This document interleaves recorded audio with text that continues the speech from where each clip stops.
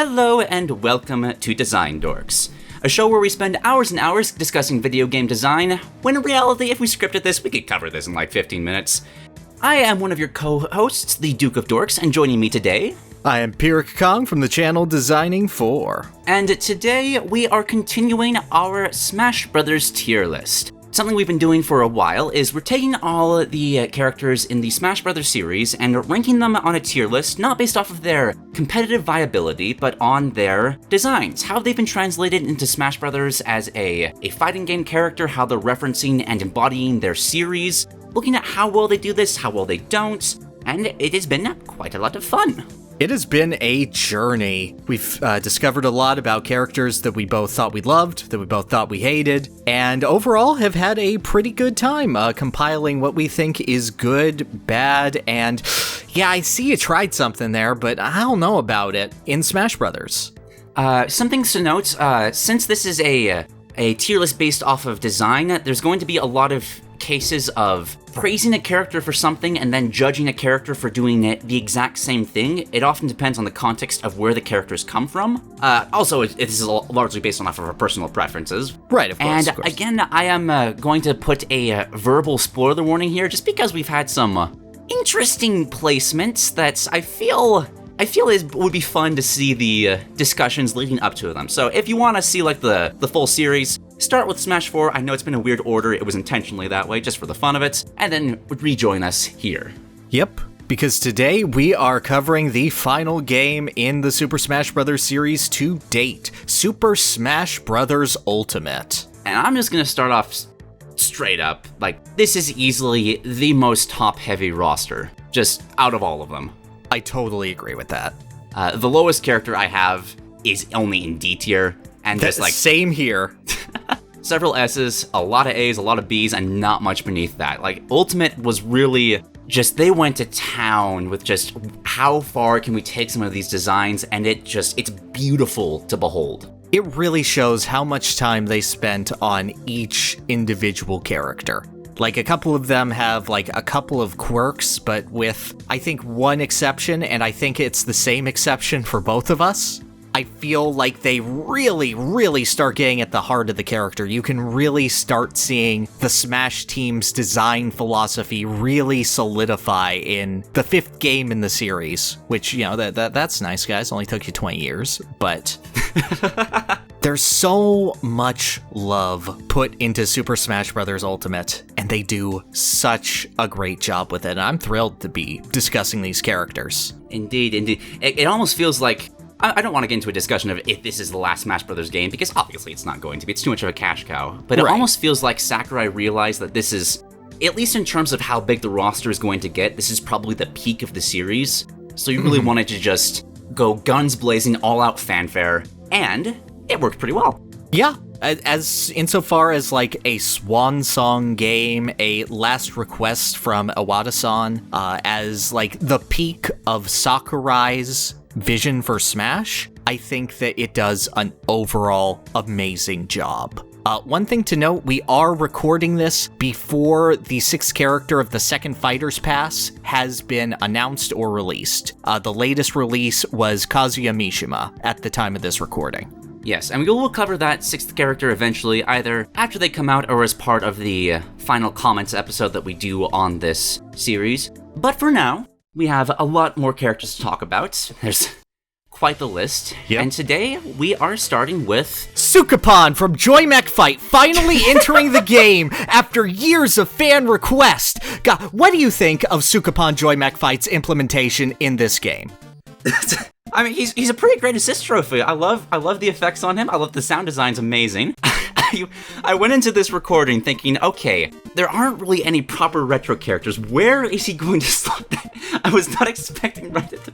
So Sukapan from Joy Mech Fight, I find, is just a fascinating implementation because you have two other fighting game reps. You have Akira from Virtua Fighter and Guile from Street Fighter. And Guile has a great reference where he's just ducking down and holding back, as you would have Guile doing in Street Fighter. It's a very campy character. Akira, meanwhile, is incredibly methodical with his approach, and he blocks most of your attacks. Sukapan, by contrast, does an amazing job representing Joy Mech Fight by being this incredibly mobile character. Like, he is all over the place, he is in your face, he's ducking out of the way, and yet he has a huge amount of hit stun whenever he's hit that the other fighting game characters really don't have to deal with because they have instant follow-ups. He doesn't have that. He has to rely on his mobility and the craziness of the Sukapon roll. I think, like, I would like maybe a little more references, but I think Sukapon's like a solid A tier.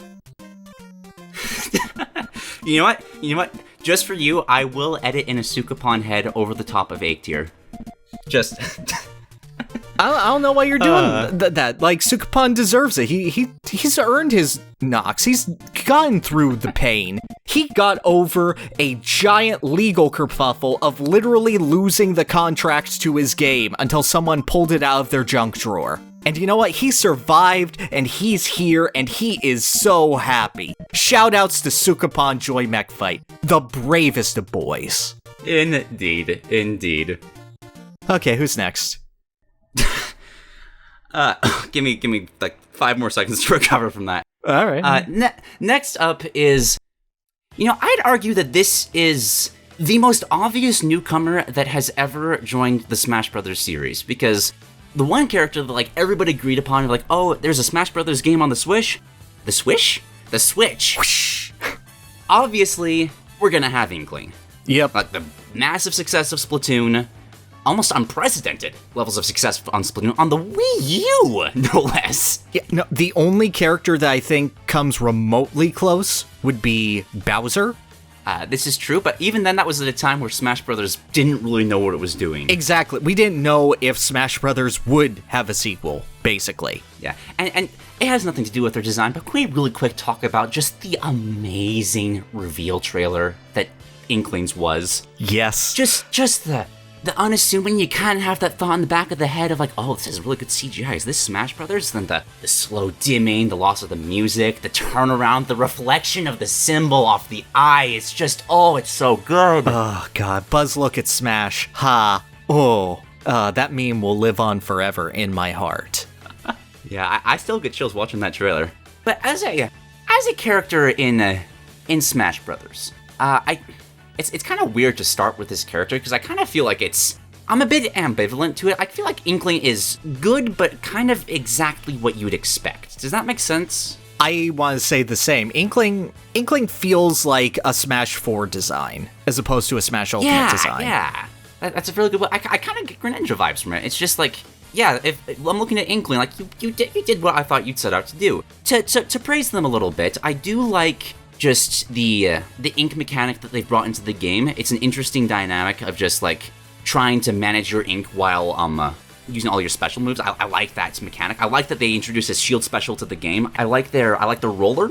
I like how it's not very noticeable, but I like it. I can't remember if it either slows or reduces the jump height of characters that walk in it. It's a really nice reference.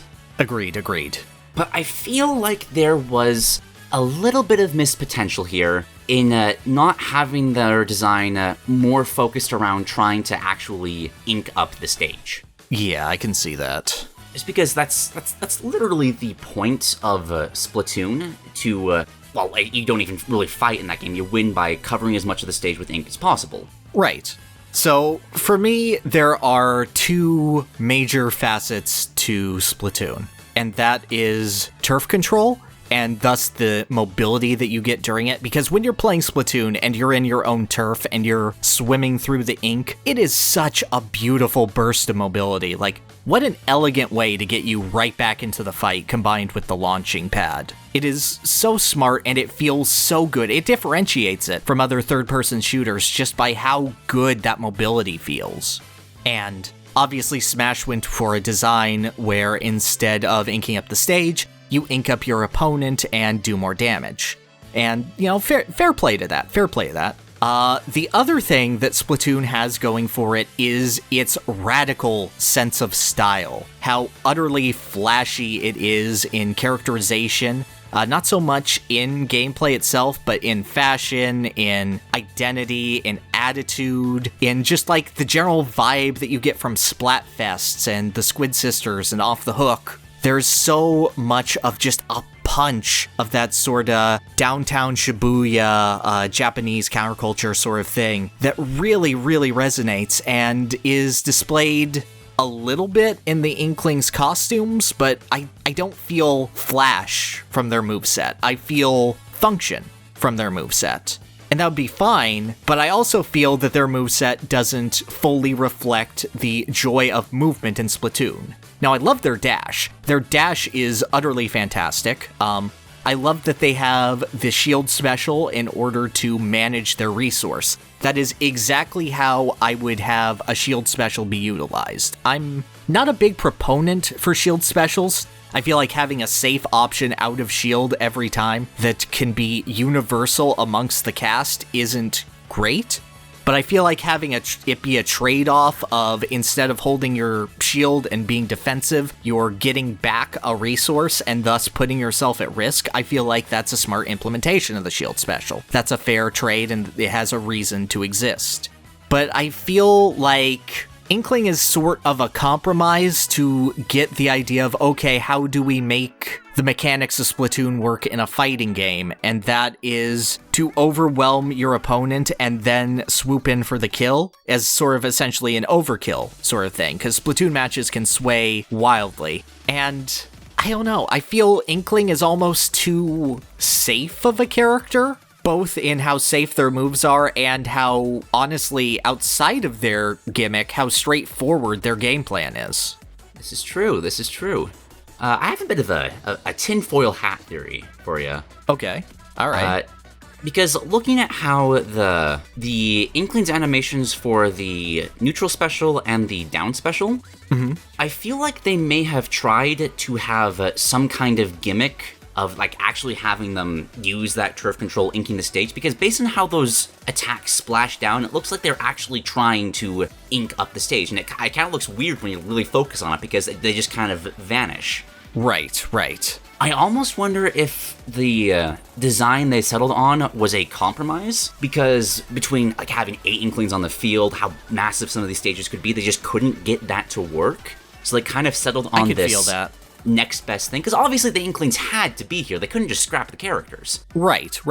I don't know. I have no way of proving this, just to be clear. No, and it honestly, it's something that I agree with you on, because then you come on to the issue of, okay, how does a character that isn't an Inkling react to this? How does, say, Bowser traverse the ink? Is he just screwed? How does Donkey Kong deal with that? Yeah, so having a universal, the Inkling just deals more damage to inked characters, which I do like that it actually inks up the characters. It's really funny just to see a fully green Ridley or something like that. It's amusing. Oh, totally agreed. It's that just a cartoon sort of aesthetic where they squirt an entire pen's worth of ink in their face. It's great. Exactly. Yeah, and I do kind of like how they're, like, most of their aerials, some of their tilts, have them, like, kind of flipping and kicking around, kind of getting that skate kind of vibes for their attitude. It just doesn't quite translate into their play style. I wish that they had more. Like, you know how in a modern Mario Kart game, after you do a jump, your character does an over-the-top pose? Yeah. Like, you just start voguing out of control? I wish Inkling was just voguing out of control all the time when they're doing aerials. They also have, like, really... I get why their taunts are the way they are, but they're... because, like, the victory animations, but they're kinda lackluster. Yeah, also, something that bugs me, I don't like how safe their up special is. I really don't. That was a pain to punish at launch, and just like, I feel like it should have either been faster, or, see, that feels like the biggest compromise to me, in that if that was an up special that inked the ground around it if they landed, like how Super D-to-D jump works, it would make sense, but instead it's just very, very uber safe. It's like super D-to-D jump, and I'm not a fan of it. I wish that there was more style and pomp to it, but Inkling is just a very by the basics character outside their gimmick, to me, honestly. Agreed. Which is a shame, because there's a lot of cool things in the moveset. Like, I love for their spot dodge that they morph into the squid as they're doing it. It's a very, very good animation. I love, well, I don't love the roller, but I love how it reflects just how bullshit that move can feel in the Splatoon games. Yep. And obviously their costumes are just fantastic. Yeah, across the board. Like, there's so much personality just in the look of the character, and I just wish it was translated into their animations, because the animations for transforming in and out of the squid are fantastic. I think that they really get the gameplay fluidity of Splatoon. I just don't think it reflects the personality of Splatoon. It doesn't reflect the Splatfest and the attitude and just walking around the plaza. Agreed. There's not enough of that. What's that meme? They should embody the rebellious character of a teenage. I don't remember. Anyway, they're too bland for the sheer personality that Splatoon has. Agreed. They should go around with the Phantom Thieves mask going on. Want emancipation, kid? But yeah, you're totally right. It's that like punky kind of attitude. Go for it. I wish it was more. Indeed. I currently have the Inklings in B tier. I also have them in B because ultimately I think as a design, they're still solid, they still function, and they still do a lot really, really well. There's a lot of really clever considerations taken. Yeah, it just feels like I was comparing to Greninja before, and I feel like that's like a solid comparison because like you're not wowing me with this design. I get what you're going for and it's working, but like, I don't know, where Greninja kind of peaks at where that's the highest I'd ever put Greninja. Inkling, yeah. I could have put in 8. I kind of might even put them in S tier, but just they're too safe. I do agree. Like when I look at Bowser and Dedede and even Peach, I have so much stronger feelings toward those characters positively in their animations and their ideas and identity. They just have flaws holding them back. Yeah, so whereabouts should we put them? Because like I do agree that I have like stronger opinions towards those characters, but I also think their flaws are more detrimental. I agree, but at the same time, I still look at Inkling and I go, there's still more potential here. Like even than those two characters in specific. Like Inkling is just missing out on a big chunk of their identity and their feeling and the feeling of Splatoon in general. That's true. Like, I would say that Peach gets across the idea of femininity better than Inkling gets off the idea of Splatoon. I'd agree with that. Yeah. So I guess the next comparison would be Duck Hunt. And Duck Hunt does have problems of just, what's the word? Not quite presentation, but like explaining the relationship between the dog, the duck, and the zapper. Conveyance, yeah. Conveyance, that's the word, yeah. But I do kind of feel like, I don't know, Duck Hunt's character also isn't nearly as annoying as it should be. Mm-hmm. But their playstyle is. Yeah, they are, but he's also missing the most important taunt in the world. Yes, this is true. I almost feel like there's separate sub-tiers in like the B tier. Oh yeah, definitely. Where like Duck Hunt's the top of that. Yeah, you're just barely not in C tier. Yep. I like Inkling between those two. Yeah, that feels, because like they're not annoying me with what they're missing. It's just like the missed potential is egregious, if that makes any sense. I agree there. Yeah. All right, cool. So between... Yeah. But still overall a really, really solid design. Like we're saying all these negative things, but yeah, they're still good. They're still better than most of the cast. Like I don't want to make it seem like we're going off on a low note. They have a great variety of their arsenal. Their animations are still fantastic. Like, they're still good. It's just, like, when compared to the rest of Ultimate's roster, it's a bit unfair to have the Inklings go first. But they were the first ones revealed, so they get the short end of the stick. Yeah, when compared to Jigglypuff, the Inkling is a little lacking. It's always going to be funny. With that. Now, what has happened? All right. Oh, a monster I become. Speaking of monsters, next up... Oh boy.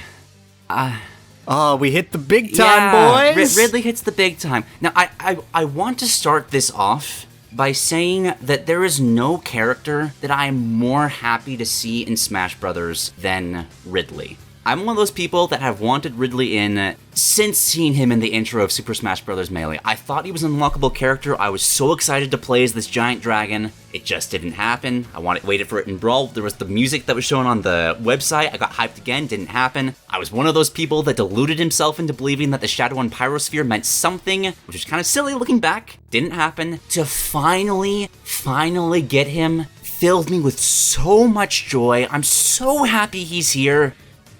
But now that he's here, I kinda still feel like Ridley hasn't been added to the game.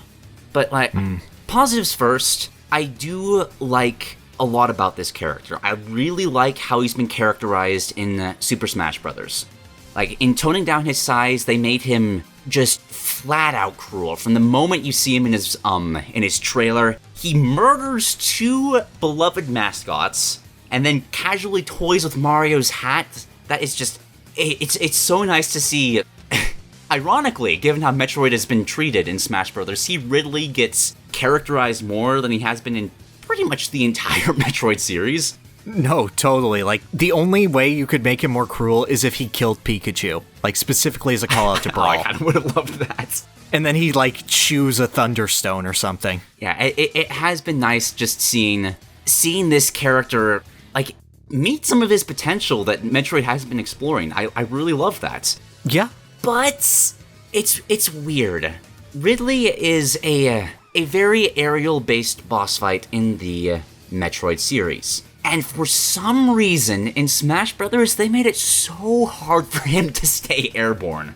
It is such a disconnect between what I would expect this character to play as and what he is. Which I get what they were going for. They went for this smaller, kind of new Smash Ultimate specific redesign. He's much more leaner, he's much more acrobatic. I know a lot of people don't like his flipping kicks on his up smash and his back air. I think it makes sense based on his physicality. I agree. I think it's a great compromise between his Super Metroid and Metroid 1 designs, personally. I do wish they had better, make the sound design on them slashes with his claws, just to kind of get an overall sense of hyper violence, like he's really tearing you apart. But they're still fine. Mm-hmm. But just, he feels like he's missing things. With how amazing the rest of the Smash Ultimate roster is, like, they all have some kind of cool extra mechanic that really fleshes out the character. Ridley doesn't have one.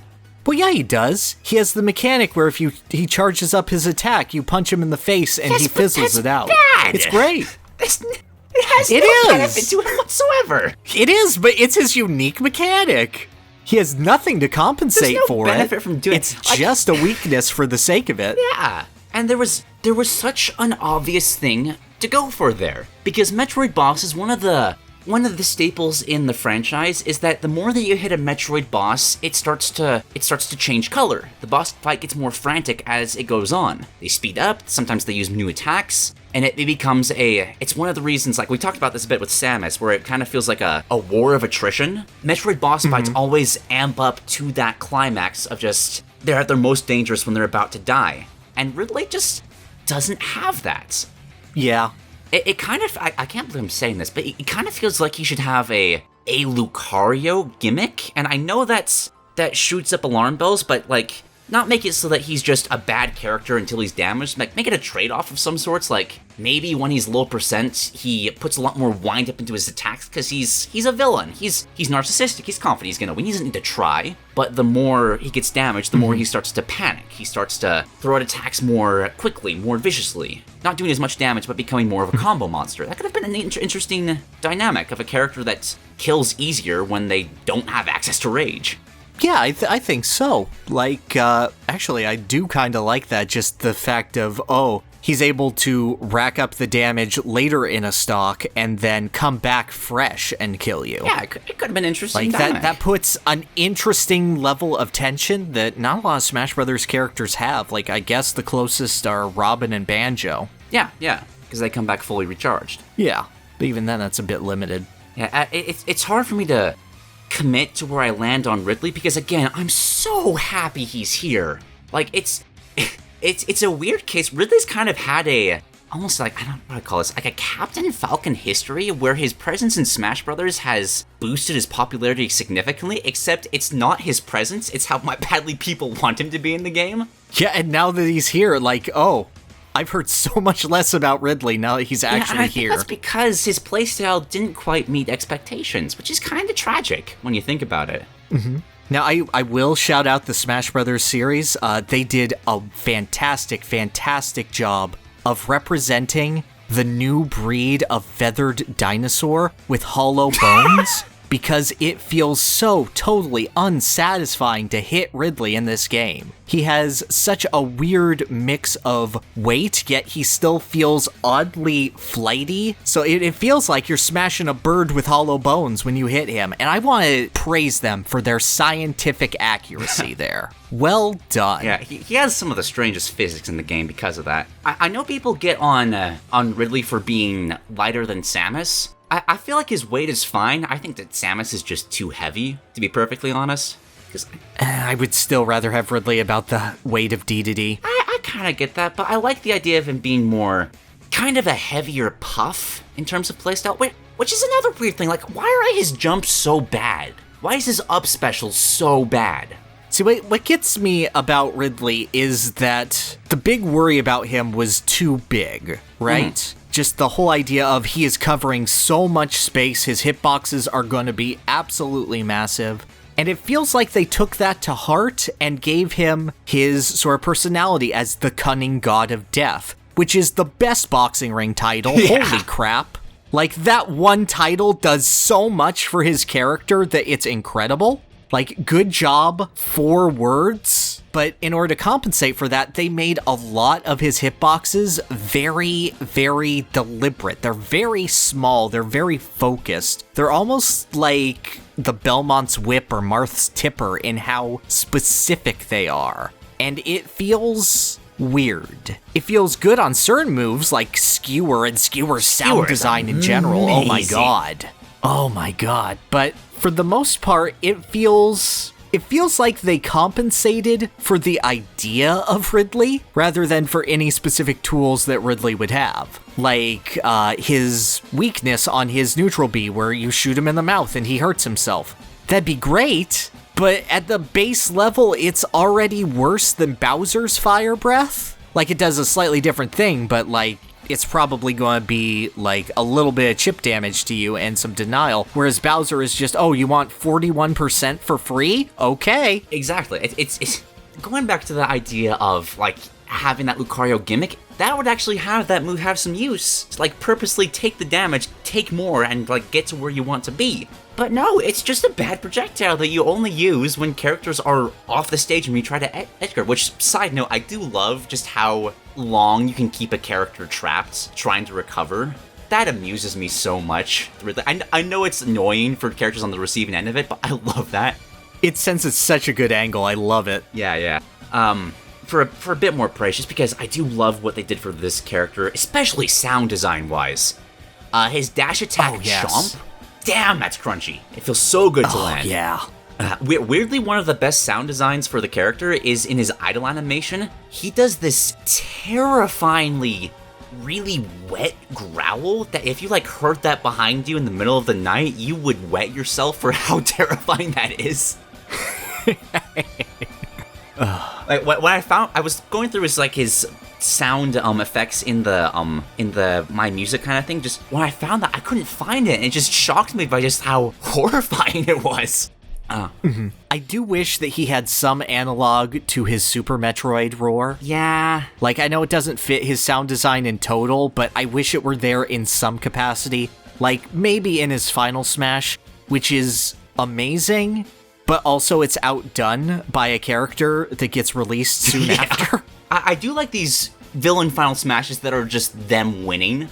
I feel like that's a great thing. I wish Ganondorf had something like that, for example. Just like he gets the full Triforce or something like that. I do agree with that. It's amazing theming.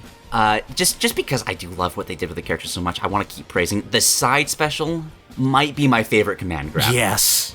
Just Space Pirate Rush is incredible. Yeah, it amazes me how this Smash Brothers created the move and it became a staple of Ridley's kits, and it fits him so well. Just, I'm gonna take you and grind you into the ground. Like, it feels so good.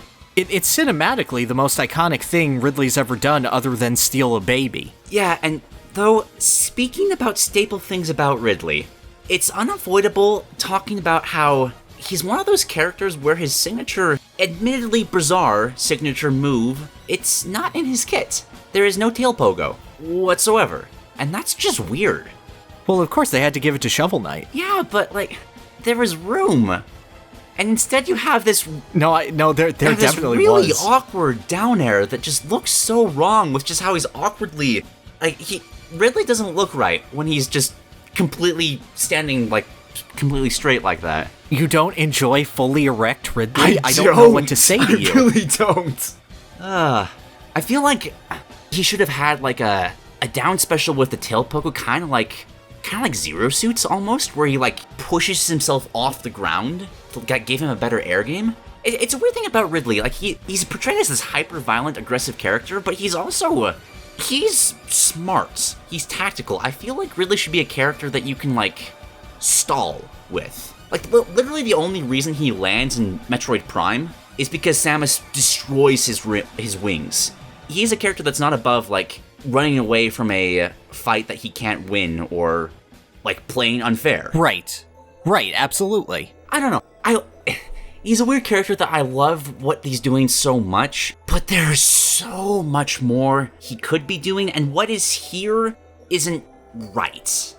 I agree. I think that he's well characterized, not amazingly so, but, like, better than any Metroid interpretation thus far. Yeah. Like, I don't want him going full manga of, oh, I ate your parents. Are they part of this part of my cell or this part of my cell? Because at this point, you're just making him Cell from Dragon Ball. I mean, come on. But yeah, I don't know if I want him to have a voice. Maybe if he had, like, a voice like Metal Face from Xenoblade. I don't know. I wouldn't. I think it's too memeable, and I think that Ridley should emphasize the physical. Like, if you're going to give a voice to Ridley, give a voice to Bowser and DK first. This is true. Yes. Like, I don't know. I could keep going on about the positives and negatives. Like, his up B is really bad. I feel like they were just... There's some fun things you can do, like up being down off the stage is a really disrespectful move that I love. But it feels so weird to have, canonically, one of the most aerial-based characters on the roster be so bad at, like, recovery and staying airborne. I don't like that. It's weird that he had a better moveset when his moveset was being Dynablade. Yeah, that's... Yeah, if you want to talk about boss battles for a bit, like, I am 100% not saying that Ridley worked better as a boss. Well, his boss fights were bad. I would never sacrifice Ridley. I would rather have him have a bad design as a playable character just because of how badly I wanted this. Yes, I totally agree. I think that physically he sold better as a boss, but character-wise he sold better as, well, a character. Yes. And I feel like if they could have just translated that better, he'd be one of my favorite characters. As such... Agreed. I actually checked, and he's actually my most played character. Oh, really? And he beats out even DDD. Oh, damn. That's how happy I was to see him in the game. Like, I still play as him. Mm-hmm. But, like, he could have been much better. He is the character I have in D tier. He is also the character I have in D tier. Okay, I'm glad that we have this understanding. Like, he's so good in so many ways, but he's just... it's bittersweet. Agreed. Where... He's hard for me to place, because, again, I love him. Oh, because anyone in D tier has been easy to place. This is true. Like, look at every single character we have now, and tell me one that's been said, oh, this is easy D tier. I feel like Toon Link was. Okay, one. That's one. And then Corrin was a spiteful D tier, and I'm happy with where he is. Yep. But, again, I kind of feel similarly to Ganondorf with him. Like, there's a similar enjoyment of his playstyle for me. Not to the same extent I'd put him below Ganondorf. Yeah, I can agree with that, and I feel... Well, but he's also got better characterization, but... Yeah, but Ganondorf's characterization is better. It's fine, like, both of them are better in Smash than in their series. Yeah. There's weird parallels there. And I do kind of feel like I don't know if I'd enjoy a more faithful Ridley in the game. Because, like, he is this weird, hyper-aggressive... Some of his attacks feel like, wow, this wouldn't feel out of place in a Mortal Kombat game if there was just gore to go alongside them. And I love that for Ridley specifically. It fits him so well. Oh, God, if his, like, down throw was him just, like, he puts his foot on your face and then stabs you 3 times with his tail. Yeah, or I really wish his pummel was him, like, biting and tearing. Like, I know Charizard's got the bite, but I want it to feel like Ridley's eating you for his pummel. It's so weird. Like, I start praising Ridley, but I'm like, oh, but they could have gone so much further with this kind of idea. You know what? I should really look at Mortal Kombat X's design of the Xenomorph and see how much of that is transitive. I wish I'd thought about that, and that's such an obvious parallel with Alien and Metroid in general that, God, kicking myself for not thinking about that before now. Yeah, it's a no-brainer. What do you feel? I like the comparison to Ganondorf. I just don't know if it should be below or above. Because I like Ridley's characterization too much to put him any lower than Dr. Mario. Yeah, I can. There's too much of a love there. I agree. I feel like of these three, there's a lot of parallels between DK, Ganondorf, and Ridley. I feel like of the three, DK just has, his playstyle is solid to his character. Yes. It's solid to his character, and he has good flourishes to it. He's just missing major parts. Ganondorf has a solid playstyle at the complete abandonment of his character, except one aspect. Ridley has flashes of incredible character, but I think his base gameplay fails him more often than not. So I think I would put him at the bottom of those three. Yeah, I can agree with that. There's such a weird disconnect in Smash Bros. When it comes to Metroid. Between how the stages are treated, how they're so limited to this one aspect of it, between how horribly Samus has been handled. And even Ridley's had some weird moments. Remember in Smash 4, where he became Meta Ridley just by absorbing energy from Pyrosphere for some reason? Yes. I mean, no, because I didn't play on Pyrosphere at all.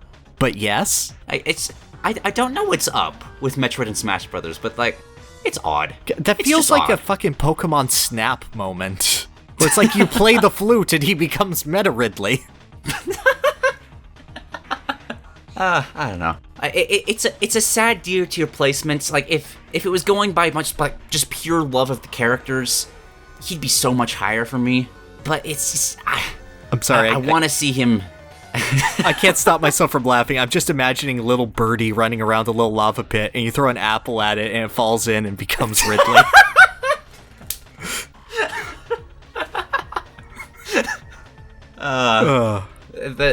The next Metroid spin-off is going to be Metroid Snap, and that's what's going to happen there. Oh, it's the Scan Visor game. It's going to be that on-rails game that Otherground was supposed to be. Yeah. It's just a Pokemon Snap clone.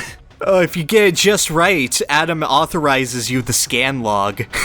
I do have hope that, Ridley's popularity and finally, being embraced here will, let him be more fleshed out in, future Metroid games. And just kind of maybe expand him to the point that he can be a more complete character in whatever future Smash Brothers game comes next. This feels like something that could be built off of, but right now I'm not fond of it. Yeah. Mm-hmm. I'd love to see other interpretations of this character, basically. Yes, 100%. That said, that was my only D tier character. Yep, everything here is seen above. Likewise. Lovely. All right. Next up is Simon Belmont. Now, I have not played much of Castlevania, so I cannot comment heavily on this character, but I do feel like, from what I have experienced, I've tried to play a bit of Castlevania, I think is SNES 4? That's Super Castlevania 4, yes. Super Castlevania, yeah. Did play that game, really enjoyed it. I feel like the Belmonts do a very good job of showcasing this very slow but very, very powerful zoner. Castlevania games are all about killing enemies before they get to you and having very, very powerful tools to do that. And I feel like the Belmonts do that very, very well. I like how terrible the recovery is. If you get knocked back in a Castlevania game, you're just screwed. Castlevania games are bullshit in that regard with how just punishing they can be in that totally. way. And I sometimes love it. Yeah, exactly. I really like the feel of their animations. There's some one-to-one carryovers that just you can put them side by side and it looks really good. Their walk cycle, their forward tilt is identical, and it's just, I love how much love was put into this character. Absolutely. They have the second best win screen in the game. Simon does specifically. Where he's just whipping while the results play. Like, you're celebrating after you're beating a Castlevania boss. Like, that is 100% gameplay, and in base Smash Ultimate, that was the best win screen. Agreed. Wait, maybe the third. There's a lot of heavy competition there, but it's definitely up there as some of the best. Yes. Like, I feel like insofar as character goes, that is absolutely fabulous. Now, I cannot talk about Simone Belmondo without talking about his compatriot, Ricardo Belmondo. Like, these two are so entwined at the hip that Sakurai was like, well, maybe Simon is an echo of Richter. There is so much of Simon's DNA here. The methodical nature of his attacks, the sort of hesitation that he has for some of his whip strikes, just how the axe throw works, the little bit of lag before it and everything. It's all very, very methodical, whereas Ricardo, all of his animations come from Symphony and his much more dynamic playstyle. And I'm just going to link you. This is a speed run of Richter mode in Symphony of the Night. Just feel free to skip around and compare how Richter just moves in general, because, hoo boy, compare. My biggest question coming into this was, I know Simon's good, but I don't know how this translates to Richter. And no, yeah, he is flying across the screen. Yep, no. That looks like Samus with a whip. Yep, no, Richter is utterly insane when you get the handle on it. Now, to be fair, this is his Symphony incarnation. This is not his Rondo of Blood incarnation, where he was very similar to Simon, but he has a backflip, which it's weird that they don't have a backflip. I wish they had a backflip. But this is where his down air comes from. This is where his down tilt comes from. This is where a ton of his moves come from, and he is this hyper speed glass cannon, so to speak.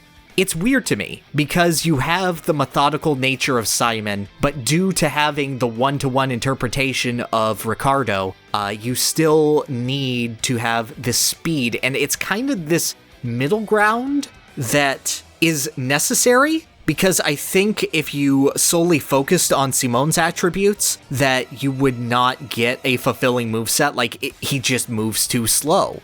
While I feel like you could get a full moveset out of Ricardo Belmondo, but then it wouldn't be paying homage to Simon correctly. So I feel like this is a middle ground, and it does a good job, but also I feel like it could do a better job, and that would be if it were just Richter. Interesting. Okay. Because, like, you can just compare, like, look at Richter's uppercut in that video and compare it to the dinky little one they have in Smash. Now, the thing about Richter's uppercut was that was a command input, that was a Shoryu, so it was basically, as long as you can execute it, it does well, but I don't know, I feel like they should have a sort of ability to really, really flow, and I feel like they should be a more aggressive zoner than they are, because the Castlevania boys run the risk of going from zoning to camping. And I feel like Castlevania is such a mobile and positional game that you should never really have the opportunity to camp in it.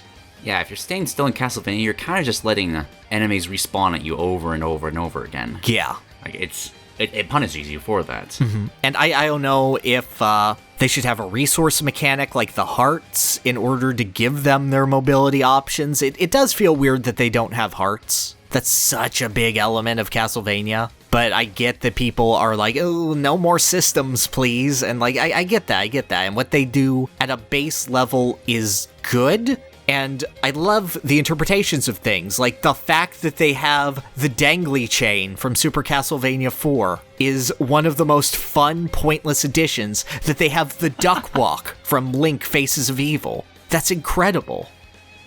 I don't know, they don't have the sauce, so to speak. There's nothing about them that makes you go, yeah!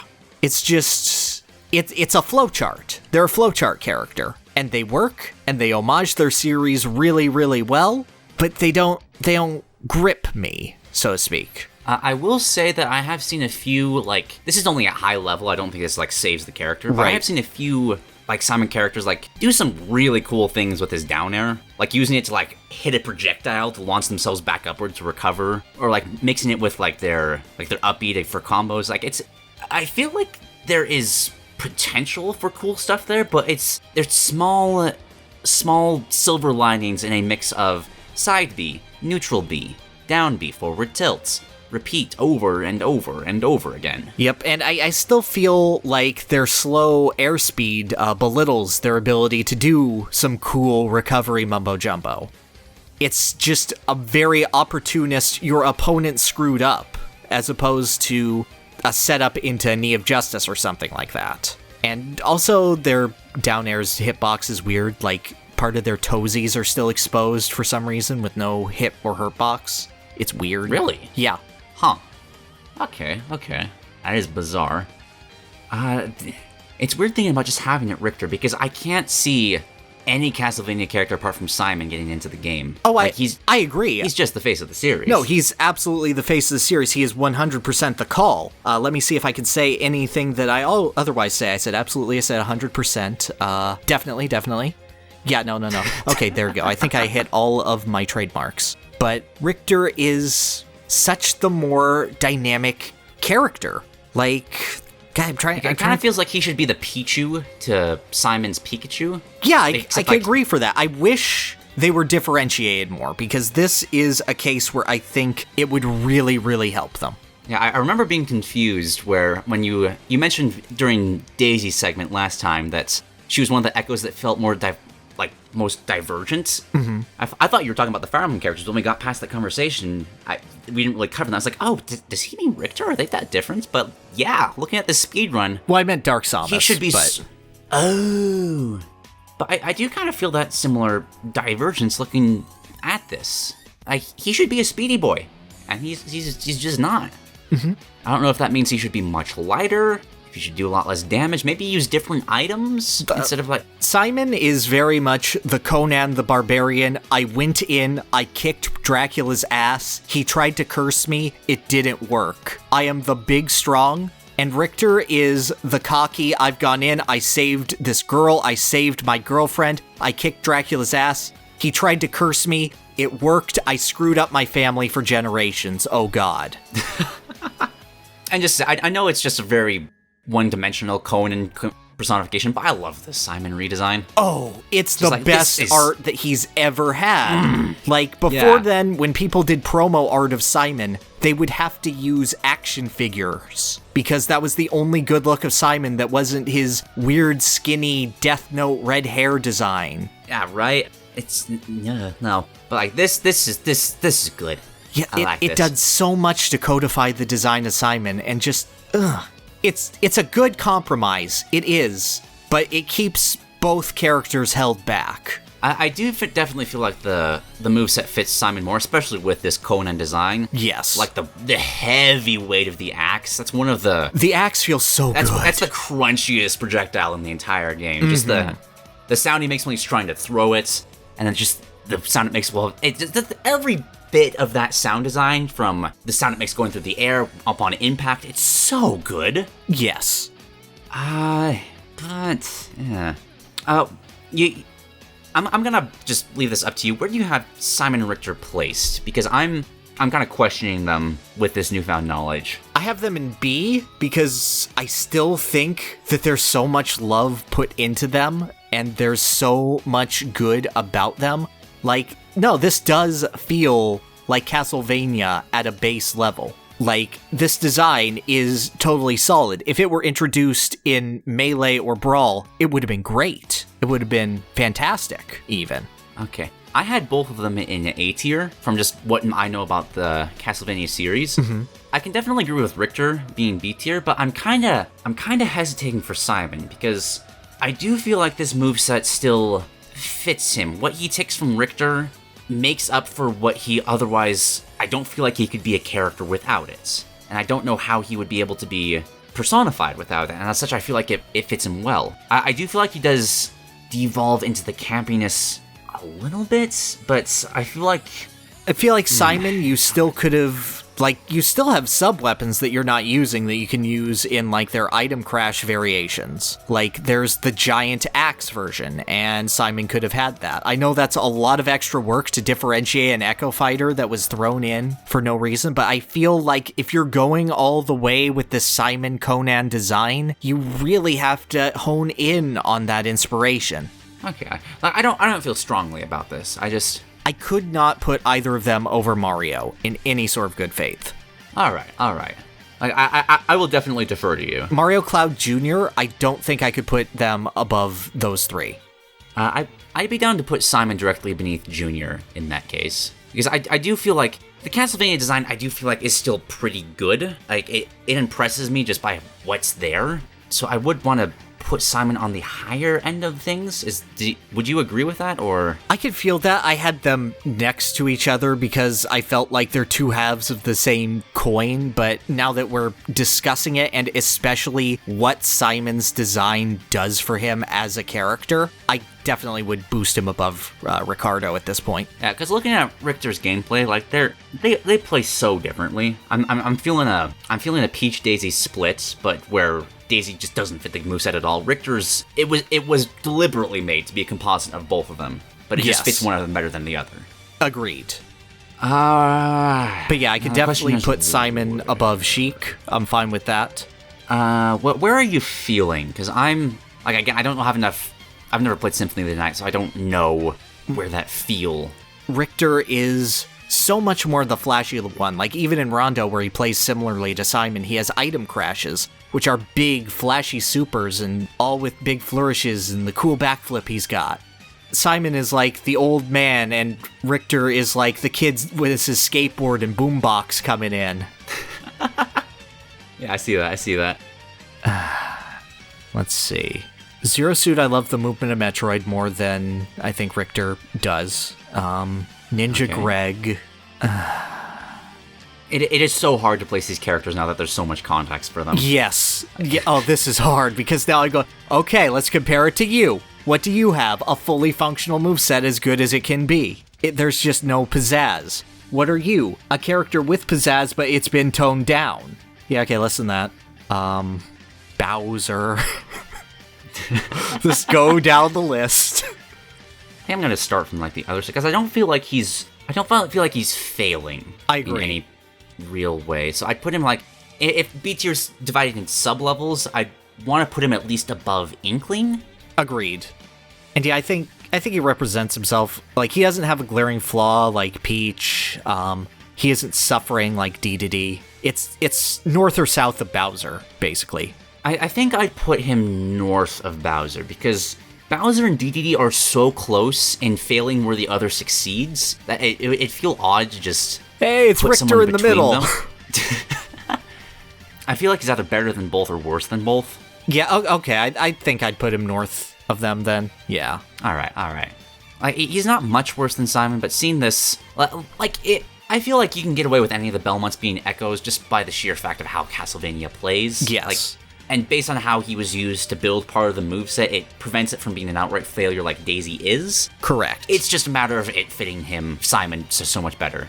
I really wish Simon had beefier throws, by the way. Oh, yeah. Just to kind of fit more into that Conan. It's like, oh, shoot, he grabbed you. This is gonna hurt.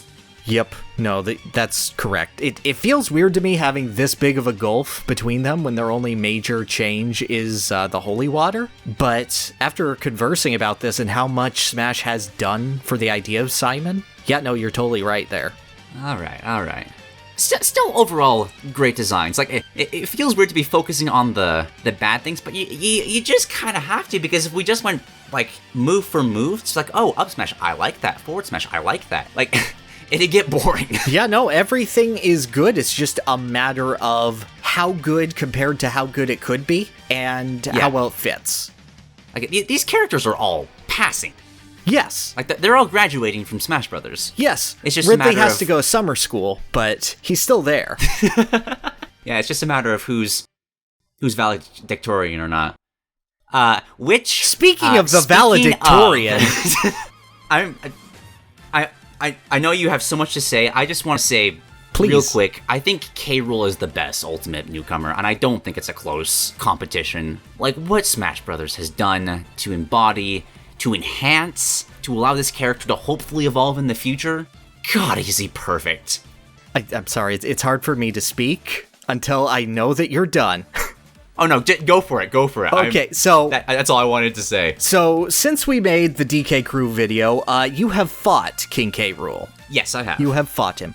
How, knowing that it's like the big boss fight that embodies him, how do you feel that he was interpreted? Just curious, as like a newcomer to the DK series. Okay, well, being the only boss fight of his that I fought is DKC2. Right. I really like how crafty he is. You wouldn't expect this from how unhinged his design is, just with one eye bulging out over the others, but he's got a lot of clever tools at his disposal. He throws out so many different things that completely change patterns with every single fight. Like, yeah, sure, he'll use a cannonball, but now the cannonball is spinning around. Now it's spiked. Now there's multiple spiked cannonballs. There's so many tools that this character deploys, but at the same time, they're all easy to work around. And I love how King K. Rool just basically creates this obstacle course that you can only really get to him by exploiting very clear weaknesses that he can cover. I love the belly armor so much. It showcases, I think it might be my favorite of the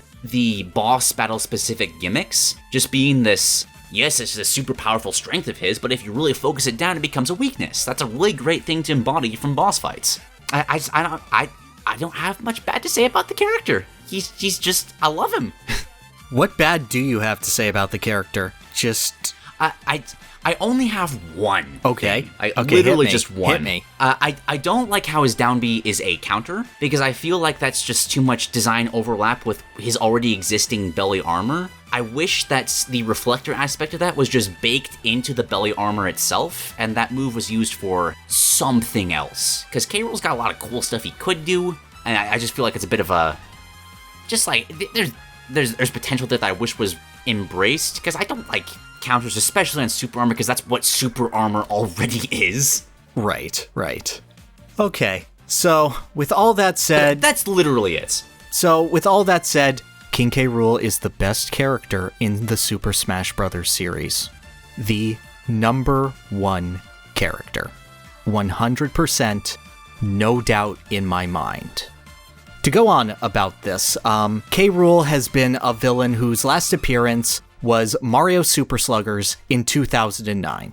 He was brought in to the Super Smash Bros. Series based on the Smash ballot specifically. Like, there are 3 characters that we can definitively say got a massive boost and were put in the game because of that. Bayonetta, Ridley, and King K. Rool. And King K. Rool came as an earnest surprise to the team in that regard.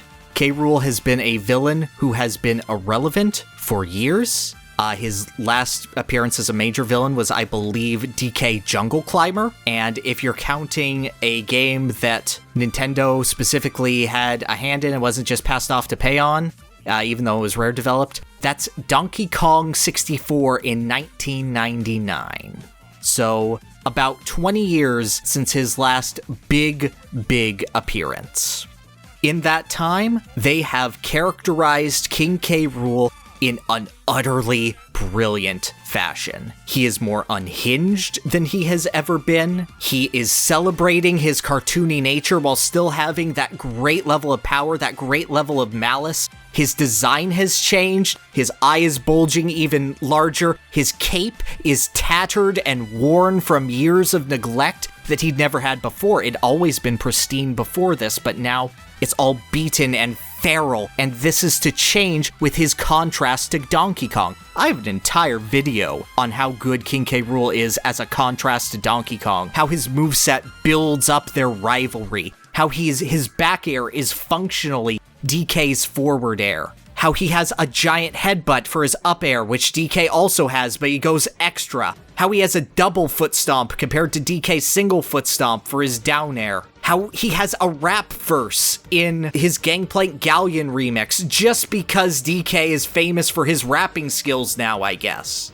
There is so much done to characterize King K. Rool, both from the sense of the Donkey Kong franchise, of this villain clawing his way back, and as a way of characterizing him against Donkey Kong in a way that he'd never really been explored before. Like that moment where K. Rool and DK are charging at each other in his trailer, and K. Rool is going on all fours. He's never had that before.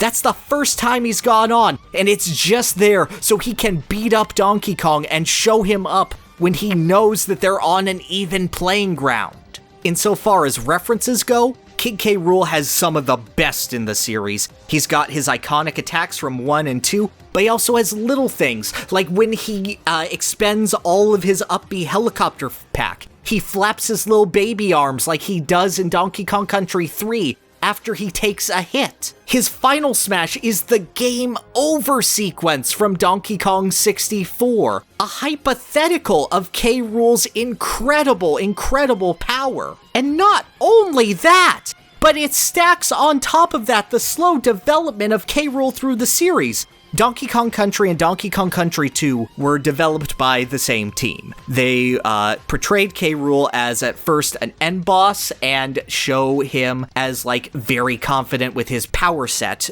Somewhat of a trickster with having some fake outs. I know you were killed by the final kickback having different timing. That's one of my favorite gotchas in gaming because it's so visceral, and it works very well, and K. Rool always has a comeback to that. I like to think that the fact that he can pivot his big, bulky counter is sort of an homage to that. In DKC3 and DK64, he got a lot more cartoonish. That was done by a different team, with DK64 having a sort of all-hands-on-deck approach later in its development. And that's referenced with a lot of his animations, with a lot of his facial expressions. Like K. Rool in DKC3 is, oh, I used all my wife's pots and pans to make this giant robot, and you destroyed it. My wife is gonna kill me. And we're like, K. Rool, you got married? Are you cool, bro? And he's got this great cartoonish personality, DK64 giving him this Dr. Claw persona, until that fades away and his plans are go awry, and he goes, fuck it. I'm a boxer now. Let's go. And the big thing is that Smash continues that. His belly armor being a reflection of his self-destructive nature. Where in DKC2, he doesn't just, like, fight you for a rematch. When you beat him for the final time, he accidentally blows up his entire island. And then DK64 is like an homage to that, where I blew up my island. No, that's your fault. I'm going to blow up your island now. And the belly armor being this whole thing of him overextending himself. And then, Smash Brothers goes and adds its own twist to it. Because for years, the Kremlings were neglected, not because they were entirely ignored, but because of the idea of, well, these are Rare's characters. We're going to take the Donkey Kong series in our own direction because as an homage to Rare's work and what they've done, we're going to leave that there and we're going to move on Donkey Kong so that we don't mess up the design. So Smash adds to that design. They give him a very Japanese flair with his whole sumo inspiration. With a great down tilt that buries the opponent, with his great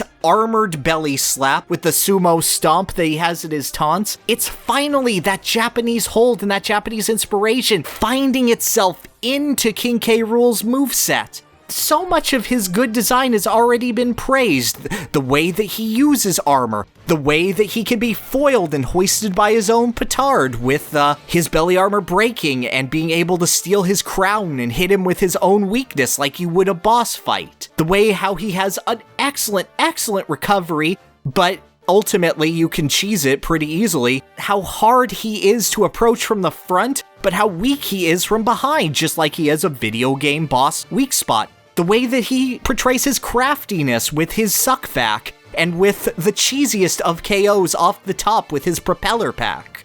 King K. Rool has been made from a nobody into someone that you can feel every creator has touched, that you can feel that every single person that has contributed to this character has made him what he is in Super Smash Bros. Ultimate. I have been a Donkey Kong main since Smash 64, and King K. Rool changed that. Because he is that excellent, because he is that incredible of a representation. And have I wanted him since Smash 64? Yes. Was I a person who saw the cannonball in the Subspace Emissary trailer shot by Petey Piranha and went, yo, that's K. Rool? And even when Petey Piranha showed up, I was still like, K. Rool must be off screen. Yes, but God, King K. Rool isn't just everything I hoped for from the character. He's more. he's more than I wanted. He's more than I asked for. And honestly, he's made himself part of the Smash universe. Like, you get excited when you see a K. Rool match, in the same way that you have a curiosity of when you see like a Little Mac match or something. There's something there, there's something intrinsic to him. And when we look at characters, if we look at their perfect representation like Fox, when we look at their perfect level of references like Pac-Man and Game & Watch, when you look at how defining Smash is to them like Captain Falcon, when you look at the sub-narrative behind them like Rob, K. Rool fits every single one! So yeah, he's pretty good. Yeah, I knew I was going to go into this video. Like, the only real discussion of where K. Rool is being placed is if he is above or below Captain Falcon. Because I do agree that he's just perfect. Like, it's one thing to just do enough with a character. I feel a lot about that with, like, characters like Pokemon Trainer, for example. Like, yeah, that's you've accomplished everything you set out to do. Good job. But K. Rool does so much with how comparably little he has been portrayed. Like, I love that comparison, just like how every developer has touched him. You can actually see that in his design. Like, it really is just a celebration of the entire character's history. I'm just trying to decide right now if I want to try to like step up to bat for Falcon, or just say that, yeah, he is the best. At this point, if you step up to bat for Falcon, then that's also admitting that there can never be a better design than Captain Falcon.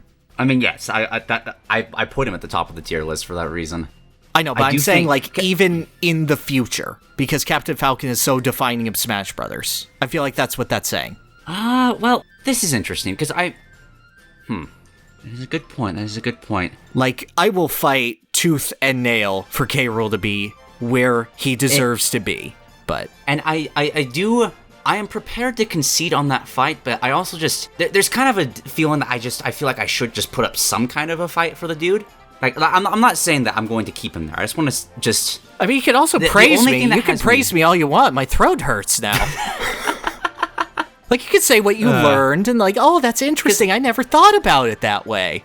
I mean, I also watched your K. Rool video, so I've heard a lot about this already, and that's why I agree with you. Like, he is perfect. The only split that I think Captain Falcon does it slightly better is that Captain Falcon would not be remembered right now if it were not for Smash Brothers. I feel like K. Rool still would.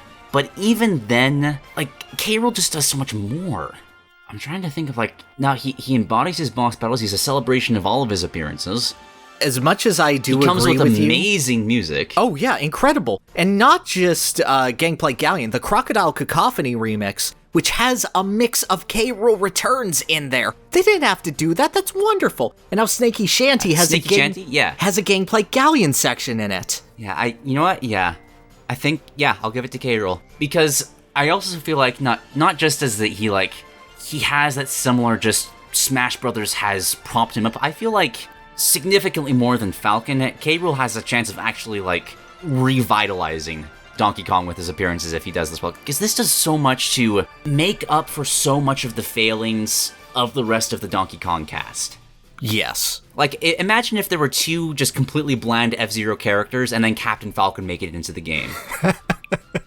Yes. Like, you just had this bland, like, Jodie Summers is just, like, a basic, like, Chun-Li character. You got Black Shadow, some kind of Ryu, but all of a sudden Captain Falcon storms into the game, just this hyper-aggressive anime character. And, like, I do have some small gripes with K. Rool. I do feel like he doesn't fall into the same pitfalls of Donkey Kong, but I do feel like there's, like, his voice is 80% of what I want it to be, if that makes any sense.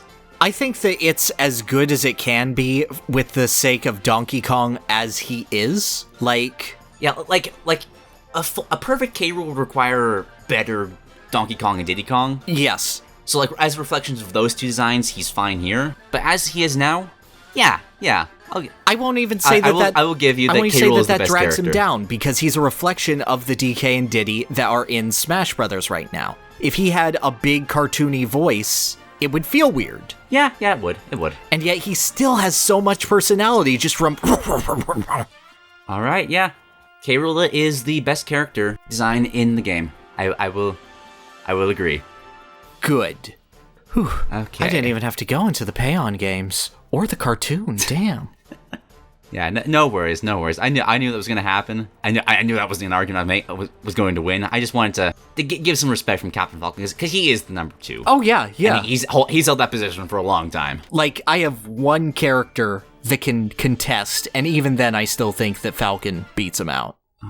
Right. So, I'll give you a break for a bit. Yeah, my jaw hurts. As we move on to Isabelle. I feel like Isabelle was going to be an Echo Fighter at some point, but they actually just thought, you know what? No, let's try to make this a bit more of a full-fledged character. Mm-hmm. And I do like this where we have the spacey movesets and like the two rat Pokemon. We now have an Animal Crossing moveset, and I feel like of the two, I like Isabelle's a little bit more.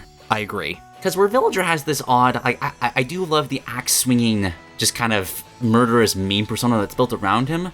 Isabelle feels more like she's just going about her day, trying to clean up the stage, look out for the other fighters, and whenever she kills you, it is almost entirely by accident. Like she's just celebrating you with a party popper. Oops, you were too close. That was your fault, man. You shouldn't have done that. She's just going fishing off the stage, just trying to catch some fish for a nice dinner. Oops, she caught you instead. Oh, can't. You're too big. Gotta toss you out. She's just gardening a bit, planting some wood rockets. Oh, you stepped on that. Oops. Watch your step, man. It's rude to step on people's gardens. And I love this absolute klutz of a character. I really do too. I want to say her side taunt is one of my favorite taunts in the entire game. Just the one where she smiles and just claps her hands directly at the camera. Like, it's so simple, but you can use it for like when your opponent does something cool, when you do something cool, when you do something completely mundane, when you knock your opponent off the stage and decide to clap instead of actually doing something. It's the most multi-purpose, yeah, we're friends now, and also, yeah, fuck you. It's perfect. It's perfect expression. And I'm glad that she has the fishing pole. I think that that's super, super important to Animal Crossing, because I don't know about you, but I spent most of my time fishing, because it was like bug catching, but it was always available, and it was also the easiest way to make money. I haven't played Animal Crossing, so I don't have the... Oh, and also there's the sea bass joke. I have played Stardew Valley, so I get the fishing comparison. Okay. But yeah, she's cute. She's really, really cute. And that's fun. Like, as much as Villager has like the faceless axe murderer kind of thing, Isabelle has an actual personality, and it's cute klutz. And that's fun. And it gives more of a personality to her moves, I feel. Yeah, I feel like there's a bit of a disconnect between Villager's gameplay, because having a Villager as like the player character of the Animal Crossing games kind of sets up an expectation of their design to reflect how you play Animal Crossing. We all the way back at the beginning of the series, we talked about that, how there's kind of just, you can't really fully flesh that out in a fighting game, because a lot of Animal Crossing is waiting around, and that doesn't really feel as good in a fighting game. But Isabelle is a NPC, so what she has to do is really just embody her character, and she does that kind of perfectly. Yeah. I don't really have much bad to say about her other than she's kind of annoying to fight. And this is true. That's just like, I feel like that honestly fits her character, because she's just off doing her own thing. And then you invade her space and go, oh no, I'm gonna beat up a puppy. Why would I do this? Yeah, I that fits real, because if you're fighting somebody and they are not trying and still winning, like if they're not even trying to fight you and they're just, you can't do anything to them, that is annoying. That should be annoying. And I feel like Isabelle does that well. Just continuing like the absurdity. Like her up smash is just trying to tell you to stop. There's traffic passing. You should be, oh, you got too close. Like that's why she was trying to warn you. Yes. Down smash, she's just cleaning the stage. Why would you get close to somebody with a mop bucket? That's just, do you want to get wet? That's your fault. Honestly, if we had to pick one of these to come back, I would say Isabelle, like, by far. Yeah. Over Villager. And even then, like, I'd kind of want, like, Tom Nook over Villager coming back as well. Yeah. This gets me curious about, like, how this moveset could, like, embrace, like, Tom Nook's just a stereotypical businessman who's just tired and kind of greedy, but you also kind of get, like, senses of just, like, Tom Nook's just a fascinating character in general. I just love to see how he be put into the game. His final smash is he locks you in a house and he sells you copies of Raymond, and you go bankrupt. Just have a gimmick where, like, he hits you. Bring back coin battles, but it's just for Tom Nook. And if he steals all your coins, you're just dead. Beautiful. Beautiful. But yeah, Isabelle's... I kind of... No, I don't wish her Final Smash was different because it still fits her perfectly. Like, she's just trying to improve the town. Yeah. Oh no, it blew up. Who could have seen that? It feels weird to put her much higher than Villager, but I just feel like it fits her so much better, and I kind of want to put her on the higher side of A tier. I'm just debating on where. I do too, but then I see her like, okay, she's above Ike and Marth. That feels weird. Above Wolf. That feels weird. Link. Ooh. But at the same time, her character is so spot on there. Yeah, and I feel like it's the split comes from talking to her about her after Villager. Yes. Because it's an already established moveset where a lot of these other ones are original. Right. But going off of that sense of I'd rather have Isabelle over Villager, I feel like she should be... Treat her like she's the original incarnation of the moveset, and where would you put her? See, that's hard, because I'm still... See, another catchphrase. See, that's hard. I feel like...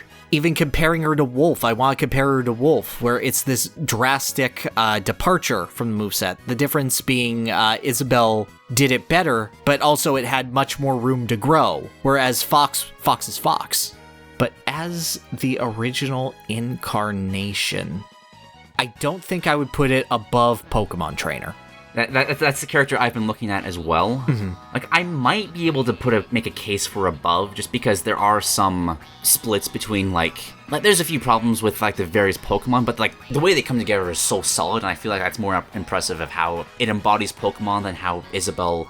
I feel like Isabelle is about as high as I could put an Animal Crossing character, like in that kind of range. Like, I couldn't put her in S. I don't see an Animal Crossing ever getting to S, unless Tom Nook just absolutely blows me away with how amazing his personality is or something like that. I don't know. Comparing to Link, I feel like I would, as strange as this is, I would put her above Link. Because I do still feel like... We talked about Link, how we had, like, faith for his design to grow. I feel like he is still...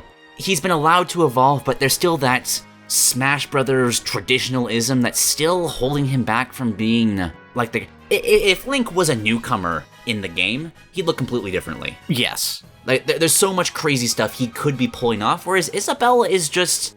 She's an A+ student. High honors. Yeah. She doesn't wow me, but there's nothing wrong with her. But she wows me in some regards. Like, this isn't like a... This is also true. This isn't like a Cloud scenario where I'm like, yeah, but I don't feel anything. I feel something from Isabelle. I feel a joy in playing her. I feel like it's just because she's so gosh darn cute. It is. It's just like, there's none of that fighting game, like, hype of like, wow, there's this epic attacks that get your adrenaline pumping. And Isabelle's not that character. It is, but every time she does that, she sells it. Like, I remember when we had, like, a Smash tournament on your Twitch, like, a year ago, and I brought out Isabelle, and I killed Ridley for one round. And how that just felt so good. Specifically because it was Isabelle. Well, see, now I want to put her even higher than that. No, I still think that Pokemon Trainer represents the gameplay and the swapping of Pokemon a little bit better than that. Guess so. I'm trying to think of how Isabelle could embrace Animal Crossing better in that case. Like, maybe... I haven't played enough of Animal Crossing to say that is the problem. I don't think Pocket necessarily fits her because she's not a player character. I think that she should have a furniture move. There we go. There's the one. There's your excuse. I'm just picturing Isabelle, like, dropping a piano on somebody. just set up a construction. Just be like, oh, hey, I'm setting up my couch. Maybe she has, like, a kind of weird, like, Steve kind of gimmick where she can just, like, try to set up a town across the stage or something. I don't know. I feel like if you just gave her, like, a cycle of items that she could throw out, that would be fun. Like, okay, she threw out the can, and now she threw out, like, a statue of Mario, and next comes the Baby Grand. Oh, okay, I got it. Isabelle's always rushing all over the place, but her current playstyle feels very campy. Mm-hmm. She's kind of got that Belmont thing of just, okay, she set the Lloyd rocket, she's got the fishing rod up, approach her. How are you gonna do that? I do wish she had an incentive to rush around the stage, be it that kind of... Maybe she can set up multiple Lloyd rockets, or... That would be a nightmare, but... I can agree, but I do feel like it fits her better than the Belmonts, because she's landscaping. Because she's not an aggressive... Yeah, but I want her to have build on that a little bit more to fully flesh out just her character of like she's literally always working. She does not get to sleep. Okay, yeah, that's fair. All right, does that justify her placement enough for you? Yeah, I kind of feel like we're fishing for excuses to put her here, but like I do feel that just like even if that's not a good enough explanation for some people, like the amazement of Pokemon Trainer having 3 characters gelling together, Kirby having all this work put into his copy abilities and having this inherent simplicity while still being being able to branch out in so many different directions. Pac-Man is Pac-Man. Game & Watch is, I don't feel like I have to explain those two. Yeah, no, they're the gatekeepers. Feels like a good place for Isabelle. Yes. Yeah. I could make arguments for any of them to be in S tier, whereas Isabelle, like, she's just solid. Agreed. That was more time on Isabelle than I expected. I was surprised too. Like she's a really good character. Yeah. And speaking of surprisingly really good characters, yeah, I want to say something about Incineroar real quick. All right, because Incineroar, the Pokemon. I hate Incineroar, the Pokemon. Pokemon designs, especially the starter designs lately, have just been trending from becoming creature designs to becoming character designs, and I hate that so much. I felt this really painful disconnect where in the past I've been able to like bond with this Pokemon with my starters because they're like pets that I've been able to grow and raise. I had this cute little Squirtle, but now it's this giant cannon turtle, and I love that. I had this little Turtwig, but now it's this awesome lumbering earth turtle. I love that. I had this cat, and now it's this wrestler that's following me around everywhere, and it's really muscly and it's creeping me out. Please stop. Admittedly, I would say the same thing about Blaziken. Like, it started with Blaziken. Yeah. Like, I don't like Blaziken either. Okay. So like Incineroar the Pokemon, hate him, don't like him. Incineroar the Smash Brothers character. Oh my goodness gracious. I do have a small caveat here that everything I love about Incineroar I would rather have on some other character that brings more to the table. Characters like Incineroar, Greninja, Corrin, Byleth, they kind of feel like these characters that were made for obligation. Like, they're concept art characters. They were taken because Sakurai knew there was going to be a Pokemon, like, you have to put a character from those recent games. They're too big not to. Right. And I wish if they were going down that route, they just picked, like, a random Pokemon or character from those games. Like, I don't know why we picked Goodra or Dragalage, but Sakurai just, like, looked through all their designs and was like, that one, that is the star. And just propped up that and was like, yes, this is standing beside Pikachu. Well, yeah, I feel that way about Jigglypuff. Yeah, exactly. Jigglypuff was made a star because of that. And I wish if they were going down that route, instead of taking these characters that are going to be recognizable regardless, they just went all out with it. So I just want to put a caveat on Incineroar that I'd rather have this on, like, Rock Hawk or something, like Paper Mario representation or something like that. But for what he is, Incineroar's hilarious. Yes. They just took this heel wrestler archetype, found an excuse to put it in the game, and it fits so well. Like the only thing that holds Incineroar back for me is weirdly that he's a Pokemon. If this was a character in, like, I don't know.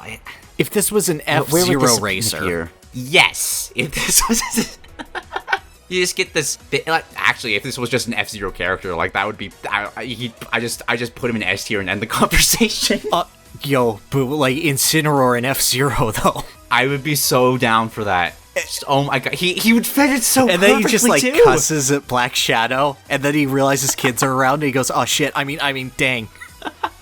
But yeah, for purely from a character design standpoint, this guy is great. Just from the poses he makes after every successful smash attack to having the best counter in the entire game. Yep. He was the character that proved that, oh no, counters actually can be so interesting. Yep. I love his side special and just well, let's just summon, like, wrestling poles out of nowhere just because this guy's got that strong of a personality. He's got such a strong personality in general. He's not only strong enough to summon them, he is strong enough to convince the other person that if they run into those ropes, they have to run back and they can't do anything else. He forces them into a wrestling match and that they have to obey kayfabe. He is that strong. Exactly. I like how slow and lumbering he is. I know that makes him kind of feel off as a player, but it fits this kind of archetype. for the character. Because he doesn't need to, like, deal with zoners as badly as others, because if you shoot him, you're running the risk of, like, oh, he's going to revenge that, and he's going to kill me in a single hit. I love that interaction he has with almost the entire cast of just being having this omnipresent, he inspires fear of just attacking him. There is one thing that I wish he had, because I totally agree with that, and his flavor is fantastic, but there's no reason to approach him, I find. Like, he deals with projectiles well, with revenge, but then you have no reason to go close to him. You just continue doing the game and wait for him to make a mistake, essentially. Yeah, this is true, Rainbow this is Mika true. in Street Fighter has a move where she starts cutting a promo on you, and the longer that she goes, the greater of a multiplier to her damage it deals. I wish that if Incineroar taunted you, you got personally offended, and you took more damage. Oh my god. I literally put, like, the actual taunt. Yeah, and then if you try to, like, potshot him, he could just revenge you, and then, damn it, he did it again! The clever bastard! I just feel that there is that one little element of him missing from a fighting game perspective, because he's a grappler that, due to the nature of the platform fighter, struggles to get grabs outside of a Alolan Whip. And I feel like there needs to be an incentive to close the distance. But other than that, God, is he fun? God, is he just a show? Is he the whole damn package of showmanship, of flavor-fitting wrestling really well? He has the high-flying move with the cross chop that fits like the off-the-top rope feeling. He has the sudden impact of his Darkest Lariat, which is a perfect get-off-me tool, while also being a great pose. His poses in general, we've already gone on and on about the Alolan Whip, and how he even manages to get botching in there. That's... There's so much fun about him in how he embodies the idea of a wrestler showing off and being entirely performative and just fitting his role so well, whilst also, you know, working the crowd. Like, Revenge is the perfect analog for working the crowd. It is the Hulkamania hulking up. He's taking his opponent's force and he's sending them right back at him because he's an unstoppable killing machine. It's so good in so many regards in that way. I completely agree. His only failings are that, you know, they haven't quite made a perfect grappler for Smash Brothers yet. I think that they really need to expand their air grab game in order to do that well for a platform fighter. And that he's a Pokemon. It's weird. I feel like his design is almost wasted on a Pokemon. Does that make sense? Like, let's picture this. Imagine this exact same moveset was given to the Rhythm Heaven wrestler. Imagine how many people would try out Rhythm Heaven solely because of that. Because it would fit. It would still fit just as perfectly. Shit, I really want that though. You could have like the reporter and part of it's like his taunts and his victories. Maybe even kind of tie that into I don't know, like some sort of like, oh, and like the timing of the things too fits the rhythm-based gimmick because you have to time how well you hit people with the Alolan Whip. Yeah, the ikikidika deska. Exactly. Tie that into the revenge, like have them like build on that. That would force you to get closer because you either, like maybe if he completes the interview, he still gets the boost, so the only way to stop him is to like rush up and grab him to prevent anything from happening. Yes. Or like attack the reporter or something like that. I have him in high A tier, to be clear. I do too. I think from a design, it's perfect. I just wish it was on another character. Oh, God, yeah. But, like, insofar as the idea of there had to be a Gen 7 Pokemon, I think this is the best that you could get. Like, is he my ideal Gen 7 rep? No, Guzma is. But if you consider that they hate Pokemon player characters other than Red and Leaf, for whatever reason, then this is as good as we could get. I agree. I also do just like the idea of just like putting all of the Pokemon on like a dartboard and just throwing one, saying, okay, that's the one. We're making a moveset for Arachnid now, and nobody can stop us. Yeah. But yeah, it says something that I absolutely despise the direction that the Pokemon designs have gone in, and I still love Incineroar in Smash Brothers. He has completely superseded my disdain for modern Pokemon and become one of my favorite characters to play in the game. Yep. His design is that strong. Totally agreed until I start getting camped online. Yeah. I'm definitely feeling at least above Wolf. I don't know how much higher. I wouldn't put him much higher than that, if any at all. Because I still feel like he has some issues as a fighting game character. Yeah, and I do agree. That's why I don't want to put him higher, because like he still has issues. He's not in that toppest of tiers, like almost perfection. There is, like I'll he's freely not fully admit, fleshed out. I think that Wolf, Marth, and Ike all feel better to play. Yes. Ooh, you put it that way. Kind of. At the same time, I feel like Incineroar's character is also better than all three of them. Yes. Well, Ike's isn't fully embodied, but Ike is a Fire Emblem character, and those have he's a Fire Emblem lord, and those have there's a ceiling that those just don't go past. Oh yeah, I'm saying that Ike is good. Ike is as fulfilled as he can be without going, Volk, why won't you eat? Please don't jump out of the window of the ship. Volk, god damn it. Forgot about that. Yeah, Ike caps out at like a 7. Like, that's the highest score he can get, whereas Incineroar is just 11 out of... Oh my gosh. Yo, what if Ike had Soren taunts, though, and Soren just talks shit? Oh my gosh, I didn't even... Oh, I kind of wish all the Fire Emblem characters, like, brought in other characters to help them out. It would really help in just fleshing out those rosters a bit more. Yeah, but Ike missed screw it. Grail, screw it. Only needs his boyfriend. Yes. Just completely agree. I do... What about below Wolf but above Marth and Ike? Because Marth and Ike... Like, Wolf still got character, whereas those two are just in his Fire Emblem. Yes. I could get down between those two. Because I do feel like he's so good. I agree. Incineroar would be a great Star Wolf member. Right? Like, just... Just make him a character in other games. God, I'm so glad we're talking about good characters. Maybe bring in, like, the Rhythm Heaven announcer, but keep it as Incineroar. For no reason. Don't explain it. It's just there. Oh my god. Imagining the Pokemon trainer announcer doing it. Wubba-dubba-dub, is that true? Yeah, just make Incineroar this character that just randomly pops up in different games for no reason. I'd love that.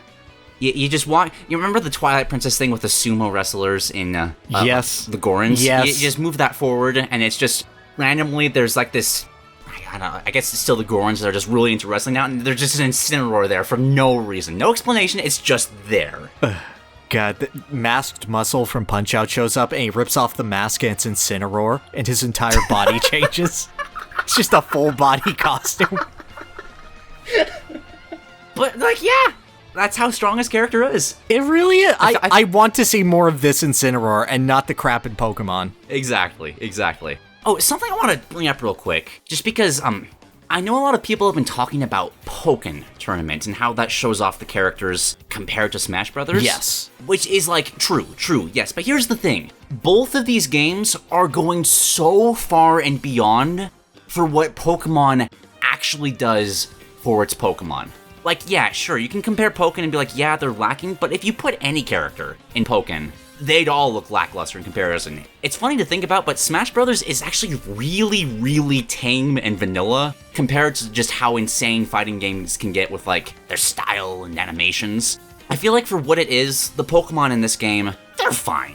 They're already doing a lot better than Pokemon ask for, and I feel like doing any more just highlights how little is done for the Pokemon in their source material. Definitely. Like, when you look at a Pokken design, it's giving them the Tekken treatment. Like, you're getting a lot of character through their movement, and Tekken spends an agonizing amount of time getting that fighting style right. But then you're also missing the endings where Kuma becomes the president of the Mishima Zaibatsu and throws Heihachi down a pit. Oh man, now I just want a Pokken tournament story mode of just canonizing these Pokemon's traits and just making it like the Mystery Dungeon series, where each of these is actually a set character. They're just fighting without trainers for reasons, establishing themselves in this weird Pokemon world. The one exception, I think, to this rule is Krogunk in Pokken. I think he's perfect, because when he wins, it's revealed that this is a dream sequence that Krogunk is having, and that's why he's so powerful. That's actually amazing. I didn't know that. He's incredible. I love my little froggy boy. Alright, but high tier for Incineroar. Yep. I feel good about moving on from there. Yep. Which is actually the last Ultimate Newcomer. We are now stepping into the DLC characters. So, next up, talking about making characters into stars. Just throwing a dartboard at something. I adore the absurdity of Piranha Plant. Yeah, it's hard to argue with that. Piranha Plant has completely just... It feels like they took like a mechanic of Mario Brothers, being like, okay, part of Mario is just navigating between obstacles. What if we just made that a character? Piranha Plant is so good at just, we're kind of talking about it with K-Rool, but I feel like he does it better. Just creating all these really, really just wacky obstacles with insane reach and forcing your opponents to be like, okay, platform through this. I dare you. Yeah. Oh god, I didn't even think about Patui being like the exemplification of that asshole enemy placement where it's just exactly where you want to jump. Exactly. It's kind of like it embodies the like hammer throw from the Hammer Bros. Just like, okay, where is the opening here? This is so frustrating, but that's what he's supposed to be, and I kind of love him for that. And like, it's just a Piranha Plant, and yet he probably has the biggest fan base out of any character in the game, just because of how ridiculous of a pick that is. The Plant Gang! For life. And on top of that, he's still so fun to play as. His moves hit so hard, embodying that fact of when you get hit in a 2D Mario game, like, you got 2 hits and you're dead. The insane damage that can come out from his poison breath and how that can basically kill you at 0 if your shield is broken. I love that so much. If you mess up that badly, you're just dead.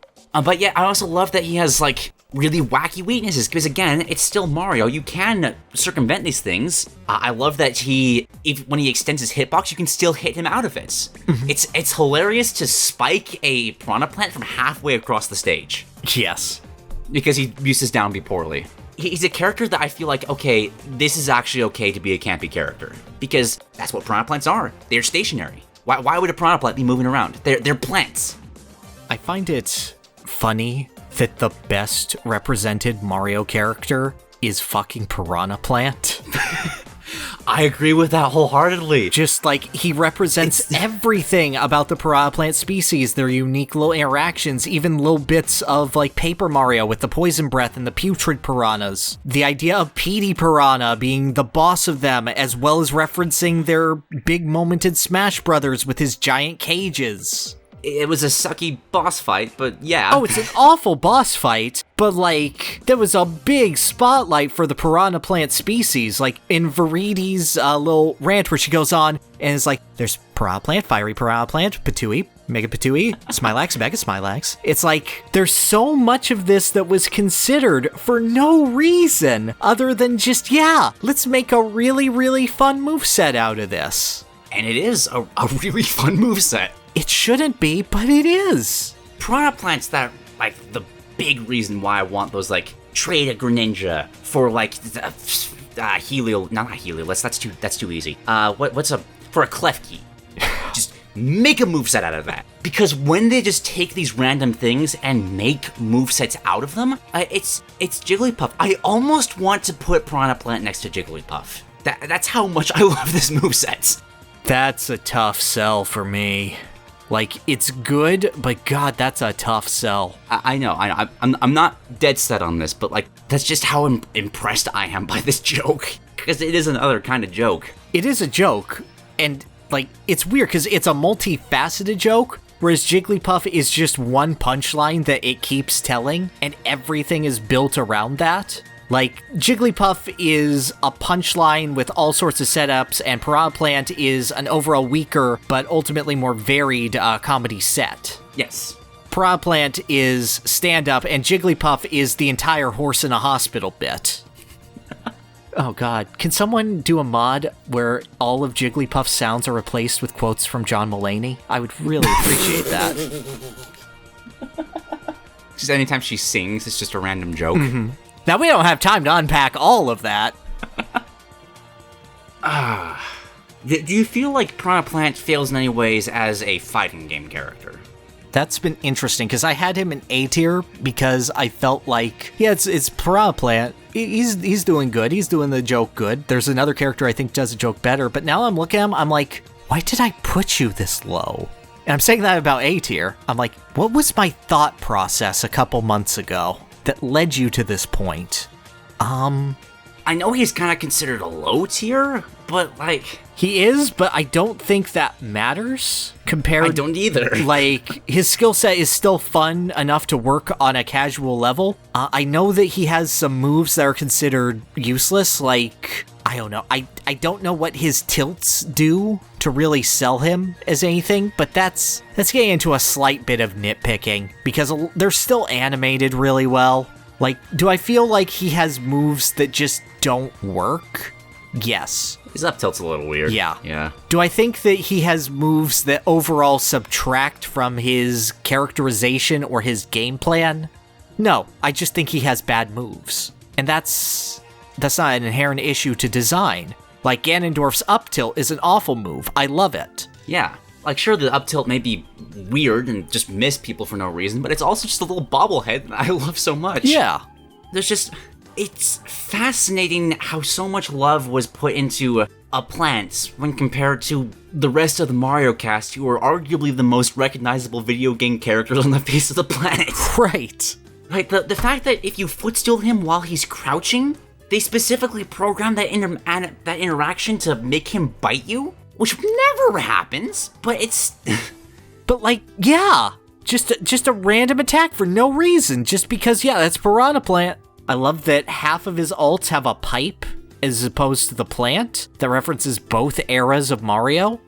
I kind of want to put him next to Jigglypuff. Would you put him over Game & Watch? I think so. Because the only thing that's keeping Game & Watch out of S tier is because you convinced me that that's as high as he can go. It's just Game & Watch inherently kind of doesn't work in a fighting game, because, like, if he throws you, it's so hard to tell where he's throwing you because of the way that animation works. Mm-hmm. It's hard to tell where he's running if he's turning around because he has so little animation. Mm-hmm. Game & Watch is in A tier because of who he is, and I love him for that. I don't feel bad about putting him in A tier. Like, that's as good as he can get. He's still perfect. Right. Piranha Plants, like, it's a Jigglypuff situation. If you can tell me one thing to bring him down, I'll concede on that. But well, I do feel that the tilts are there, and just... The word used for S tier is transcendent. And I'm going, does Piranha Plant embody that word? Because I feel like for every other character we have in S tier, the answer is a definitive yes. I think, in terms of... I'd compare it to Rob. Injecting so much character, personality, and still embodying something so holy. Whereas Rob, it's more of just the meta-narrative of it. Piranha Plant is embodying the enemy side of Mario that I don't think anybody even considered ever being able to be embodied in the game. Like, you just kind of... Like, the green shell as an item is the closest thing I can think of that they've had before now. But no, Piranha Plant takes all those obstacles and makes it into a fully fleshed out character.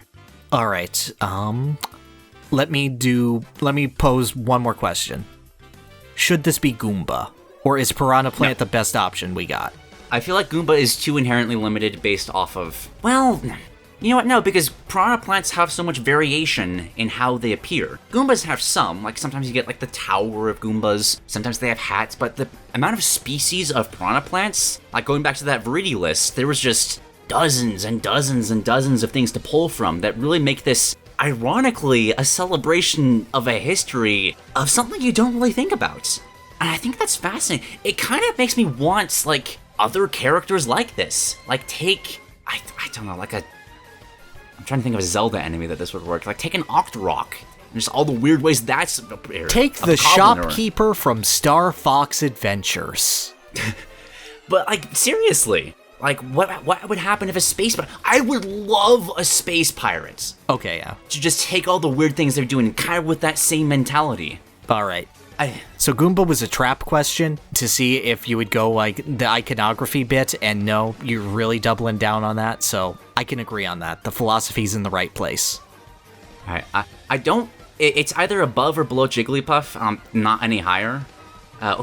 Which is the better joke? I think Jigglypuff's the better joke, but Piranha Plant has more work put into it. And also, part of me says Jigglypuff should be the bottom of S tier no matter what. I can get behind that. Like Jigglypuff's joke is how it interacts with Smash Brothers itself. Yes. But Piranha Plant is a fully fleshed out, no, this is a joke, but we're serious this time. Yep. Alright, yep, I could put him there. I wouldn't consider him above Fox in any regard, but... I wouldn't either. Yeah. But yeah. That's so funny that the S tier Mario character, it's the plant. Yeah. It's just the plant. There's not even one in A tier. It just goes S, B. Oh, you tried. That's wonderful. I'm so happy about that. Oh, this is delightful. All right. Next up. So we did a 50-minute design dorks on Joker already. Yep. Years and years ago. You can find it here. First episode. I'll try to remember to put a card there, but no won't. problem. Annoy us in the comments. Give us the timestamp so that we can add it in post. Please. But to briefly summarize our take on Joker. Well, thank God you remember it, because I don't. I do kind of. Joker in Smash Brothers is kind of an advertisement for the flair and the style of what Persona 5 is. Yes. Just he's prim, he's proper, he's jumping around, he's got all these cool effects, he's got one of the best Final Smashes in the game, which is kind of cheating because it's just a one-to-one translation, but Persona 5 style is just that good. What are you gonna do? Oh please, I love that they add the sparkles coming out of the enemy instead of blood. Like, that's such a cute little detail. I'm so glad they committed. It is quite nice. Joker, however, we've talked about this a lot with the other JRPG protagonists, where instead of embodying their characters, they embody their games. In Joker's case, more of like showing off what people generally like about their games. Because even with like trying to embody his games, what he is in Smash Brothers isn't really how Persona 5 works. Right. Persona 5 is a game is that when you enter into combat, you're like fully good to go. Kind of going back to like that Ridley kind of thing. Like he respawn and be like fully fresh and ready to kill you. Persona games, you have to macromanage your stamina. You have to pick and choose where you should use your abilities, and if you go too far in the dungeon, you try too hard, you're just screwed. Right. And Joker is just this weird embodiment of the idea of the rebellion narrative of Persona, of taking abuse and becoming stronger by facing it head on and staying true to yourself. He's the idea of the Persona awakening rather than the 90 hours after it. Yes. Which it does work for what it is.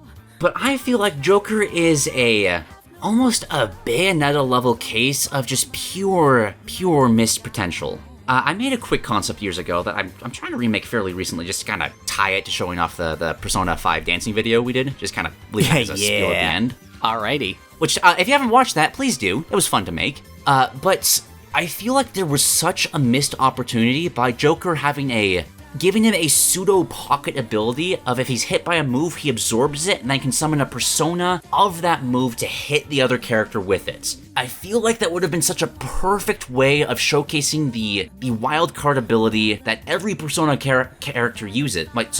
Persona main character uses, and embodying that in Smash, because that's what you do in Persona. You fight enemies, and then you bring them to your side and use them against more enemies. And I love that. I feel like that could have been such a fascinating character design. I do feel like Joker is also a bit wrong in terms of how he's portrayed. Because Joker is a self-insert character, so he can be portrayed in a lot of different ways in the Persona games. He can be this, by-the-books kind of just stereotypical JRPG leader of like, yeah, let's do this, everybody. Or he can be an absolute troll, which is hilarious to do.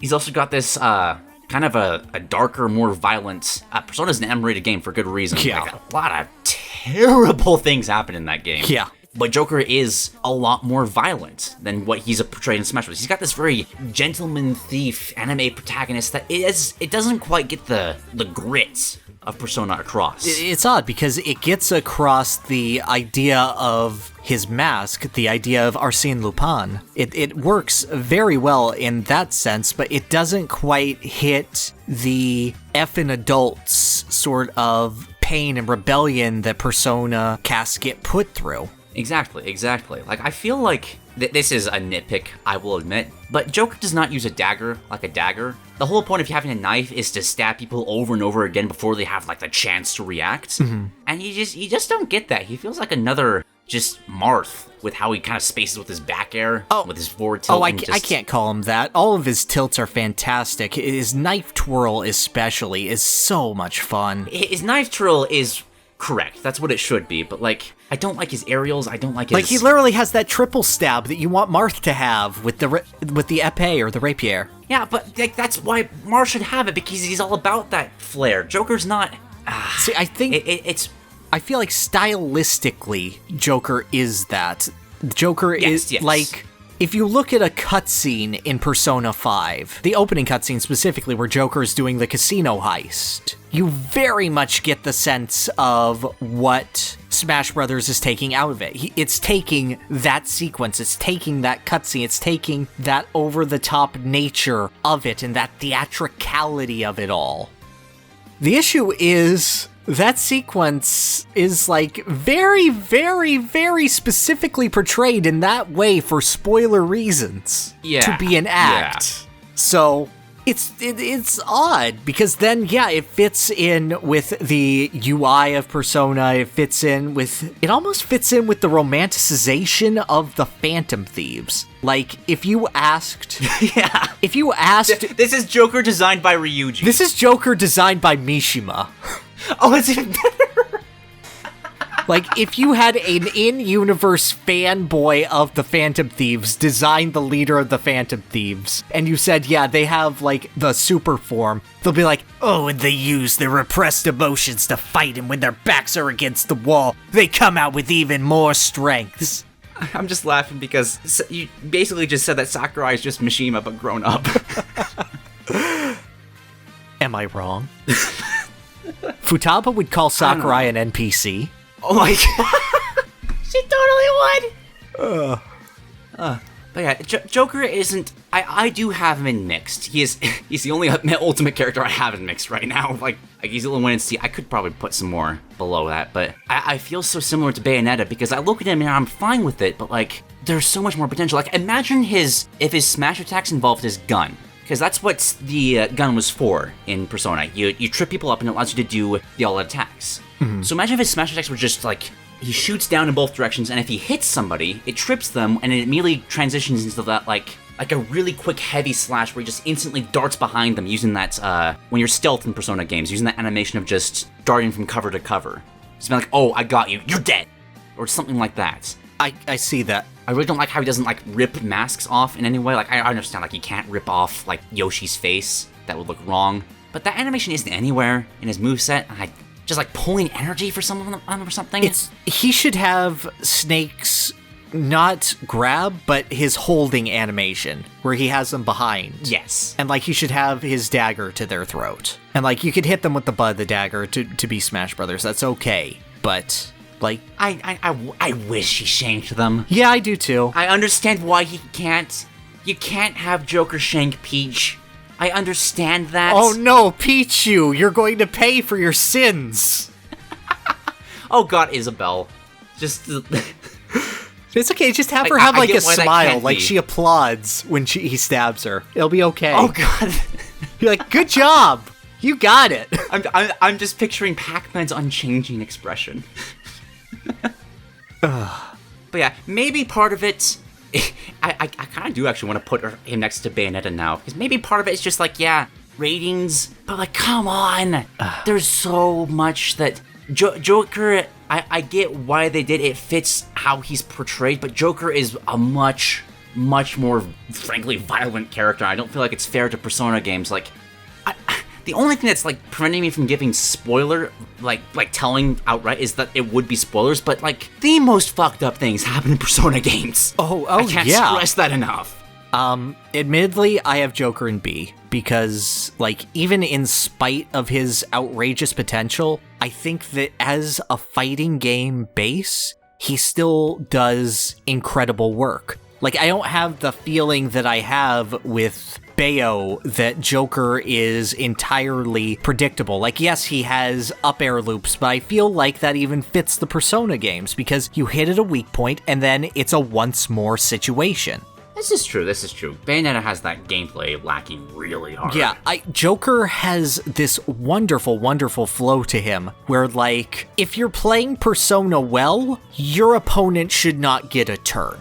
You look at the enemy, do they have wings? I shot them once, now they're down. That's an issue with Persona 5 itself, but moving on. And then you just continue on, you snipe the weakness and you keep going, and Joker has this wonderful, wonderful flow to him when you get going that just works super, super well and fits in with the style and flash of the Persona 5 UI. Like, everything that Inkling is missing in their personality, Joker has in spades. And, do I think, like, yeah, he's a much more violent character? Yes, but also he's kind of a prick, and, like, anyone who has an option, even a thought for a response to be you jelly, and this to be their character, I go, no, that tracks.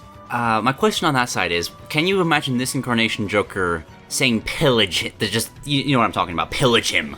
Oh, yes. I don't get that from this one.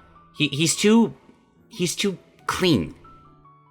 You're right. There's specific artwork of him, like especially with the unhinged smile, the blood dripping down his face, that I could never see this incarnation ever truly reaching. But then I have to remind myself Smash Bros. Is a game for good boys and girls. And, like, that's harder to represent than, please just give Bayonetta her actual weapons. This is true. I can work with mixed. I can't justify putting him lower than Bayo. And you are talking me up a little bit, just with how you've been describing this. Like, I think ultimately Joker is a fun design. Does it work entirely? No, I think Arsene is too much of a presence. Like, I agree that the personas should be a good presence, but at the same time, personas are the strength of bonds, and that isn't represented at all, so, bleh. Just to throw out as well, this is the one character that the reuse animations really just annoy me. Like, I've mellowed on Hero over the years, but Joker is just, you bring a new type of weapon, a new type of style, and that's Falco's forward smash. Why? Also just a nitpick, but Arsene's wings are animated weird. Yeah. I don't know. Well, how'd you feel about the top of mixed? I can fit with that. Because I don't want to quite go pretty solid, because my problems with him are stronger than that. But you've convinced me on, like, how he embodies Persona 5 gameplay. There's a groundwork there that's good. Mm-hmm. Like, Joker, I feel like I would want to see how someone would change up his specials, basically. Like, I understand keep grappling hook, that's totally fine, but I feel like everything else you could change around and experiment with more. Because there's so much. You could call in other Phantom Thieves to assist you. You could use, there's so many kinds of Thieves tools. You could have some kind of command grab with, again, ripping the mask off of them. Like, there is so much room. Like compared to the bottom of B tier right now, which is Young Link, I don't feel a need for Young Link to meet that potential. Right. I desperately want it with Joker, and I also feel like he doesn't capture large swaths of his personality. Part of that may be, yes, because it's a kid's game, but I don't feel like that justifies it. I feel like you could have found a way. If you can have the bone-breaking power of Ridley's skewer and just some of the, like, sound effects from that, there was room. There was room. If Snake can show off his personality, then Joker can. Yes. And, like, literally the only thing you lose from Snake is a cigarette and monologues about how scary the proliferation of nuclear waste and the disappearance of Muff are. Just imagine, like, the entire time Snake was... They were just coded calls randomly throwing out, just, like, talking about random problems in society. I kind of love that. You know, Otacon, cancel culture is becoming a real problem. Problems in the game industry are really something that should be dealt with. Have you heard about Activision and Blizzard lately? If the Metal Gear cast just stayed on with Ultimate and just updated like as a new cycle. Oh my gosh. But can I convince you the top is, I don't want to put him any lower than Ryu and Kit. You've sold me on like the gameplay side of things being fine, but I don't want to put him in B. Yeah, that's okay by me. All right. Cool, and if you want to hear more about our thoughts, go watch that Design Dorks episode. We talked about a lot of things. Yep. I don't know if I stand by them anymore, but I also don't know them anymore. Exactly. It's been a while. All right. Next up, I have said some mean things about Hero. I will confess. From a first impression, from when I saw that character, I was not impressed. I was seeing so many just generic animations from sword fighters. I wasn't quite sold on the mana gimmick. It just felt like a bunch of things thrown together. I didn't really like the character. Mm-hmm. Then I played as Hero. I mentioned with Mr. Game & Watch that I love characters with stupid bullshit. Stupid bullshit is what Hero is as a character.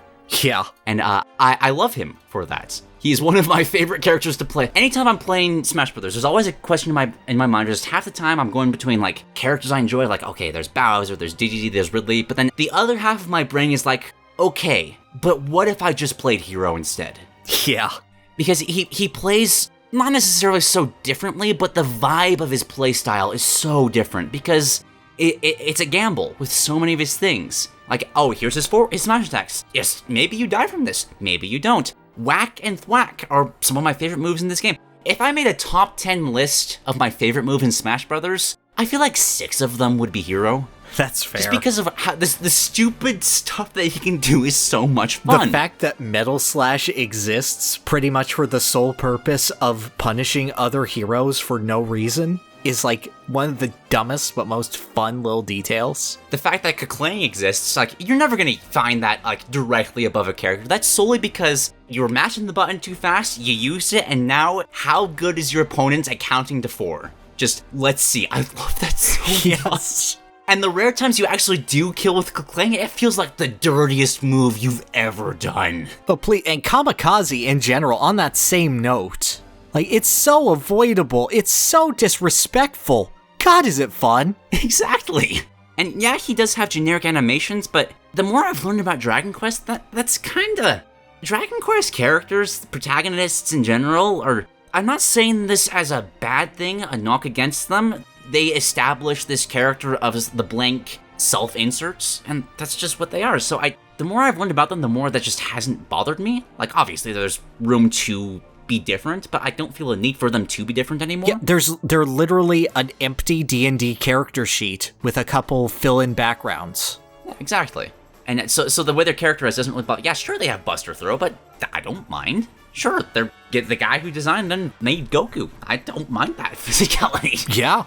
There are some things that I do feel are a bit lacking for them, though. I could agree, yeah. I feel like the inherent chaos of having to take your eyes off of them and look at the bottom of the screen is just I don't know how I would fix that, but I feel like that is a mistake. Like, maybe put, like, the icons next to Hero, and not just... You just have to memorize what the icons mean. Have, like, a Shulkling that just puts 4 random icons around him. It's like, is that, Whack or Thwack? Oh, crap, Kamikaze and Flare Blitz. Look, Flare Blitz?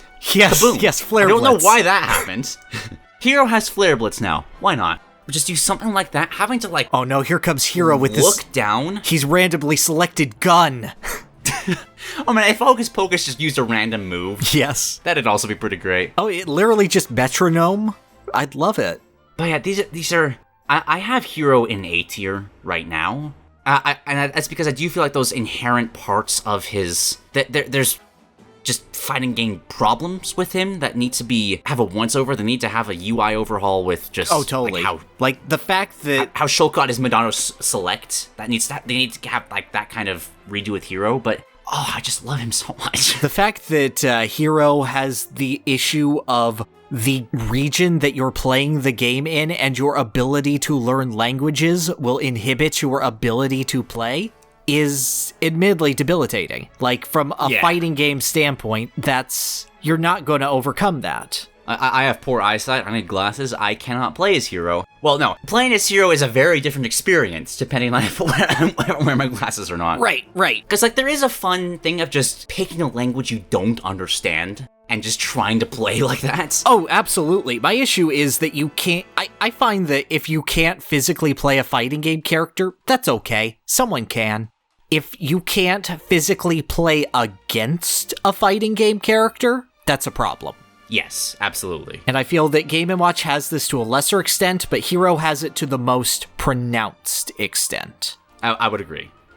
I do enjoy them significantly. I like all the little details. I love the crit. I love that their forward tilt is the shield bash to represent them blocking. That's a really cute touch. I even like that all of their attacks are super generic. Like, yeah, that's the point. Dragon Quest is supposed to be your attacks are generic but have some power, and then when you actually need to be serious, you go down to your spell list. I think that mana is one of the most elegant solutions to a resource. It feels good, it lets him have very strong and very fun attacks. Like, even taking the command menu aside, his various spells, which all have 3 tiers of charge, that would be incredible on any other character, are still great here. And are balanced very well by, like, Kazap being this monster of an attack, but you can only do it twice per stock and it takes away your recovery until you charge up. I think he might be my favorite resource character, just throwing that out. I have one better, but he is very good. I think that just in general, he translates the feel of Dragon Quest incredibly well, and that's by far the most important thing you could do with him, because, like, who else are you going to get from Dragon Quest? The answer is Sylvando. There is a right response, everyone. Please respect Sylvando. If you don't know him, look him up. He is the best, my god. But Hero's really reverent. Hero's really fun. Hero, you get a different vibe from Hero, like, you pick Hero to play Hero, in the same way that, like, you pick Snake to play Snake. He has a very distinctive feel to him, whereas, like, you could pick Fox or Pikachu and still get a kind of similar vibe. There's just little bits of preference here and there.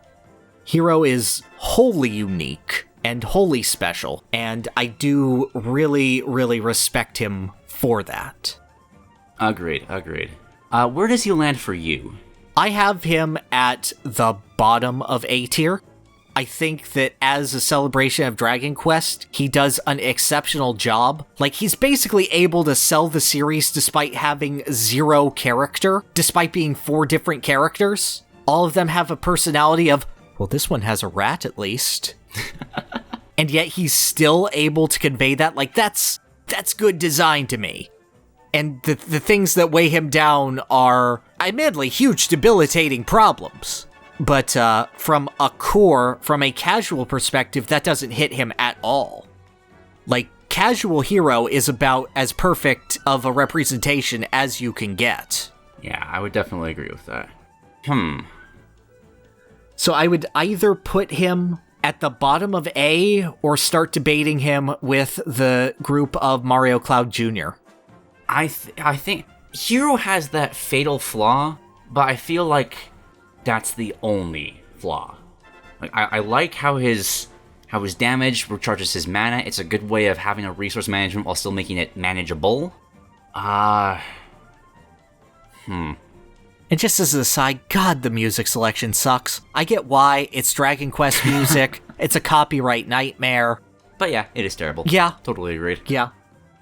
Doesn't affect him at all, but I had to say it because I as fun as a meme song of da da da da da is, God. Yeah.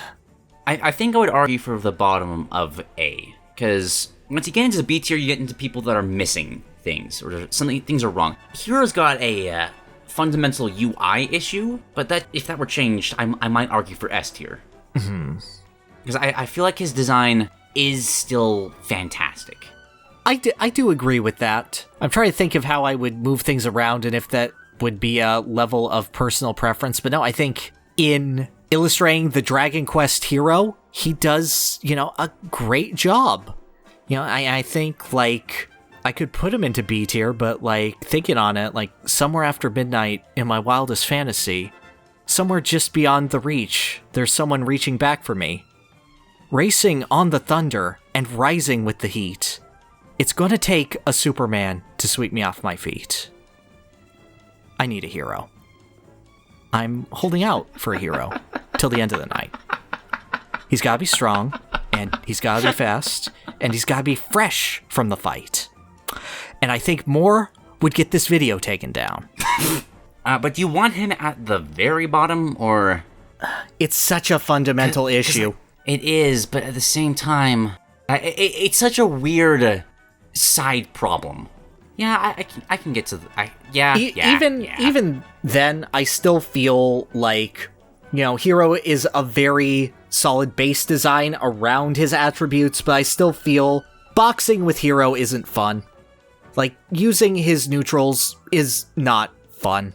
And there's a reason for it, and I respect the reason. It's why he's higher up, but, like, if I just looked at the A moves of everyone in A tier, Hero is, like, by far the bottom. This is true, yeah.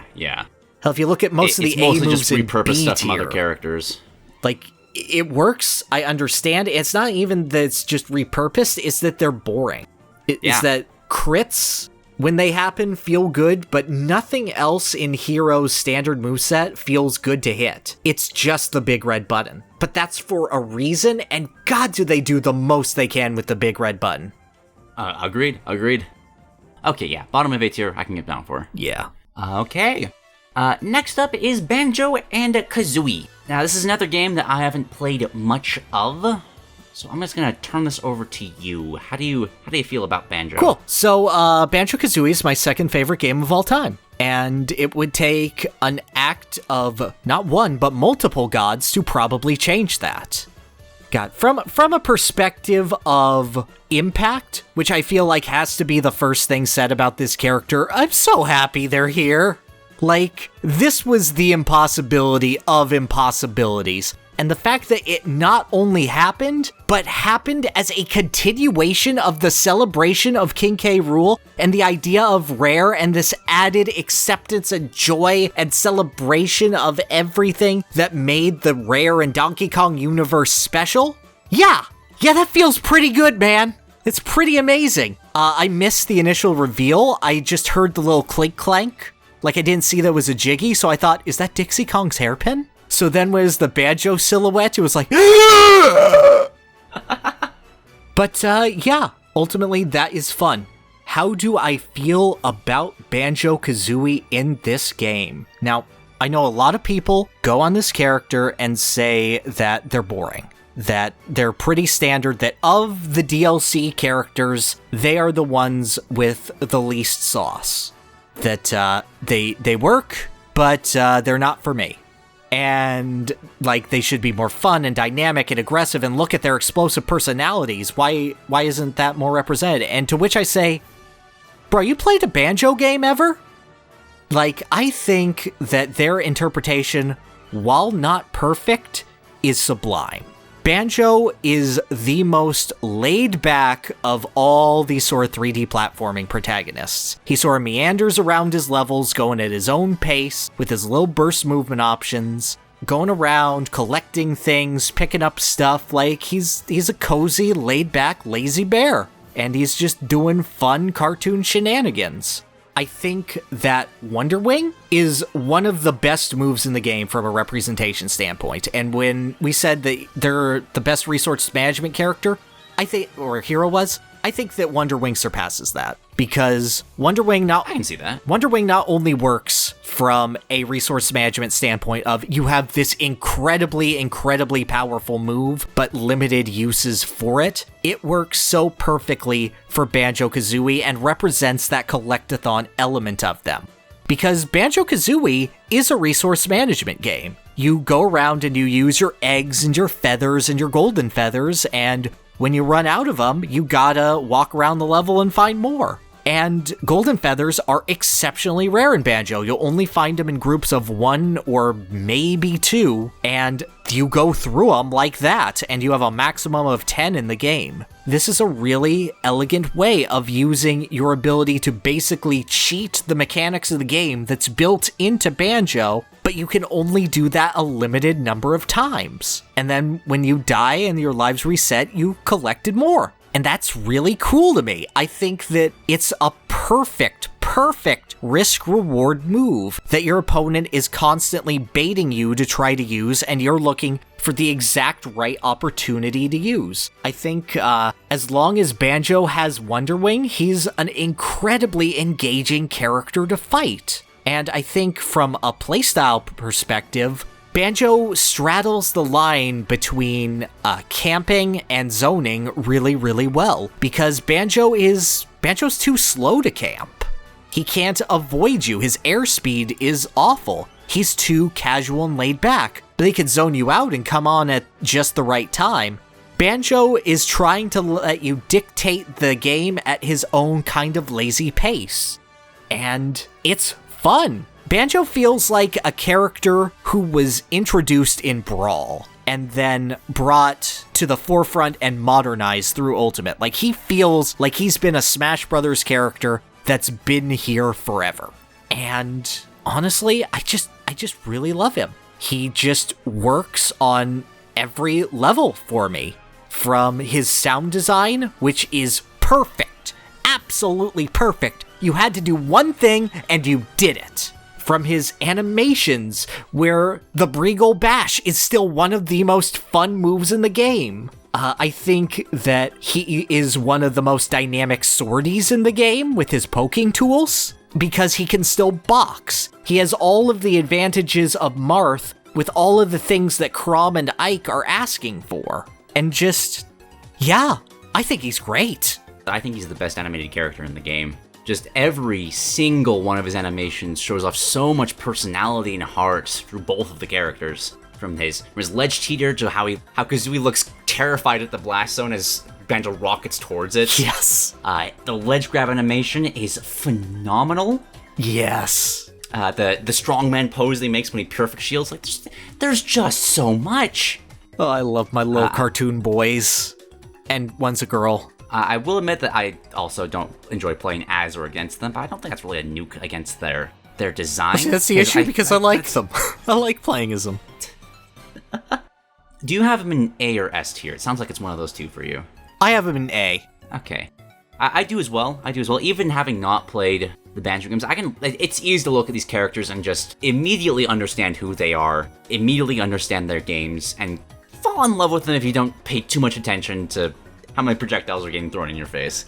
Even then, I still think that their hatred is overblown. I think that they have one of the less oppressive projectile games in the game. I do. I feel like that hatred is just... There's a weird subset of people that seem hell-bent on, like, mocking people for wanting this character in the game, which I don't... Get a life. Come on. That'd be nice. Yeah, he's Banjo.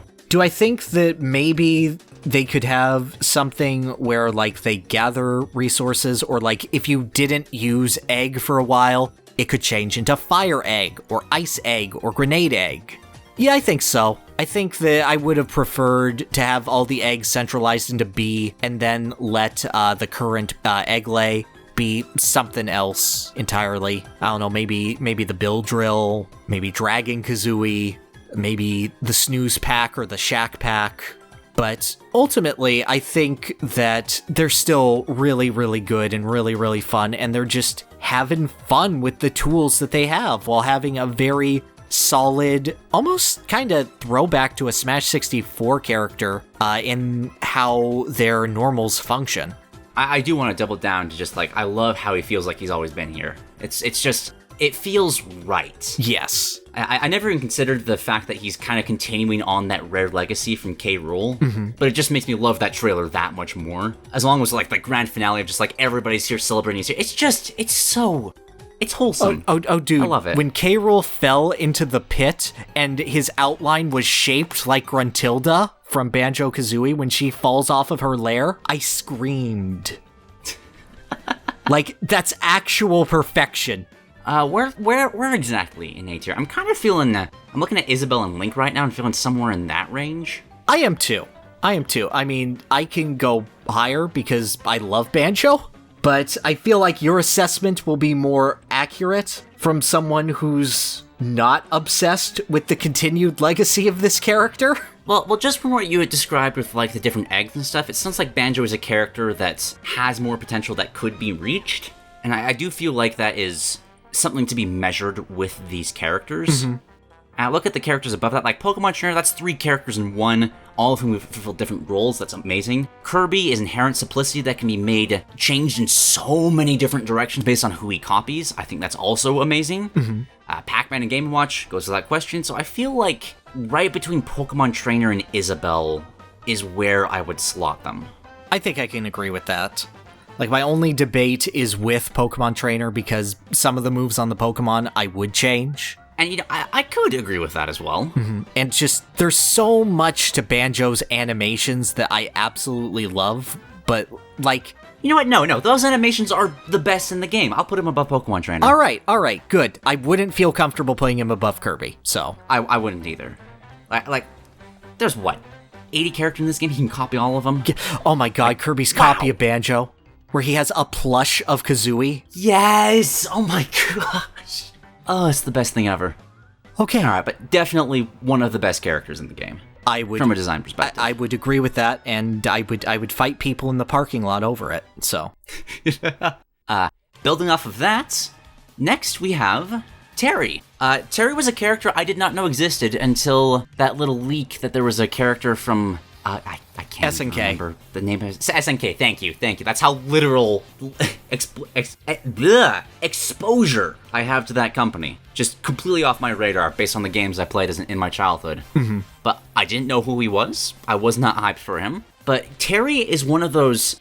Terry's the perfect Smash Bros. Inclusion for me. Because it teaches me so much about this corner of history of video games that I knew nothing about. It's not something that's happened for a while for me, just because as I've gotten older, I've just learned more about video games. Right. It was so nice just seeing this, like, how many King of Fighters games are there? It's like a 15th one coming out soon? Yes, there is. I have to remember because they used to name them by year, so... Oh, wow, all right. Yeah, so King of Fighters 98 is a game that exists. But just seeing this massive outpour of history of something I'd never heard about, it's why it might be my favorite thing about Smash Bros. Because Smash Bros. What got me into Metroid, Fire Emblem, Pokemon, actually. I didn't play Mario before that, I didn't play Zelda, I didn't play most of these games. The only one that surpassed this was Kirby. I guess Hey You Pikachu, but I don't want to count that. Nah, you gotta do it. You knew who this guy was. He talked to you. He was your friend. Did he talk to me? I don't feel like he ever responded. He said Pika. But yeah, I love Terry. We talked about him a lot when discussing the Shotos. He is the Shoto done right. Absolutely. Like, translating these fighting game kind of mechanics into Smash Brothers, he flows so much better. Yeah, whereas Ryu and Ken feel like concessions to their design to be Street Fighter 2, Terry feels like a Smash character who has a fighting game moveset. Yes, absolutely. Like, the way that Terry moves through platforms, he doesn't feel inhibited by the fact that there are platforms there. He would rather do a one-on-one brawl, but he has so many tools. I feel like the nature of Rising Tackle, just being this solid charge move, is so much fun and so dynamic and always gives him a threat while he's moving on the ground that the Shotos don't really have because they have to move in low bursts. But Terry, it feels right to see Terry run, whereas it only feels right to see Ryu and Ken dash along the ground. It's just, I've never thought about that, but their run animation just feels wrong. Yeah. And that's probably why. I love just being introduced to Terry through Smash Brothers. I love this stupid guy. Just his weird accents that I can't quite understand what he's saying. It is America. It is the accent of America. It is the accent of America from somebody who doesn't know what an American accent actually sounds like. Well, absolutely. Like, I've told you the backstory of the Buster Wolf before, right? I don't think so, actually. Okay. So, when the future producer of the King of Fire series was visiting America, he was working on Garou Mark of the Wolves, which is a KOF game. It takes place as an older Terry raising Geese Howard's son, Rock Howard. He was visiting a theme park in Los Angeles, which most people will probably assume is Splash Mountain from Disneyland. And he got absolutely drenched on the ride. Like, he got soaked head to toe. And as he's getting out of the ride, some small American child points at him and yells, "Are you okay?" And that moment stuck with him so much that it became Terry Super. Oh, that is my favorite thing ever. I'm dragging him up a place from where he was in my tier list just for that. Terry's personality is just America. It is someone else's idea of an American brawler, put up to the nth degree. Loud, proud, powerful, fun-loving. Like, Ken has a personality, right? Ken has a personality, yes, he does. But it's not really expressed. Like, you feel it from a surface level, but for the most part, he's still fighting game. Terry, you feel his personality in every single move he does. And I don't know if that's just a matter of conveyance of Terry always being better conveyed than the Street Fighter cast, or if it's a matter of Smash Brothers putting in the extra effort. But God, you just feel Terry feels like so much more of a character than his fighting game function. I completely agree. It's hard to, like, comment on a lot of this, because even with, like, just exploring the character and stuff from learning about it, I still haven't played a King of Fighters game, so I don't know how, like, the actual game flow feels, how well he translates that over. Okay, so let me do this and say that I play fighting games. I am not good at them. I am not good at all. I am garbage. But I do like playing Terry. On the occasions, there's a machine at my local amusement center that I haven't been to in years because of the thing that would make that difficult that the world went through. And I'll pop in, and it's an SVC Chaos machine, and I'll pop in Terry. And you know what? I'm a lot better as Terry now that I play him in Smash consistently. Really? Yeah.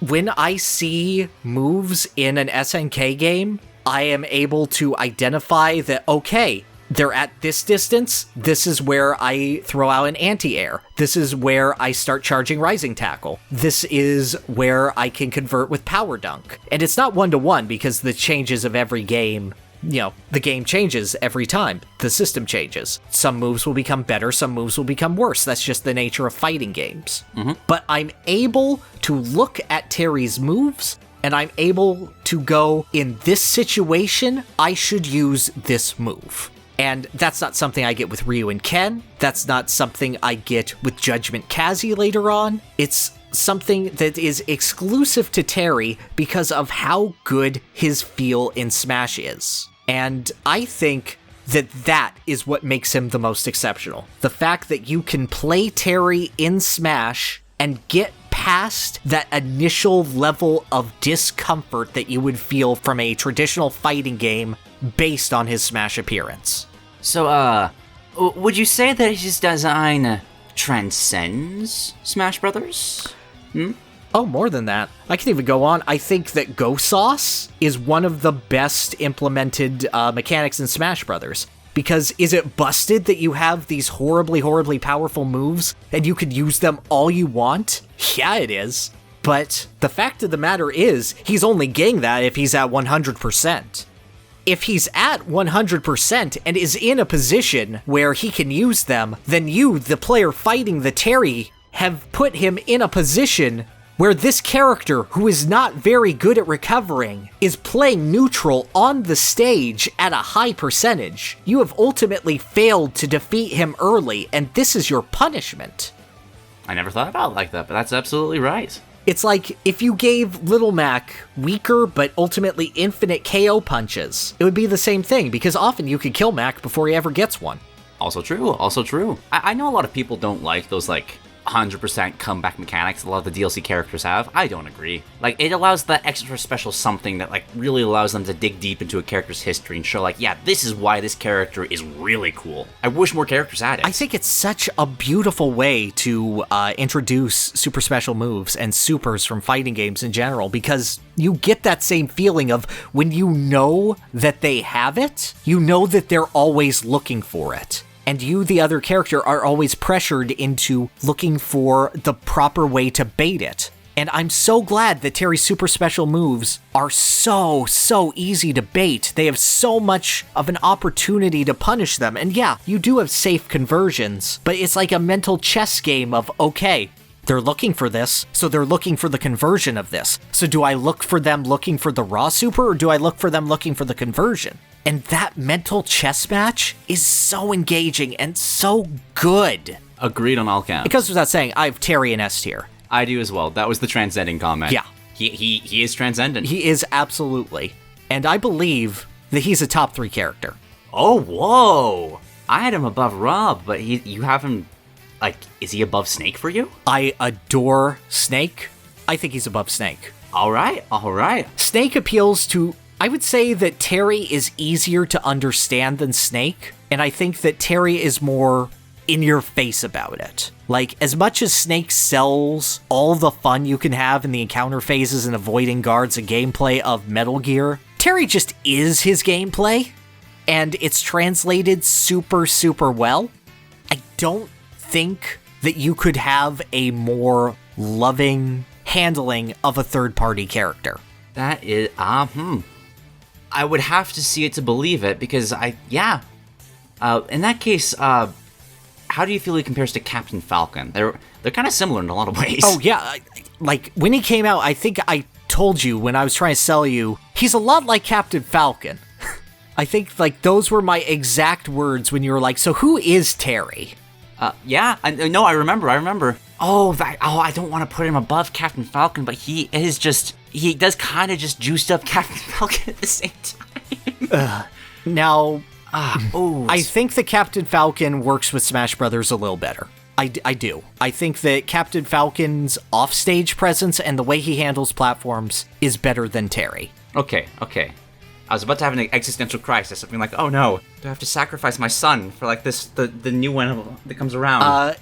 That said, if Terry had an intro, which was just between him and Ken threw Terry's hat to him, then Terry would be above Captain Falcon. No doubt. All right, just that one small thing. That one small thing. Because Terry also has incredible things like his hat falls off during stamina mode. I wish it became an item. I do too. I do too. I wish you could just wear his hat. I will also say that I feel like Captain Falcon bringing in a racing game and embodying that in a fighting game does impress me a little bit more than a fighting game bringing a fighting game. Oh, I do agree. He's absolutely. I agree with his placement, but him nailing it just makes me judge the other fighting game characters more than anything. Oh yeah, no. Trust me. Like when I had Ryu and Ken in C tier, I had a good reason for it. And that good reason was Terry. Yeah, we talked about it when we talked about him. Yeah. But yeah, I can totally get down for this placement for Terry. Whew. And I don't know, maybe you can play Capcom vs. SNK 2 before we do the comments episode and see how you feel and reflect on that. Okay. Alright, next, okay. Next up is Byleth. They sure are. Yes, they are. Now, how I feel about Byleth is difficult, because a lot of the reason I dislike this character isn't fair to their design, nor is it really fair to the character themselves, because I will straight up admit, I dislike Byleth for a lot of the same reasons I dislike Corrin.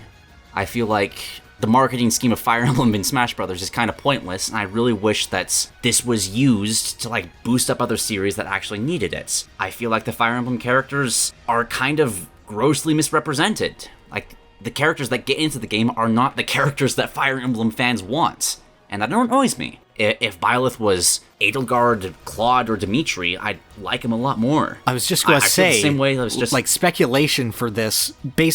Before it was another Fire Emblem rep, most people said, "Oh yeah, it'll be Edelgard," and I almost think that was like denial to avoid the idea of Byleth being in the game. Yeah. Or they just gone like what we were talking about with like Incineroar. Just pick like I'm trying to think. I had a conversation in one of the comments about just pick one of the villains and just completely flesh them out in a way that Three Houses doesn't do at all, and like make them the star of the show for some reason. I would have loved that. Oh yes, Kronya clowns her way in. Yes, great.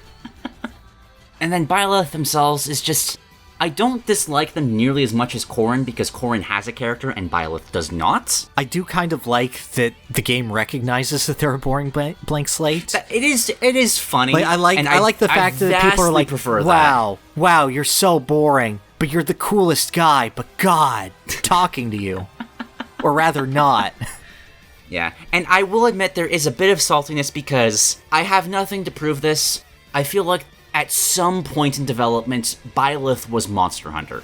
The way that axe swing works is identical to a great sword swing, and just the weapon management is just, I can't prove it. I can't prove it. It's not fair to judge them on that. I'm not going to let that influence where they're put on the tier list, but I'm still salty. I could feel that, but also if Monster Hunter had this design, I would put them lower. Like, I also would. I would be upset if this was Monster Hunter. I just want the music so badly. Well, you have Roar Rathalos. You don't need anything else. There's so much. No. I have put thousands of hours into Monster Hunter. You've Xenogre's theme, Teostra's theme, Valstrax's theme. Monster Hunter fans, you know what I'm talking about, right? No, you're fine. You don't need any of that. You're okay. It'd be like, if there was one Donkey Kong song and it was Cave Dweller Chant. I feel personally attacked right now. No, trust me, I personally attacked myself right there. You don't know it, but I hurt myself a lot. But, like I've been saying, I don't have any low-tier characters anymore. I still have Byleth and B. As for all the problems I have with them, I do like what they are going for here. Part of the reason I like that is it kind of feels like a concession for like, oh, the Fire Emblem movesets have kind of stunk. Let's try to kind of cram everything into once to make up for it, and I don't... It kind of hurts in a way just seeing Byleth and being like, oh, there's 4 really great movesets in here. I wish we had those. Yeah.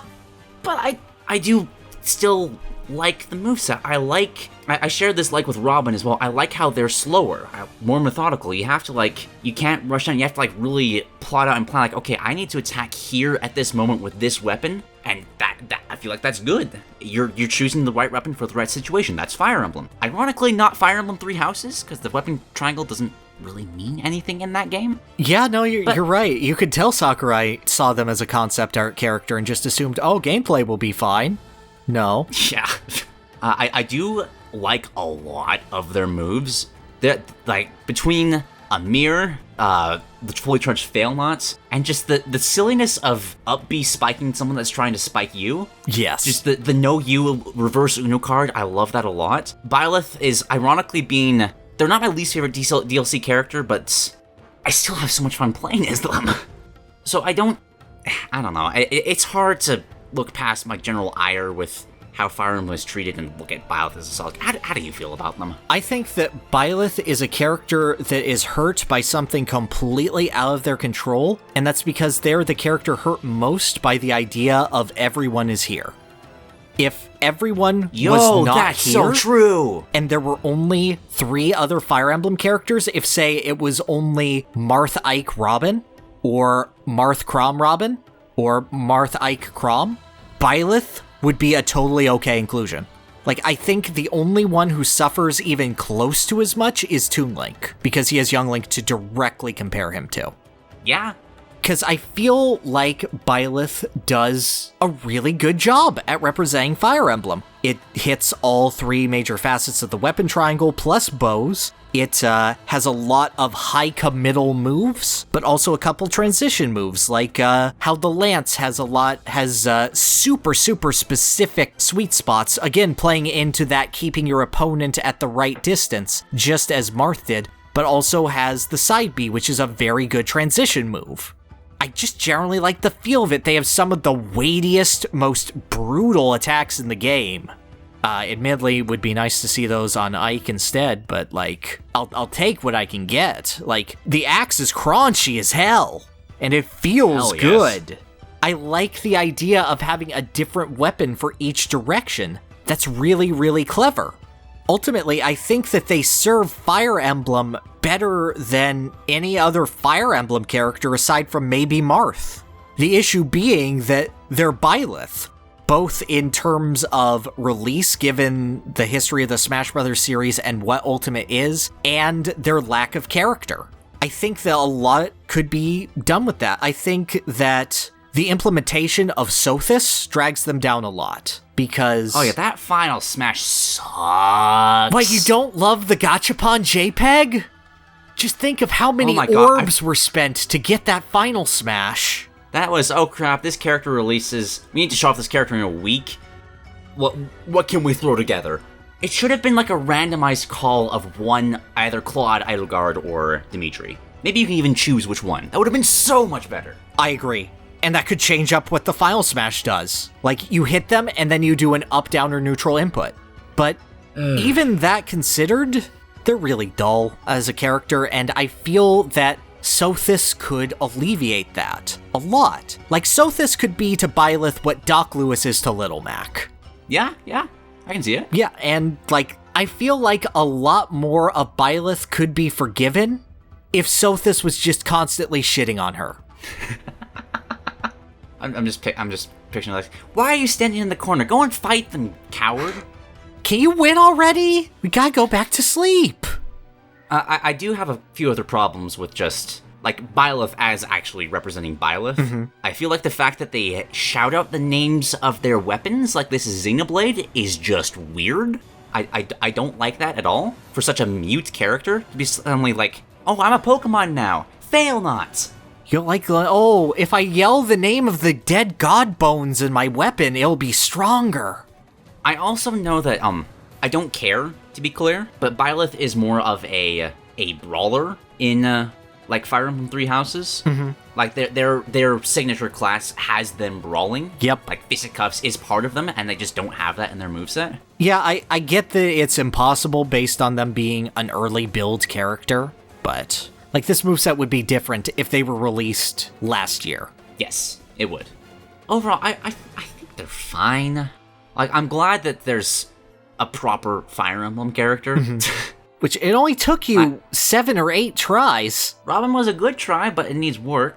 But now we finally got, like, we got axes, we got lances. There's a part of me that would rather have work be done for 3 Fire Emblem characters. Like, put Claude, Edelgard, Dimitri all in. Oh, that's some dangerous talk. I mean, but I would kind of like that more. It would Fire Emblem as it is in Smash Brothers shows off like, hey, look at all these boring characters. They have no personality, and it just frustrates me because I feel like the ire that Fire Emblem gets is justified based on how it's showcased, and it's not fair. They just keep choosing the blandest picks possible.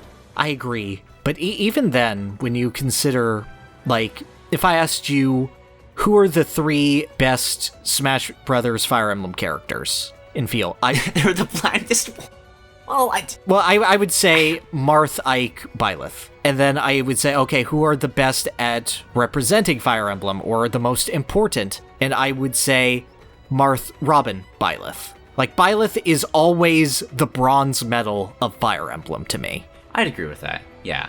Like, Marth, Ike, Byleth, Robin feels like if Smash Brothers gets, like, rebooted but doesn't go for, like, some drastically different representation for Fire Emblem, it's just trying to bring things back, those are the 4 you look at. Like, okay, priorities right there. Yes, and you can argue Chrom. I'll let an argument for Chrom. Like, Chrom and Ike can fight it out. There's a correct choice, but... Yes, but Awakening. Now Robin showcases Awakening. But, like, I don't know. I have Byleth and B, again, just because I feel like they're fine. I do too, because, like, everything design-wise except for their final smash, I feel is very, very solid, and everything that's wrong with them is not their fault as a fighting game character. Like, they're if Corrin worked and wasn't as offensive. I can kind of see that. No, Corrin is still... even if Corrin did work, they're just showcasing what's special about them. You're right. Byleth is showcasing massive swaths of, like, what Fire Emblem is in a single moveset, and I do respect Byleth for that. Yes. I put them on the higher end of B tier because, like, again, there's not much wrong about them. They're just fine. I can't. Where are you looking at right now? I'm looking, as I usually do, at our good friend Greninja.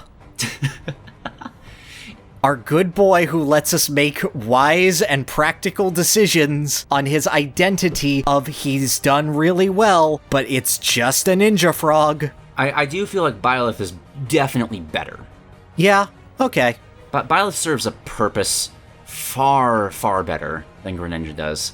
Yeah, you're right. And I respect what Byleth is doing. You're right, but, like... I might put them above Zero Suit as well. See, this is the weird case where I'd say I think that Greninja's flavor is better, and his flavor is just ninja. That's true. Yeah. The stupid baking soda volcano. It is, but like the baking soda volcano has like 2 sparklers in it now, and like an Ash Ketchum hat. I do like a couple other things about Byleth. I like their. It's a boring character, but I do like how they kind of let that teaching side in through their taunts and their entrance animation. I like just that kind of just. I don't know what it's called when you just the pointer into the hand. That right. What is that pointer called? I have no idea. Is it just a pointer? I don't know. I always see it as like a... I know what you're talking about, but my brain just goes ruler. Okay, I'm glad. I feel like the victory animation, where all the weapons are stabbed into the ground, is one of the best ones in the game. I really like that shot. It's really cool. It's good. I think I'd put them above Greninja. I want to like Byleth. I don't, but I do in spite of it. But, like, just from a mechanical standpoint. Yeah, they're a bland character that I wish... I hope what they bring to the table is spliced and embellished on in future Smash games. Yes. Whereas Greninja could disappear and I wouldn't remember them. I barely remember they're in the game in the first place. I am going to remember them after this list, because they have helped us so much. This is true. They are such a good design friend. But yeah... Byleth's a weird character to place. Because I have more egregious problems with Zersu Samus and Sheik, but I don't care about Byleth. I care about their weapons, but not about Byleth. Mm-hmm. It's a matter of Byleth is another what character, but they're trying to represent the series rather than their character. The issue is, most of the other Fire Emblem characters are also doing that. Like, this is the 8th draft. Okay. And do I think it's the best draft? No, the first one was the best draft. Yeah, sometimes you just need to trust your instincts and just go with the first one. Just go with the first... The first take was the best one. And then just make new shit. Instead, we have all of these guys copying each other's homework. And the teacher's going, Lucina, is this even your work? It doesn't even look like your handwriting. And she's going, no. Do you want to put Byleth any higher? Or... No. Like, I don't want to, but there's a part of me that feels like maybe I should. Maybe this is something we'll look back to, like, in the comments episode. Mm-hmm. For somebody that actually do feel passionate about this character, this isn't a Corrin situation. Byleth's fine. I'm not going to judge you if you like Byleth. Please, we're putting them in B tier. Like, there's good. Yeah, we both feel good about them. I'm putting them above King DDD. Do you realize what that means for me? Well, I mean, they're like leagues above Donkey Kong. So, like, what does that say about me? What even have I become? Yeah, but let's leave them above Greninja for now and maybe revisit them in the future. Yeah, I can't see them being ever higher than Sheik, but... I could maybe see that my personal wall was Bowser Jr. Oh, yeah. Yeah, no. Sheik's agreed, like, Sheik is, the missing harp is just like, wow, okay. That's like if Byleth didn't have the Sword of the Creator. It's like, oh, you brought them in, but you didn't give them their main weapon. What? Yeah, we decided, you guys said you hate swords, right? I mean, I still think their sword's a bit boring. Well, yes. My Monster Hunter has a clutch claw they could have used instead, but whatever. It's fine. I'm not salty at all. No, not in the slightest. No, you're fine. You're good. Good. Alright, but that is the end of Fighter Pass. Man, was Byleth a bad character to end that with. Like, I don't think it's not a knock against their design, but like, that was poor marketing, man. Like, you should have seen that coming. Yeah, you really should have swapped them in Banjo. Like, it would have been a rough E3, but, or, you know, make it the order of Terry, Byleth, Banjo or something. I don't know. No, what you do is you save Hero for the end. You show Banjo at E3, that's the only character you show. Shortly afterwards, you show Byleth, and just like, I kind of side, like, okay, this is the middle of the pack. Then you do Terry, then Hero ends it off as like this crazy, like, what the hell does this character do? Yeah, I could see that. I just think Banjo would have gotten the least hate. Like, Banjo is by far the safest of all of these. Banjo is the strongest ending, but Smash Brothers has never been good about, like, ending on a high note. Yeah, no, it's always been a bummer. And it's going to continue to be, I'm sure. Yeah, I'm just waiting, like, okay, what is this Gen 8 Pokemon that's going to come with the fighter number? Is it 11? It's 11. Yes. Anyway, let's talk about Min Min. Must we? I mean, Min Min's weird. I don't care about this character. I don't even know where to start with Min Min, because Arms itself didn't feel like it needed to be in the game. Like, I'm not saying it's a bad thing that she's here. Like, okay, they threw her in. Mm-hmm. Like, what she brings to the table is interesting. I can't deny that. There's no fighter that fights anything like her. Yep, I'm glad. And she embraces that. I'm glad that it's not the main character of the game. It's the creator's preference. And we kind of get that with Terry. He's the main character of Fatal Fury, but not of King of Fighters, which is the much bigger franchise. But... Well, really? Who's the main character? Kyo Kusanagi. I have no idea who that is. He looks very boring. Is he in the Terry trailer? Yes. But I think it's just his hand that's in it. Okay. Well, I don't care regardless. Yeah. But anyway, Min Min, like, I am glad they chose. I do kind of, it's another, it's weird. I was just talking about making like random characters the stars. Min Min kind of already was. Like, she's the creator fan, but she's also the fan favorite. Yes. I don't know. Arms is such a weird case. I don't know. I wanted the clown. The clown would have been funny. I also would have liked the mummy as well. No, I just want the clown. I don't know. I don't feel very strongly about Arms in general. So it's hard for me to drum up hype for it. I feel strongly about its soundtrack. I do as well. I will give you that. Arms music is, fantastic use of vocals without actually having lyrics. Yes. But like, she's fine. I don't get much of a personality from her, but she didn't seem to have much of one in the first place. Yeah, it's very Kung Fu Girl without going into, like, Chie Persona 4, where you make that, like, spunky and interesting. And fun. Yeah. Yeah, it's just, I don't know. Like, the personality is Noodles. Yeah. She just kind of bores me. Helix, that was the one I wanted. Yeah, fun goopy boy. Yeah, but even then, like, I liked it more as an assist trophy. I don't see... I feel like Min Min came too late to help Arms. Agreed. I like using Smash characters to, like, shine a light and be like, hey, look at this cool game. Let's show off why it's cool. But maybe, I would have liked, maybe, let's put King Boo in and help Luigi's Mansion 3 or something. I don't know. To be fair, Min Min dropped at the absolute worst possible time for Arms, where, you know what would help this fighting game that would probably have a larger tournament scene when Min Min comes in? Not having a global pandemic. Oh, right. Interesting point. There is so much marketing that could have been done with Min Min and Arms that was physically impossible. But I don't know, do I think that would have saved her? No, she's still kind of dull. Like, I appreciate the amount of effort that has gone into her design. I appreciate the amount of concessions made to make the Arms moveset kind of work. I like the A and B buttons, and it's not just because I called that. So I need to brag for a second. I fucking nailed that. Oh no, you absolutely nailed it. I'm so happy with that. Oh, absolutely. Okay. No, you got it. Okay, I'm good. But, like, I feel like Min Min should have been a Captain Falcon situation. You're like, okay, here's this baseline. Let's build off of this. Like, you mentioned the Chie, like, comparison earlier, but, like, yeah, go hard on that. Make her, give her a personality. There's a chance here. The feeling is that it leans so heavily into the Arms gameplay, and the issue is I don't think that Arms compellingly translates into Smash. Because with Arms, the objective is very much to take the right shot at the right time. It's boxing. It's you find the opening, you get your arm in there, and you deal the huge damage, and then you keep capitalizing on that opening as much as you can before they recover. It's really, really neatly done.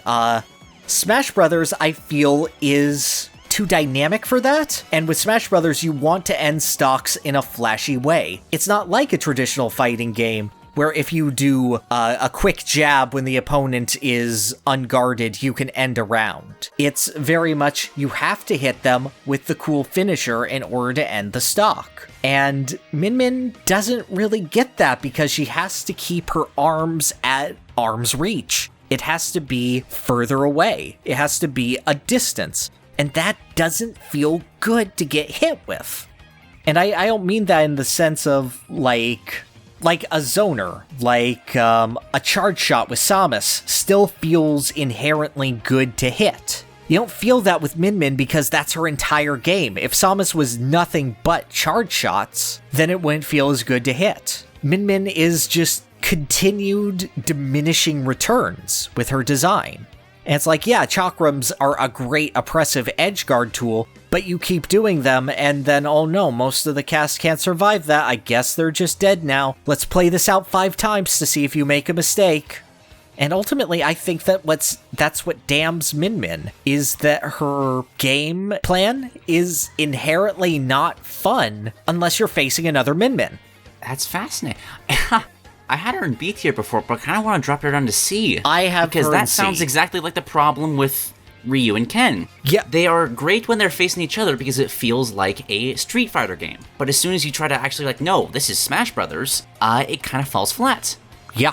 I do agree. Now, obviously, I think Min Min does it a little bit better in her full translation, like she moves better, but at the same time, I feel like Ryu and Ken's combo game is a lot more fulfilling, and I feel like Focus Attack is a better individual move than anything Min Min has. So much is sacrificed to get the integrity of arms right, and it ultimately makes her, I feel, at least a lot more, not one-dimensional, but linear. Two-dimensional, so to speak. Yeah, I agree. Ryu and Ken, like, they are mixed right now, and I agree with that placement, but I don't think it would take much to fix that. Yes. You just need to take the Terry approach with their current moveset, and I wouldn't put them up there with him, because Terry's just a stronger personality that he shows better. Yeah. But they'd be much higher. Min Min is just... Yeah, she goes too hard on trying to get the feel down, and it doesn't quite translate. Mm-hmm. And like, do I have a better response for you off the top of my head? No, I don't. Basically, that would be like, get a character that has a get off me tool that combos into the arm. Like, again, the clown. I would love it if Lola had the inflate herself just like a balloon, and then you combo that because you read the air dodge with her arm. Like, something like that would get me engrossed in an ARMS character.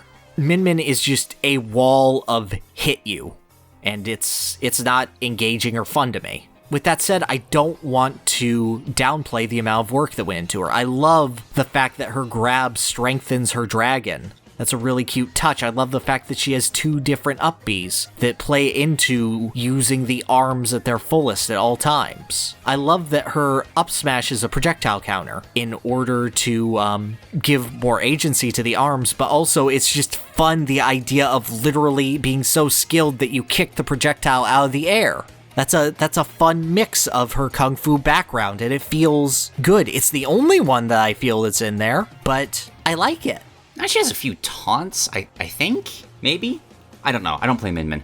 I have played too few games with her to care. Yeah, maybe someone who's a ARMS expert, like, maybe will get educated, but like, I feel good putting her right beneath Ryu and Ken. Well, actually, well, the fact of the matter is we're changing Lucas's position later, so. Yeah, this is also true, so I should be comparing her to Rosalina. Yeah.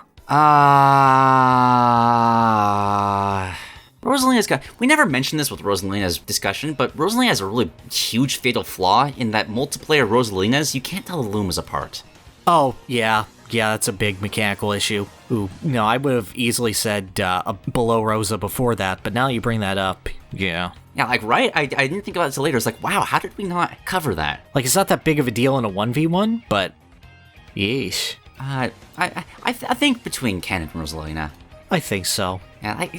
Maybe I'm just bored of ARMS and someone who likes the game needs to educate me, but I just... the gameplay is not engrossing enough to carry the character on its own, and it doesn't translate well into the game in the first place. Mm-hmm. I feel like the character that should have been chosen is the character that should have best translated the design to Smash rather than the main character or the favorite. Because I feel that inherently this design has issues that could be alleviated with different tools or a different style or a different body, so to speak. Yeah, agreed. All right.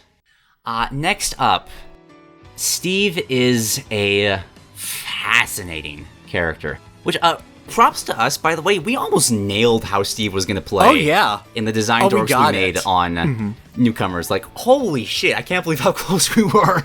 Steve is trying to embody Minecraft. Yes. One of the biggest games in the world, actually. I was about to say just in recent memory, but like, is there a game with bigger cultural impact than Minecraft right now? Right now, I'm not sure. No. In history, maybe Tetris. Okay, yeah, maybe I could give you Tetris, but like even Mario, just like, I don't think Mario's hit that same mainstream appeal of just like... No, Mario was... Everybody knows what Minecraft is. When Mario 3 came out, kids were able to recognize Mario easier than they could Mickey Mouse, so... I mean, I believe that, but I also feel like kids would recognize Steve way easier than Mickey Mouse right now. I agree, but I don't think they could name him. I think they would call him Minecraft. Oh, right, yeah, they would call him Minecraft, but yeah, that's fair. But I feel like there are a lot of different ways you can view Steve, because there's a lot of different ways you can play Minecraft, so what you value from the character is going to depend on how you value playing the game. Mm-hmm. But as Steve is in Smash Brothers right now, it's weird. I could put him in either S tier or B tier, because I feel like what he does is, it blows my mind how much work was put into this character, and just the amount of just wackiness that you can do with him. I feel like it really, really shows off the creativity of Minecraft, how you can just build platforms to like you can build the stage to stage spike people off of. And I can't wrap my head around the character. I feel like this is a character that people are going to be discovering new things to do with for years to come. Oh, completely and utterly. And I feel like that's what Minecraft should be. At the same time, he is so complicated. And I don't know if he should be necessarily accessible. A lot of people confused this with when we were talking about Mega Man. Accessibility and difficulty are not the same thing. Yes. Mega Man is difficult, but you can pick him up and understand immediately how he works in his games. Yes. Minecraft is not accessible. It's just mainstream to the point that everyone knows how it works. You plop somebody who's never played a video game into Minecraft, they won't know what to do. You plop an experienced person into Minecraft, and if they don't have the sort of cultural osmosis of what Minecraft is, it's difficult to understand. Yeah, like, I think he should be a complicated character, but, like, I don't know, there comes a point where... how do you feel about Steve? Let's So, parse this. As a personal aside, It was very early in the morning when I was watching the Steve trailer. I was very tired. I was still in bed, actually, watching on my phone. And I saw Mario getting smacked around by all sorts of characters. They're all using sort of spinny moves. And then I see Mario get knocked into a dimension, and I see a bunch of black crates. And I go, it's Crash Bandicoot! And then I look around at all the eyes and I go, this is a callback to the lab assistants from the Insane Trilogy version of Crash 1 as they look at Tawna. Because you could justify anything at 6:30 in the morning when it's Crash Bandicoot, and then my man comes a-knocking and he crashes through the wall, and Steve is fucking terrible because of that. Oh, I'm so sorry. I need that on the record so that everyone knows it. God, if I were streaming, I wish I had that in my life. But insofar as Steve goes, like, putting aside my personal heartbreak, which isn't really heartbreak, I got both of the guys I wanted. Crash is my tertiary by far. But just focusing on Mr. Steve Minecraft himself, holy crap, there's so much personality in this character. And you wouldn't think it from a character who literally cannot emote, but there is so much love put into this character in just the way he moves.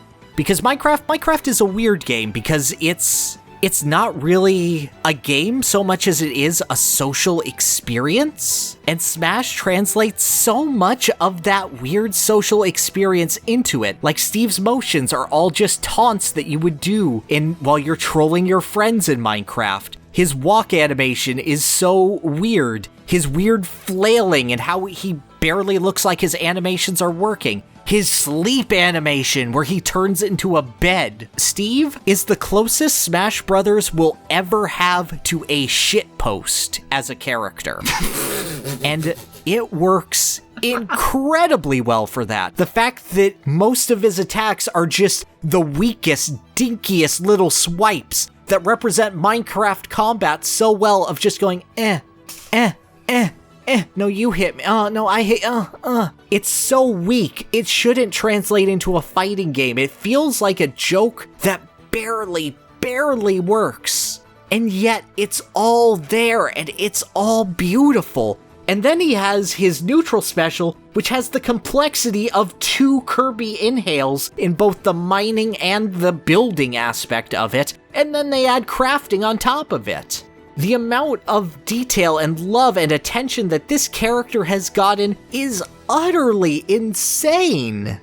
Like, God, he's a shitter of a character. I don't care about Steve at all. I hate playing as him. Playing against him doesn't feel that fulfilling. But God, they have an idea and they run with it so hard. And my issue only comes to the fact of, how does that really translate as a fighting game character? And how does that translate with Minecraft as the #1 game in the world? Because you have all of this expression, and it's somehow less accessible than Minecraft is while being a direct adaptation of it. Because, like, I'll be perfectly honest, I'm debating Steve between A and S tier. Because I think it's weird that he has so many things that inherently feel off, but at the same time, a lot of that feels intentional to his design. And I don't know whether to praise that or to go, but my fighting game, though. I do think that I do like Steve's game plan in Smash Bros. Because it feels very, very faithful to what you do in combat in Minecraft. Mm-hmm. In case I embarrass myself, I don't like playing Minecraft. I've played maybe like 2 hours of it total in my life. I've played... I stuck with Terraria when I was younger. Yeah, that was my game. I played groups with friends, and then I usually gave up after like an hour with each friend group.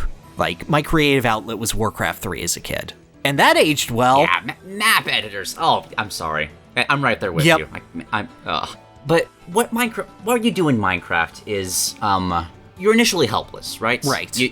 You try to fight against just about anything, you can't do it. So what you do is you build a barricade and you go mining, which is what you do in Smash Brothers. You try to get your opponent away from you, you put up a wall or something, and you just start chipping away at the stage behind that wall. I like that a lot. It solidly embodies just what you need to do to, like, properly start combat in Minecraft. Mm-hmm.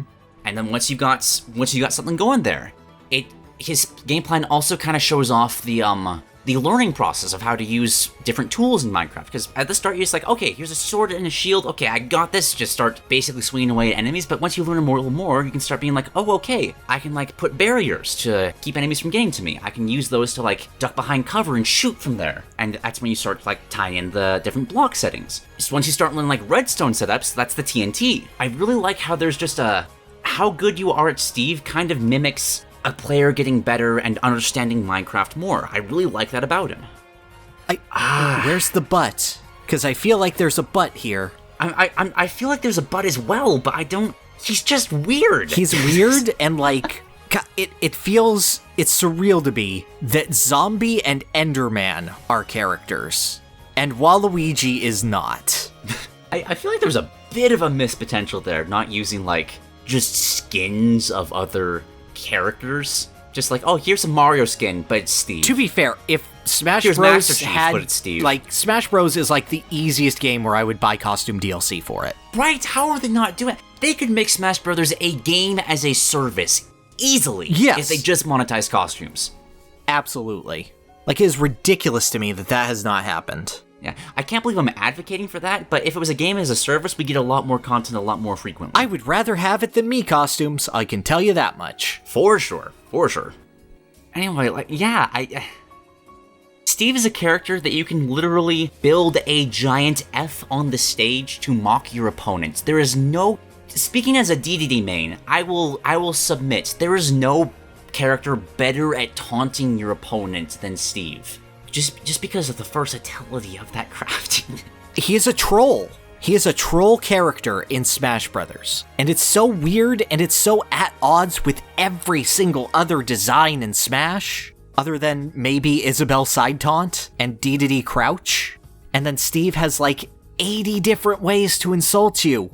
And I love that about him. I do too. I love how, I feel like, correct me if I'm wrong, I feel like he's the most cerebral character in the game, to a point that I I can't follow it. I've seen some stupidly insane things with Steve, like putting a block, putting an anvil on top of that block, and then grabbing somebody as you fall past them to like drag them down to the blast zone. That works, and it's amazing. There's so many things about this character that just interconnect in ways that you wouldn't expect, but when you see it, it's like, oh yeah, that's creative, that's Minecraft, and I love that. I do as well. I would still argue for Snake, because I feel like Steve has more of an optimal flowchart than Snake does, but I feel like Steve's ceiling is higher, like infinitely higher. Yes. Whereas I feel like Snake's floor is also much higher. Like, I can see that. Yeah, I get you. All right. I think I'd put my bets into S tier. The amount of things that this character does go so far above and beyond what they had to. Like, to make Minecraft's players happy, they didn't need to do this. They didn't have to do anything close to this. The only issue I find is just due to his inherent complexity, he isn't attracting the audience that he should be for players of him, I feel. On one hand, I think I agree with that, but I also feel like he should be complicated. No, I do agree with you. That was my butt from way before. It's just like, he's complicated, but should he be accessible? Minecraft is complicated, but Like, when I look at characters that we have in S tier, like Fox, like Snake, like Falcon, like K-Rool, I feel like they've established identities for themselves, and they've essentially kept their own hype alive, so to speak. I don't think Steve does that at all. This is true. I mean, Like, the only exception I can feel is Rob, and Rob is the boy who lived. I think the hype for Steve still comes through on a competitive level, but casually, I don't know, how do people play Steve casually? I feel like a kid would... Can you play Steve casually? I feel like kinda. You can spam the minecarts. Yeah, minecart and dynamite, basically. Yeah, I know from playing with younger siblings that those kind of explosive moves are a lot of fun for them. Minecart, dynamite, and anvil. Yeah, he's got Kirby Rock. Yes, he has Kirby Rock, but better. And anybody can understand, like, oh, it's Steve, you gotta mine for materials. I don't feel like that's a barrier for entry. I don't know. I feel like I would love to have sales data on, like, which of these characters sold the most. I feel like that'd be fascinating. Oh, I'd love to see that. I mean, I'm sure most of them come into Fighters Pass, but if we could have individual sales data, that'd be so cool. And just, like, who gets played the most online. I'd be fascinated to see if just, like, the casual audience, just, like, a bunch of kids playing together, not online, just, like, is Steve that popular still? I feel like there might be a disconnect between, like, there is a massive disconnect between, the vocal voice of Smash Brothers fans online and what Smash Brothers actually is. Yes. And I feel like Steve being in the game is a perfect example of that, because he's probably he broke Twitter. He did. We got through 2 presidential elections and a pandemic without that, but Steve Minecraft... I think I'd still argue for S. Like, he's complicated, but I feel like he should be. I feel like what his kit brings to the table is something that would encourage the kind of people that like playing Minecraft to want to learn more. I have no evidence to back that up, but I don't know. That's how I feel looking at him.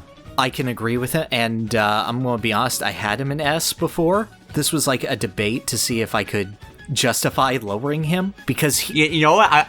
I've had a couple of instances where I've been like, okay, I have this character in a high tier, but I might get nuked down like I did with Mega Man. Let's put it forward as a debate and see if I can just commit to one or the other. No, this is a point of, okay, I have him in S tier, but he hurt me, so... Yeah, I know it's hard to view the trailer like that, but I love that theme so much. The Howlin' Dalarn, I don't know how to say that. Yeah, I don't either. That theme is my favorite remix. Maybe competing with Gameplay Galleon, but like, I don't know what, I don't have nostalgia for Minecraft, but that piano it hits me somewhere nostalgic that I can't quite find. It's a good one, but I have so many I would put above it. Oh, I'm sure. This is just like personal preference. No, here, I'm just saying, like, I'm thinking, okay, but there's Aerith's theme, there's F-Zero medley, there's I'll Face Myself, there's Beneath the Mask. Yeah, I'm not saying this is an objective fact. Just music discussions are fun. I like them. Speaking of Aerith's theme, there's a segue. Wait, he's right next, right? Yes, he is. You know, you're correct. Yes, he is. Okay, gosh. Yeah, Sephiroth. Sephiroth is my favorite DLC character, bar none. It's not a close competition. My only competition is Terry. I agree. Yeah, I have spent so much time in Smash speculation just ragging on people for following these fan-made rules of just like, oh, we can't have this character in the game, that game's too mature, Bayonetta can't be in the game. Oh, it doesn't ain't by Microsoft, but I fell for my own problem, because I never believed that we'd get, like, multiple characters from the same franchise like we did Sephiroth. Like, I never saw that happening. So when it did, like, that might have been the biggest shock and just sheer delight that I've ever felt watching a Smash Bros. Announcement. Because, like, Ridley was soft leaked beforehand, so I kind of knew, like, maybe this might happen. But the second that one-winged angel, the one-winged angle, Tetra storms the line. Trapezoid Sokatoa. But the second that dropped, I lost my mind. Because I love Smash Bros. As a celebration of video game history. I know some people don't like that view. I don't care. It's why I love this series. I love it more as a celebration of video game history than I do as a fighting game. I do as well. I love it more as a party game than I do as a fighting game. Yeah, but Sephiroth is more important than most of the characters on this roster from a video game story. Sephiroth's theme is more important than most of these characters. Okay, so you have four. How iconic this guy is. So you have 4 notes to play a song with. Which is more iconic and recognizable? The first 4 notes of One Winged Angel or the first 4 notes of Megalovania? Oh, leave your response in the comments below. Throw in the Halo theme as well. Just that one note, that one piano hit. No, I think those 2 are above it. Because I think Halo needs the oh to really hit that. This is true, but One Winged Angel, the Sephiroth, we talked about him so much already, just ragging on Ganondorf and Mewtwo. Yep. Sephiroth is the perfect overpowered character brought to the same level as everybody else. Yes. The disinterest he shows in everything that he does, the amount of snaps of his fingers that he does, like he's not using his full power, he's just snapping at you. And it's one of the most oppressive moves in the entire game, just through that. I love that when he actually puts his back into moves, it just kills you, it breaks your shield. Yes. When he really tries, you are going to die. I love how his side B, like, locks opponents in to, like, force them to choose options. I think that's why so many villains have command grabs. It's a nice way of showing off, like, they're oppressive, they're evil, they're taking options away from you. Right. But Sephiroth doesn't use a command grab. He uses the, what is it called? Shadow Flare? Yeah, the snap, that's Shadow Flare, yeah. Yeah, snap. Because it forces you, like, okay, you are either going to dodge this, you are going to shield, or you're going to get hit. You need to choose one of these options. And I love how Sephiroth can, like, basically back you into a corner saying, like, no matter what you do, you are going to get hit by something here. Yes. So, Sephiroth's design for me focuses on one major aspect, and that aspect to me is menace. When you're facing Sephiroth, it's like a JoJo moment where he's going, oh, you're approaching me? Like, it's incredulous that you would ever approach Sephiroth, because he has every possible answer for you. He has a sword with incredible range. He has unlimited power with his stupid chargeable B move, the flare. Blah, blah, blah. I can't talk today. Giga Flare. Yes, yeah. We're 4 hours in according to the recording. It's difficult to talk now. But yes, he has so much of a presence. Just being near Sephiroth is you feel that you are constantly in danger. Anything that he does can pressure you. He can have multiple options to cover multiple angles at any time. The fact that Octaslash is as flexible as it is, and has even a shorter version so you can't reliably punish unless it's already out and it's already hitting you. The fact that Scintilla is such a little, like, flick of his wrist and then, oh, no, big Uno reverse card energy right in your face. Unless you find a way to overpower it. The fact that he's not actually all that strong when you hit him, being a reflection of his fight in Final Fantasy VII, where you could kind of just dispatch him with one Octaslash, and it's kind of this feeling of overcoming your fear and facing the big bad head on, and knowing that he's powerful, and knowing that at a base level, he is better than you. But you could still overcome him if you get that one hit in right where it counts. But if you don't do it enough, he's going to come back and he's going to pursue you and he's going to stalk you like an evil ex-boyfriend. And that being represented with One Wing, it's just, Sephiroth is so good and, like, you feel it instantly. You get it instantly. He is Ganondorf without caveats. He is Mewtwo without caveats. From his presentation to his animations to his vocal delivery. Everything about him is perfect to get this feeling of dread and menace expressed to the player. It's so good. Totally agree. That right there is my only problem with him, though. I do actually like Sephiroth's voice actor. Mm-hmm. I'm a bit bummed that it's just his Japanese voice again. Yeah, I can agree with that. That is literally my only problem with him. He is such a fun character to play. I love how many options he can cover at all times. He's a playable boss fight. He really feels like a playable boss fight. I think he's the best one at... No, K-Rool. But yeah, there we go. Well, K-Rool isn't supposed to be menacing. He's kind of goofy. Right, he is. But Sephiroth is just fear. Yes. And I love that about him. Yes, I wish Ridley had that. If K-Rool is a mechanical boss fight, then Sephiroth is the feeling of a boss fight. Yes. His sound design on so many of his hits, the visual design of his animations, oh my gosh. I think One Wing is a really, really fun comeback mechanic because it goes away. Yeah. I like how it changes based on like where you are in the match. Like Sephiroth's trying to keep it somewhat even. Yes. Just for the fun of it. I have to say, shoutouts to his presentation in general, like not just as a character, but just how he was given, like his classic mode is one of the coolest ones. The Sephiroth challenge was so much fun, and it felt like a real reward, even if it was way too easy. Agreed. He feels like the most respected DLC character, and I love that so much. I would argue for Terry, but otherwise, well, I mean, we're looking at our S-tier DLCs here, and I think all three of them are incredible because Sephiroth's S tier. Well, yeah? Absolutely. Yeah. Let's not pretend. There's technically 4 up here, though. Don't forget Piranha Plant. Yeah, he's here. I will forget about him. You can't stop me. But yeah, I can't. I have nothing but praise for this guy. Just his voice is the only thing I don't like, and I don't think that's a mark against his design. I love that it's not part of his design either, but I love how he finally completed Final Fantasy representation in the game by making it in. It was so nice to get that music finally. And like, there is a part of me that would have liked, like, if you're getting another Final Fantasy character or take from another Final Fantasy game, I would have loved to see Kefka. Yeah, Kefka is the only other one I would have accepted, admittedly. But no, like, if you're getting like the iconic video game characters, Sephiroth. Yeah, no. It's just Sephiroth. It's a villain's, it's Bowser, and then it's him. I don't think Eggman beats him. I don't think Ganondorf beats him. Oh, I no doubt that Ganondorf loses to Sephiroth. Eggman is a debate, because those are both super iconic of the 90s, but otherwise nothing else is close. As an actual villain that isn't just thing you beat at the end, like, say, Ender Dragon or something. Yeah. Totally agree. The only discussion is then when we're in S tier.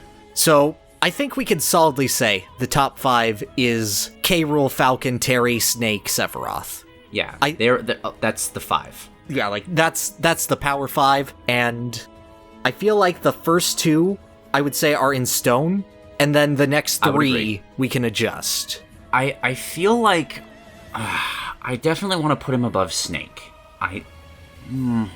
Yeah, I would. Snake, I feel could do more. I don't feel that from the rest of these characters in a meaningful way. Snake could have options, I feel, but I feel like the core of what Snake does is exceptional. It is. Absolutely. I'm not here to disagree with that. It's just we're picking just the top of the class right now. Yeah.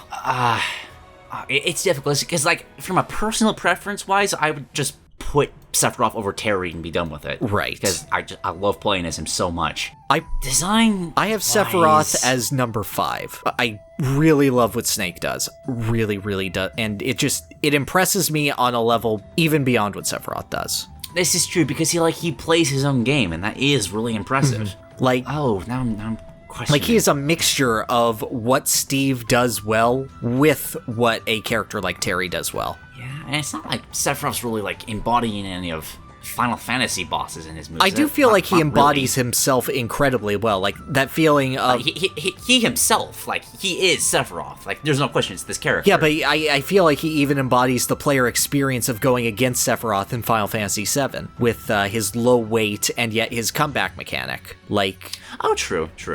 Like, I feel like he is utterly exceptional in this. And I feel like I am a person who overrates Snake. But also, God, Snake! I didn't go on a 10-minute rant about you for no reason. And Snake has Codex. Snake does have Codex. That is true. I'm trying to think if there's, like, anything... I get the slide being a mirror to Cloud. I'm not very fond of it.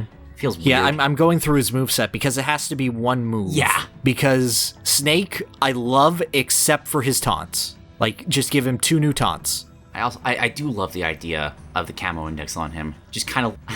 I want to be able to separate good Snake players. Like, okay, I can't see myself, but I can still set up traps like this. And just having, like, players, like, predict that as well. I feel like there's a neat idea that could be explored, but might overcomplicate his design, so I don't want to, like, stick on that, so I'm not, like, just throwing it out there. Right, no, it is a good idea. Sephiroth. I don't know. I love Octoslash so much. I love Giga Flare so much. No, I love Shadow Flare so much. Yep, Scintilla's okay. Scintilla could be better. Just a flick of the wrist and maybe, like, send those, like, slashes forward and they get stronger if they encounter an attack. I don't know. I think he has the best neutral air in the game. He does. Yeah, it's so much fun. I think he has the best windscreen in the game. I knew that was what we were talking about when you said that. I know. And I agree. The only other thing that popped into my head was Joker. Yeah, I don't... Yeah, no, that's a solid... Yeah, it's Joker, Sephi, Simon. I do like Steve's house construction, but I'd only put that, like, beneath them as well. Yeah. Steve would be higher if he still had meat dick. Yes, he would. Damn, this is hard. I don't know, I feel like Sephiroth just gets both the rapid swipes that you feel like the character should have from the Octoslash with the sheer power of his smash attacks. I do agree.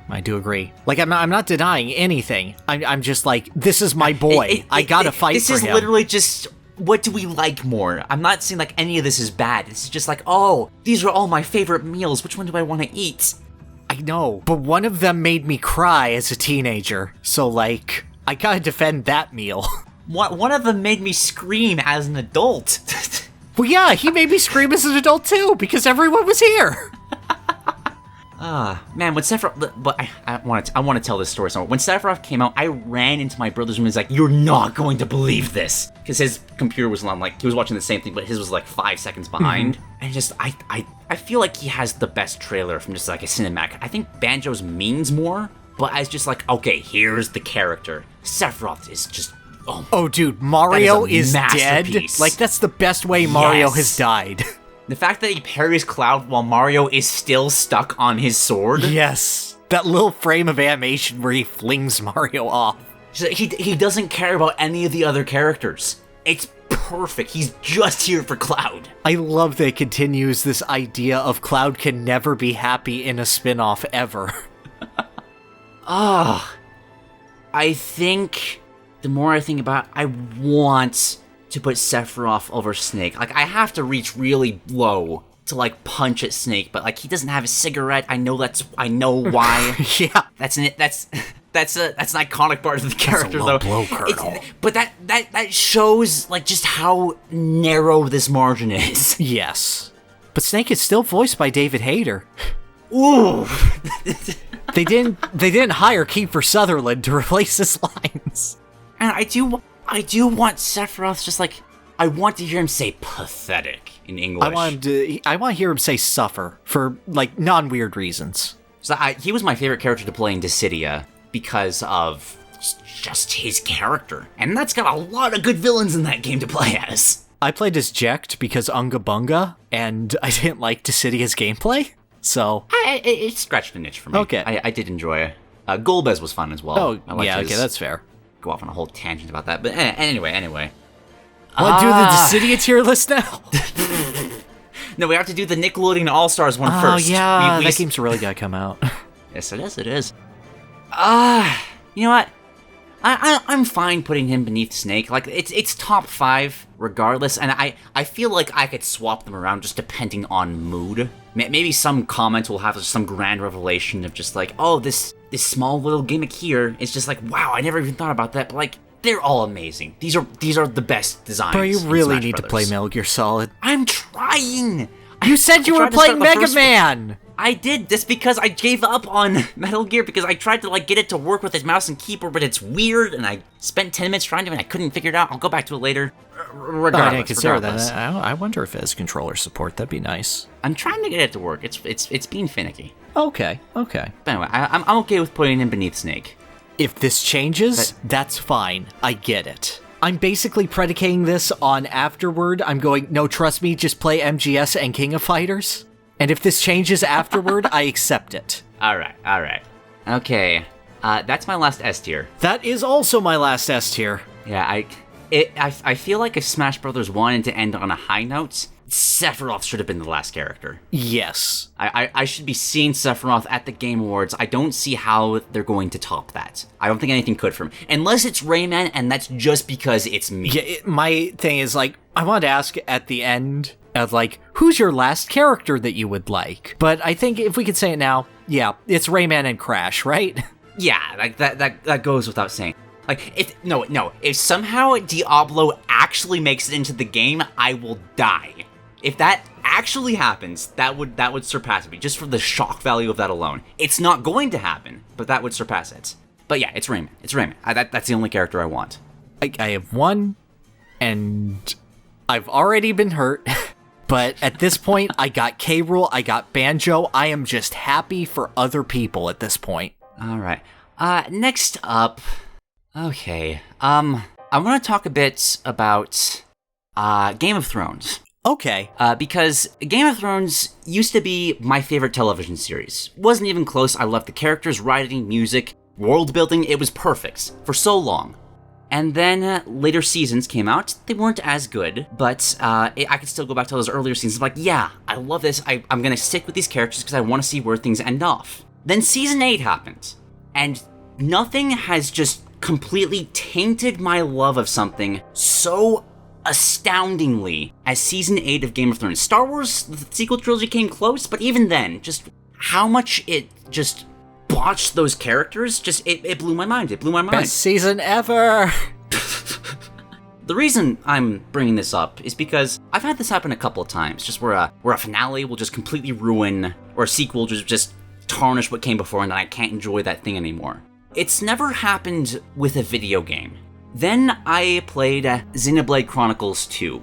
I was so excited for that game. Xenoblade Chronicles, to that point, was my favorite JRPG. I loved the characters of that game. It might be, it's a contender for like my favorite cast of characters, at least at the time.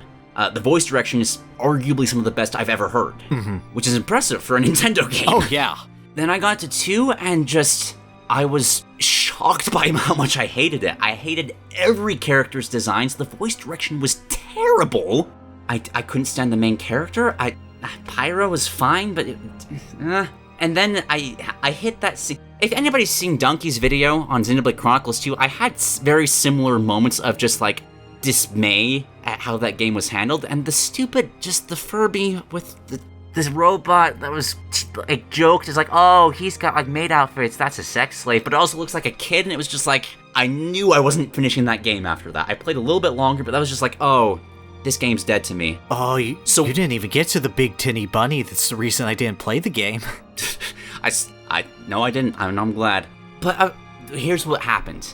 I went back to the first one as a palate cleanser. Because like, okay, but at least I can come back to here. But when I did, because see, without all those characters and just building up Xenoblade Chronicles for me, with 2 stripping that, I realized that, oh shit, I don't find this to be very fun. So I went back to the first one, I was like, oh shit, these problems are still here.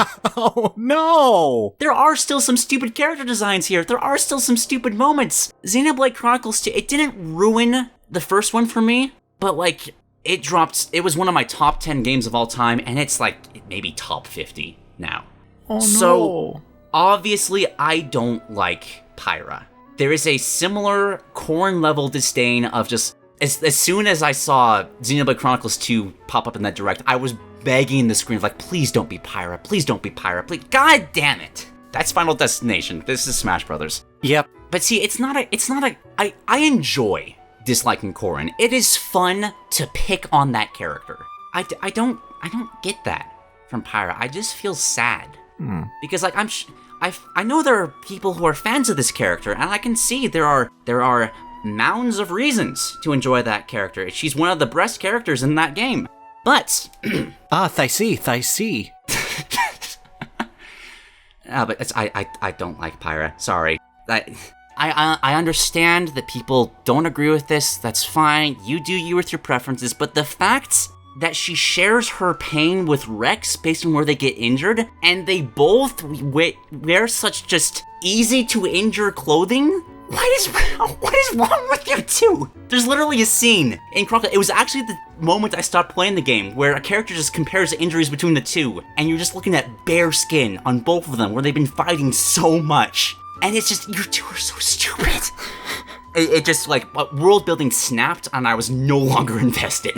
I know it's a weird thing, but, like, that's what I value in my games. I like my world building. No, I can see that. I can see that. I'd be curious to explore it, because I'll freely admit, I pride myself on being able to be familiar with most of these characters. Like, I think up to this point, up to number 79, that I've been really good at being able to talk about the background of a majority of these characters. I know jack shit about Xenoblade Chronicles 2. Like, this is the one character I know nothing about. So go ahead, continue.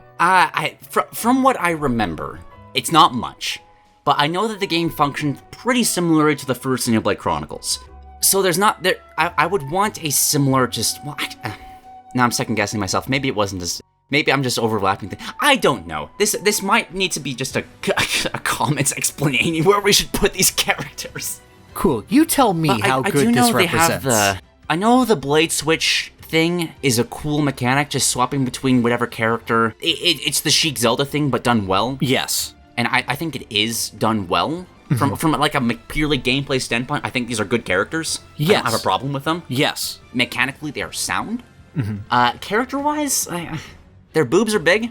You got it. You got what people cared about. I appreciate that they made the designs better. No, but seriously, from what I've seen of a few cutscenes, I get the sense that Pyra is a likable character and Mythra is just a stereotypical sun. It's an anime game. She's a tsundere. Yeah. Is that how you say it? I think it's tsundere. Tsundere? Yeah, it's sun and then the word dere. So. Alright, but like, yeah, it's... Hold on, I gotta cough for a second. Oh yeah, get your bile out, get your hatred out. No, it's not even hatred, that's the worst part. I can't bring myself to like use them as a punching bag in a video because I don't hate the character. I'm judging whoever designed them, but I don't hate them. No, they seem fine. I'd be curious because like from my impression, it's a character that puts on a front to avoid internal personal trauma. Just from my impression of the character, which is literally what I've seen in Smash trailers. And I kind of love that. I kind of love characters like that. And I was really interested to see that explored. But, I was wondering if that would get past my general distaste for the level of quote-unquote anime going on. And it sounds like, I better check my tolerance. I looked up a story summary just because I was curious. I think that is a... insightful. I think you're right from what I remember. I know that it actually dodged spoilers for Xenoblade Chronicles 2, which is such bullshit considering how they treated Shulk in his final Smash. Like, just come on, guys. That is. Yeah. That's one of the main narrative draws of that game. Yep. Pyra, Mythra, like they are who they are. Like that's their characters. I don't feel like that's. Pyra wouldn't be that aggressive. No, she's got a big flaming sword. She would obviously be the more damaging one. Mythra, I kind of thought that Mythra was the stronger one, actually, in the lore-wise. I did too, I found that interesting. I don't know. Actually, I liked the feeling that the one that seemed like the more childhood friendish one was actually the one with the greater amount of power. Usually that dynamic is reversed, so I found like, oh, that's interesting. I like that you're an Ike, essentially. It sucks, because I feel like I would genuinely enjoy playing as Pyra, but I can't. She just makes me sad. I'm watching a friend destroy their life, and I can't help them. I don't know. Yeah. That's a little harsh. Like, Xenoblade Chronicles 2, I'm sure it's a fine game. It's not my preferences, but I'm judging you a little bit, but you shouldn't take it personally. God, wow, that's a quote. Xenoblade Chronicles 2, the Goro Akechi of video games. Don't disrespect Goro Akechi like that. I won't dare. He's like my third or fourth favorite Persona character. I have them like in the center of B tier, just because I think they're solid. I don't think they're fantastic in representing gameplay for a lot of the same reasons I think Shulk isn't. I think there are, especially when compared to the likes of, especially Hero, like there are elements of like the actual gameplay of Xenoblade that, apart from the blade swapping, which I don't think that's how that works. It's not. But again, I don't know enough to really say one way or the other. Like, on one hand, I feel like this is a compromise to not have Rex in the game. And on one hand, I appreciate that, because, that would have been a disaster. But on the other hand, there's less that they can do to represent it, because they're literally missing half of what makes the gameplay of Xenoblade 2 work, from my understanding. It's a drive system. It's a fusion ha, or like a gathering of power, or a stando. And I don't know, I'm spitballing the words here, but ultimately, I don't think that Pyra and Mythra could properly represent the gameplay. Like, I don't think it's possible for those characters without Rex to be there. So, for what they are right. and what they're doing, speaking as someone who can only experience them through gameplay and what they do, I think that they do a fun job differentiating themselves as characters. Like, I think that you could play as these characters, and I've played these characters, and I went, oh, that's interesting. They seem fun. Maybe I'll check out the Xenoblade Chronicles 2 game. So, I feel like they do the good marquee job of advertising their game in a similar way that someone like Ike does. However, they also have the responsibility of hefting that game above their shoulders and trying to represent the mechanical integrity, whereas I feel that Ike only has to represent himself because Marth did that well. Pyra and Mythra don't have the same luxury because Shulk is lagging in that department. It's odd. I currently have them right beneath DDD because I couldn't put them any higher.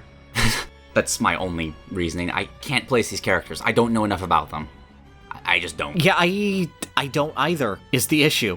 Like, I know less than you do, but your perception is filled with more hate that clouds your eyes. Or not hate, disdain? Discomfort? Anguish? Yes, all the above. I can't get like frustrated or as soon as I realized it was them being as the game. It helped that Sephiroth came right before them. Yeah, I can see that. But it was just like, oh, okay, I'll wait for the next one. Like, it was just instant defeats. Yes. There was no outrage, it was just, oh, alright, I'll pick up Smash Brothers again around D3 time. Yeah, I feel that. Want to just leave them under DDD and then just figure it out? Well, I want that to be, I don't want to be mean to Peach.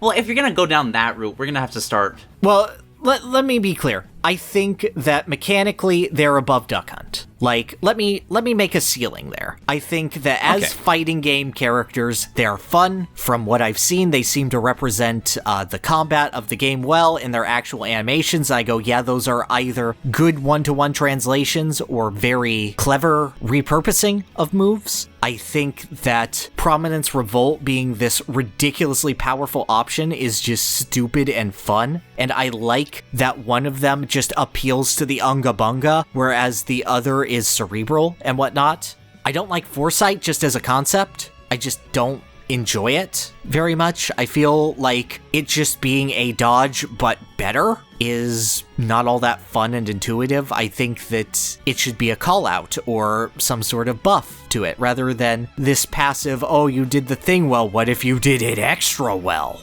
Like, I'm just not a fan, especially compared to Bat Within and Witch Time sort of things. Yeah. I'm trying to dance around the fact that based around what I know about Xenoblade, I don't think there's anything wrong with them, which would probably put them in A tier, and I don't want to put them there. I feel like as close as I can get to an objective placement, they're at least above Pikachu, and I don't want to do that. I just don't want to. All right. I'm happy to rag on Corrin because they've got problems outside of it, but I don't think they really do anything wrong. Like, Shoal's weird because his gimmick is just kind of made up on the fly. It kind of references Xenoblade, but that's just not how it works. Either I don't remember enough about Chronicles 2 to properly say, or maybe my brain's like intentionally just blocking me, like, no, don't remember, you have to put them even higher. Oh, that is possible. Let me think, because, like, yeah, I will admit, they do the Sheik Zelda dynamic very well. Yeah, it's really well. Yeah. Like, it's perfect. That is it. It took them 3 more games to do it, but they finally perfected that idea. And then... It's odd because I recognize that they are a concession of a character, because this is how to get them in the game without getting Rex, or minimizing Rex's impact as much as possible. And there is a better version of that character that represents Xenoblade 2, we just don't want it. And more people don't want it. So do you begrudge a lack of gameplay design for the sole fact that personality-wise it would go down the pooper? I don't think so. No, I wouldn't begrudge that because, yeah, no, I just wouldn't. I'll just straight up admit, I'm just reaching for things to drag them down further. I don't think that's what they need to do here. If it was Rex, they would need to show off Xenoblade gameplay, but it's Pyra, she can just show off what the blades are, and they do that by swapping between them. All right. I don't know if they do that well because I cannot remember how that works. Just straight up. Then let me give you a compromise. Underneath Cloud. Well... Because Cloud we have right there because he has every single tool he needs, but he's missing a kind of je ne sais quoi to him. Pyra and Mythra, I have an actual objective issue with Foresight. I wish that wasn't a mechanic or was implemented onto a different move in a different way. Pyra, I think, is fine. I think she's fun and great, and from what you're saying, does a better job advertising Xenoblade Chronicles 2 than the actual game does. Yep. I can't speak as to the quality of it or if she is actually the damage dealer of the party and if that reflects it compared to Mythra. It's fine. I think, like, literally, Pyra was failing, so Mythra came in to give an extra power boost. I think she's literally the stronger version, but I'm not sure. Okay. Because, like, with Mythra, I go, oh, your side B is one of the most fun anime bullshit moves I've ever seen in Smash, and your neutral B is nothing. This is true. Also, just to clarify for people, I'm not going to rank them separately because they're a Pokemon trainer situation where they are the same character. Yes. Like they're in, you use both of them, so they're not appearing separately. Yes, I feel that having one without the other diminishes the entire package. Yes. And then Pyra's sound design is so good. Like, even with my ire, like, just, that's a good explosion on so many of those moves. Well, look, I'm a pure gameplay guy, and as a pure gameplay guy, I could not justify them being higher than Mario. Because Mario is gameplay, but some caveats. Until I know if they have caveats or not with their character, with their identity, and with their potential, I cannot justify putting them higher than Mario. Look, man, I'm trying here. I'm trying as well. Because I'm trying to throw you a bone here. Good. Well, no, but I don't feel good about trying to drag her down. This isn't a case of just like, yeah, let's stomp on Corrin for a bit. This is fun. That is fun. I love bullying Corrin. Mythra and Pyra, I have stark preferential differences that I'm never going to like these characters. I think their designs are stupid. Okay, so then let me just say, I think Mario visual designs. I think that Mario is a more unique fighting game designed for a platform fighter than Pyra and Mythra are. I'll give you that. So, okay, here's the homework for the comments. I'm going to put Pyra directly beneath Mario. If I can be convinced of just... How should we put this? How should we phrase this? Convince us of how well Smash Bros. Embodies Pyra and Mythra's character and their gameplay differences in Xenoblade. Because I don't know. Say nice things about the booby ladies and don't use better words than I have at... Audacity has this at 4 hours, 41 minutes, and 16 seconds. Don't try to like salvage Pyra and Mythra for me. You're not going to. This is just stark preference. I have an anime tolerance level that they go far beyond. You're not gonna get forward to me. Don't bother. Just focus on the core of their characters, their personalities, and their gameplay, and just convince us. Please. I do apologize, guys. Usually I'm more on top of it, but I think, like, guys, I've been knowledgeable about, like, 80 characters. Give me one. Yeah, if you're gonna go to that series, play 1. Just Xenoblade Chronicles Untarnished by 2 is phenomenal. Don't play the story expansion, though, that they added to the Switch version. The voice direction is not as good. Oh, okay. It's 2's direction. It's heartbreaking to see. Oh. Might have been the pandemic that they were recording separately, but like it's bad. So and after that nightmare, we come to a rest at Kazuya. Kazuya Mishima. Yes, and I have not played Tekken, but from somebody just approaching Kazuya from the perspective of, oh, who's this new character to play as? I really like playing this character. So this is like hard for me because as someone who has played Tekken, I'm looking at Kazuya and I'm going, God, you are the least interesting member of your family. Your dad is better than you. Your son is better than you. Your ex is better than you. Your niece is better than you. Your dad's pet is better than you. And just right at the buzzer, your mom comes in and dunks on you and is like, I have a literal tiger uppercut.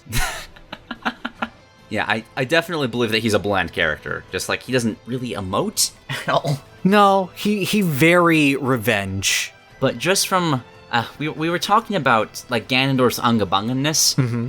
I get that from Kazuya, but it feels better. Like, I love the armor on his insane damage moves. He's got one of the most satisfying command grabs in the entire game. I love just that slow drift up and then slamming them into the ground. It feels so good. Absolutely. I enjoy the weight of the lasers while very clearly being way too slow to spam. That feels like a perfect, okay, you need to close the distance. You need to force a fight with this character because he will just keep throwing these really powerful lasers at you. I like that a lot about him. Oh, yeah, it's a brilliant pressure I feel like tool. They could be better, but like they're good. They're good. I think they're great. Where Ryu and Ken have problems of like moving around platformers, I love that he has like this devil form that like gives him like insanely high jumps to kind of compensate for that. Because I get a similar stiffness with Kazuya that do Ryu and Ken, but he's got those little things that circumvent that.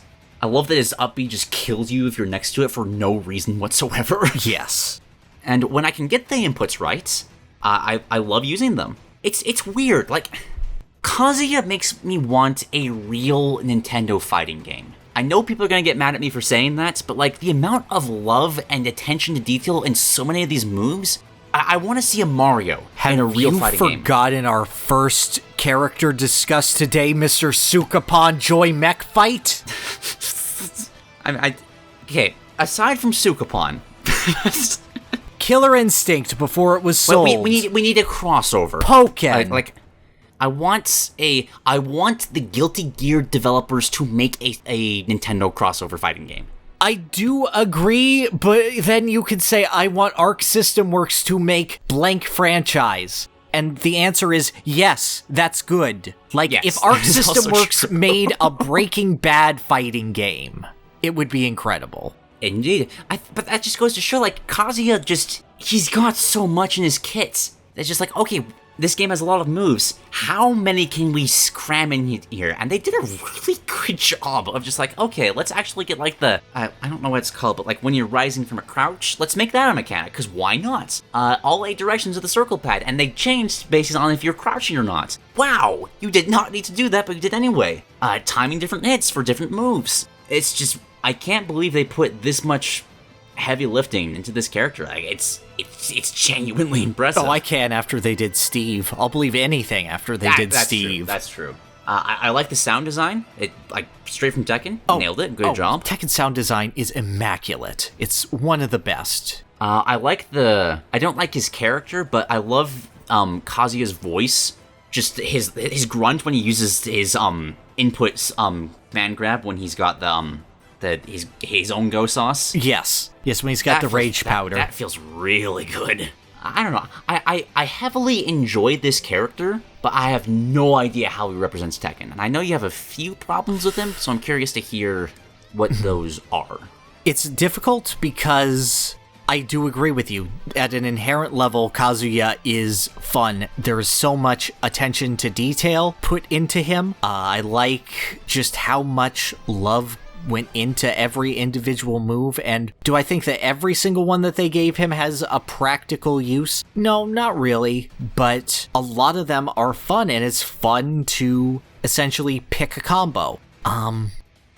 With that said, the goal for Kazuya was to create an environment in which you were playing Tekken, in which you were playing a game where, or to get the feel of Tekken out of the fighter. And Tekken is a lot of anticipating your opponent's move, dodging out of the way, and then hitting with a very, very specific combination. Does Kazuya have that to an extent? Yes, he does. Does he have that in a way where his Unga Bunga would not be preferred?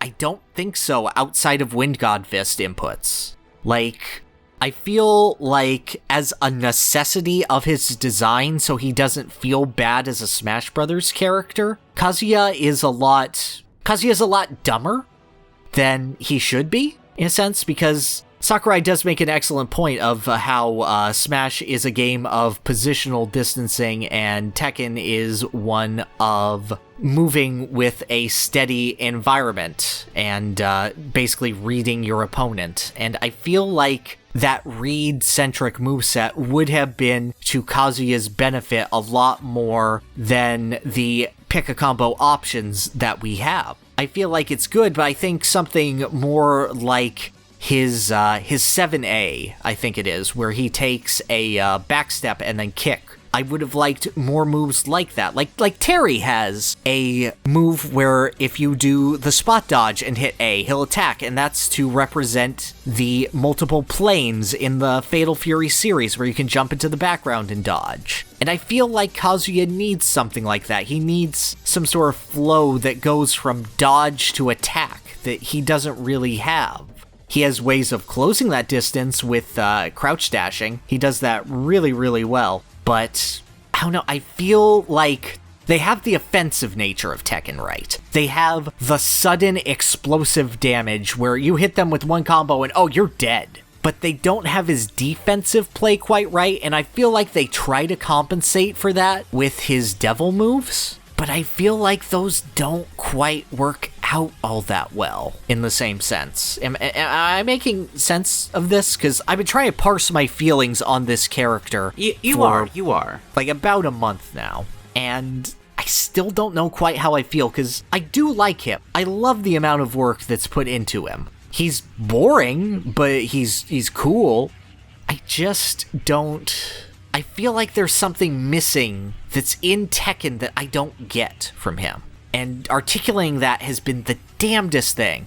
Well, using that, the jumping back kick as, like, the example, I'm kind of getting a sense of, like, kind of like what I wanted from Marth that I had a hard time articulating last time. Just having that kind of being able to dance in and out of range, like, integrated into the moveset instead of just, like, short hops. I do feel like the, it's the crouch dash, right, that actually makes you completely invincible so you can, like, move through projectiles. Yes. I feel like they tried to compensate this by having a lot of armor, a lot of ways like, okay, you can't really dodge attacks because if we put all this power on a character that can easily avoid you, I feel like that would have been too much. So I feel like maybe the armor was like their concession for that, of like, okay, you get that same read gameplay, it's just that instead of avoiding the hit, you're ignoring the hit. I can see that, and this is clearly a character that they balance tested the hell out of. So, what do I know? Maybe they've implemented the idea and this is the best version, no, trust me? Yeah. But I can't help but feel there's something missing. I don't get that click that I do with Terry. And I do earnestly feel that Kazuya translates the worst out of all the fighting game characters into free-for-alls. I think that depends on the skill level, because you can, like, grab characters and, like, slam them into other characters, Bowser side B style. Well, I can see that. I feel like... And, like, the beam hits multiple people, but, like, he definitely seems like a character that was designed with the one-on-ones. Definitely the 1v1. First and foremost. Whereas Terry still works in those other outlets. But, like, Ryu and Ken, I can still mash Shoryu, and they have jumps that feel like they work. Whereas Kazuya feels like he has the weakest attempt at liftoff in the world, and then, oh right, let me Mewtwo jump for a second. And I'm not a big fan of either of those. I do like his up B as a kill move. I like that as a quick out of shield option and a way to translate that for platforms. The up B I have no problem with, but it's the way that Kazuya otherwise interacts with platforms on stages that would not be tournament legal that I have my issues with. I started using his up B as just, that's his jump. Yeah, Like, I fair. don't even bother with like his jump unless I'm specifically trying to do an aerial on somebody right in front of me. You just up B. I think that might be why it doesn't send you into freefall, because his other jump is just pathetic. That could very well be the case. But, like, I don't know, I feel like this is a character that suffers at the party game element of Smash more than anyone else. And, like, we have other fighting game characters to compare it to, and I still feel that limitation with Kazuya the most, even considering Ryu, Ken, and Terry. And I guess Min Min. I can see what you're saying. How far does that nuke him down for you? I mean, that doesn't ever get him in sniffing distance of C tier. Definitely not. He's too good and too explosive for that. I had him near the bottom of A tier, just from how he feels to me. But I don't know anything about Tekken, so I can't really comment on that. That's fair. Like, if he's appealing at a base level, then that's fine. Then he's doing a job. And Tekken is very much a game where you discover one string and you stick with it for a very long time until you realize you need another one. And then you learn another one. So, in that sense, he is reflective of the learning process of Tekken. Yeah, I really like that you don't need to use that many moves to be effective with him. He allows you to like have that learning process. Sakurai even called this out in like his presentation of that. Like, just use the moves you feel like. Yeah. Like, he's well done, but I still feel like something is inherently wrong with him. Where I feel like his design is... Sakurai really had this idea of delineating the devil moves as the specials and the A moves as all of his amazing options. And I feel like that was kind of stuck to. So you're saying you should have like more devil moves like just throughout then? I'd saying that like came at the cost of potentially exploring other moves for specials to give him either more movement or more options, or I don't know. I feel like he has all the tools he needs to close a distance and apply pressure when he does. But at the same time, I don't feel that he doesn't feel complete to me. He feels like he went for this idea, he has this idea, and everything else that makes up a Smash Brothers character was kind of thrown to the wayside for it. Like, I feel like he is the most hyper-fixated character in the cast. I think I'd still give that to Min Min, but I can definitely see where you're coming from. Well, even with Min Min, I can still play Smash Brothers as a fighting or as a party game. I can still move to items, I can still collect items, I can still retreat, I can still adjust. Kazuya, I gotta go in or else what am I doing? Crouch dashing forward so I can pick up the Pokeball? This is fascinating because we've talked a lot about characters that don't embody themselves at like a competitive level. Like Sonic was the one example that come to mind. I almost feel like this is the reverse. Yes. Where this guy is the Tekken character, but only in this very railroaded experience that competitive Smash Brothers has become. Yes. And whereas oddly, when you look at what Smash Brothers actually is, he falls a little flat. Mm-hmm. Like, if you were maybe looking to have... side be like caught items or picked them up automatically when you went by them. We're saying, like, oh, we wish you could see the statistics of individual DLC sales. Like, I would say that even if you don't like fighting games, Terry is very much worth it. Like, even if you're a casual. Kazuya, I don't know if I could universally recommend him. I think I still could, because even with all those problems, he hits at Ganondorf levels. And for a lot of people, that's literally all you need. If you can just spam smash attacks and kill everybody, you win. Yeah, I can see that. I do still feel like he's playable at a casual level. I just don't think he's built around a casual level. Does that make sense? Yeah. He doesn't have the ability to, like, really go toe-to-toe with those things. I kind of almost feel that way about Byleth, too, now that I'm thinking about it. They're just too slow to really No, Byleth, you compete still in have that way. Amir, you still have Failnaught being a huge screen clearer. Like, they have full screen, fun, casual move pressure. Kazuya has laser. And those lasers, you can just keep spamming them, though. Oh, you can just keep spamming them, but it's a lot less than other options that would do the same thing in casual. True. Where do you have Kazuya right now? I don't. My tier list doesn't have him, so I'm realizing, I forgot. In that case, where were you? But no, I think we used the same tier list, and he's not actually, like, this was made before he was a character. Yes. Let's see. I think I'd place him in low A from, like, my own experiences. Maybe high B. Yeah,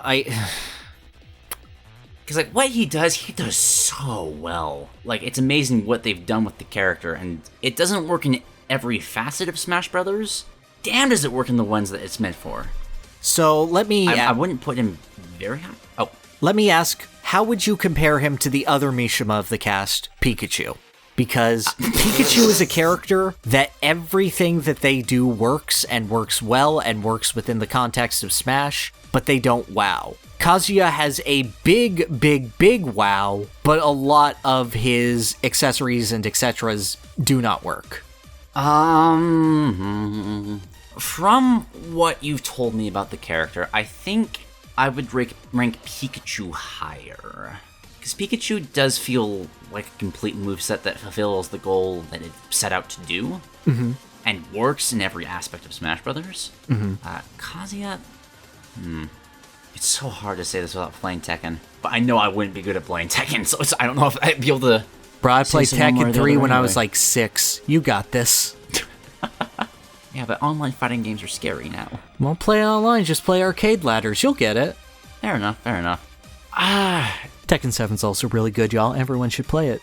Well, but Pikachu's also just a freaking Pikachu. He's just there. Well, yeah. That's what you expect. Kazuya does so much. I feel the same way about Kazuya as a character that I do Pikachu as a character. Your dad is cooler, and your son is cooler. Yeah, I don't think that's really a knock against how he appears in Smash Brothers. It just means there's a better character. No. It's I agree. Situation. Just like, it could be better, but like, what's here's good. God, it feels like we talked about Incineroar so long ago. Is it possible? Is it possible? Yes. Am I in any mental state, now that we have passed the 5-hour mark before I do editing on this, to possibly tell you if Kazuya Mishima can be improved better than Mr. Sakurai could after weeks of work? Nah, I don't think so, Chief. Maybe his side B only stuns at the start, but it goes further. Maybe it... Oh, imagine doing that with, like, a bomb. Oh, God. I don't know. Actually, no. I want that now. I want that. Like, Tekken has so much goofy bullshit in it. Like, do you know it has a bowling mode? It has a bowling mode? Yeah, there's How? just bowling. They just added bowling to the game. Just like a Wii Sports bowling? Yeah, it's just bowling. They just add bowling. And they're all pins. There are golden statues of Heihachi's head. Okay, with that context, like, I'm also just remembering, like King exists. There's 2 bears on the roster. They're just bears. They're just bears? If he's being a representative of the series, he is not showing off the... I expect, like, Mortal Kombat levels of just serious... And even Mortal Kombat gets goofy at times, but, like, he's a... Like, yodeling in Meadow Hill makes sense in context of this. I can see why you want other goofy characters now and why it's bad that it's him. Yeah, like, even if you have to do the Mishima fighting style, like, the most personality we got from him, the most personality he's ever had was when he kept throwing people off of a cliff. I did like that. That was really funny. But that's ignoring the fact that Heihachi caught a tomahawk with his teeth and then broke it. Okay, now he needs to have a move where he just, if an item is thrown at him, he catches it in his mouth. That's where he holds items. And then, like, all of Kazuya's story beats are pretty serious. And then Heihachi, who has some serious stories, has an ending where he straps Kazuya, Jin, and his father Jinpachi to a rocket ship and sends them into space, while he looks on with binoculars and laughs. Yeah, I'm getting you. Yeah, no, Tekken is a silly franchise, And it's so weird that Kazuya, they picked the most serious character possible for this goofy fighting game where he can fight Dog and Crocodile King. Yeah, with that knowledge, I definitely put him beneath Pikachu. Maybe Falco too. I feel like Hero has to be at the bottom of A tier. I agree. Just because of how damning that UI thing is. Mm-hmm. I still wouldn't want to put him in B though, because I feel like his character's bad, but he is representing his character. Yes. And he does so much to show off Tekken mechanically, if not thematically. Yes. Yes, no, he works as a representation of the Mishima saga, so to speak. But past that, God, I wish there were more. Like the happiest thing for me is the spirit battle where it's Kuma and Panda and Yodeling on Meadow Hill is playing. And I'm like, yeah, this is Tekken! And when I'm playing Kazuya, I'm going, yeah, this is Tekken. It's weird to have Yodeling playing on just the super dark, ominous stage that is Heihachi's dojo. Above or below Falco? Just kind of move down the line. I personally would go below, but I know I'm lower on him than you, so. Yeah, because I still feel like, I don't, like, if you just, like, place him exactly where you want to, where would you put him? If I were right where I wanted him? Yeah. Let's see. Around Sheik. I don't know above or below, but... Okay. Because I feel like big thing missing, but also does things super, super good. Yeah, I don't know enough about Tekken that I want to favor your word more than mine. I have Unga Bunga fun with him, but I think that Unga Bunga fun matters because it's allowing you to see it through a lens that I don't have. Yeah, but I feel like optimally you want both. I feel like the perfect Smash designs get characters in every regard. Like, for what they're trying to appeal to, they nail it. If you want a power fantasy, you pick Sephiroth. If you want, like, just like a fun rush time character, Captain Falcon's right there. Mm-hmm. Cerebral character, Snake is that's what Snake is. Mm-hmm. Like, they may not appeal to everybody, but they appeal to who you would expect them to. Yes. You want a stupid troll character? Piranha Plant and Jigglypuff. And Steve, God. Yeah. Well, no, Steve is like the high IQ, the Rick and Morty troll character. That's totally the character that Rick would play. Okay. I would want to put him above Sheik, I think, because what's missing from Sheik annoys me so much more. Mm-hmm. Like, from what you've described, like... Yeah, I can agree with that. I just think that they're two characters that fulfill their functions incredibly well through their gameplay. That would put him below Simon. Do you want him to stay below Simon? Do I? Yes. Okay, because I feel good. I still want him to be, like, on the higher end of things, but, like, I also love Simon for a lot of the same reasons. Yeah. So I can... That feels like a good place for him. Okay. Yeah, I forgot Simon was there. No worries. And with that was 5 hours of talking. Yep. Maybe it'll be shorter after it's edited down a bit. Probably about 4:30, because we had a lot of parts where we and I'm glad to edit that out.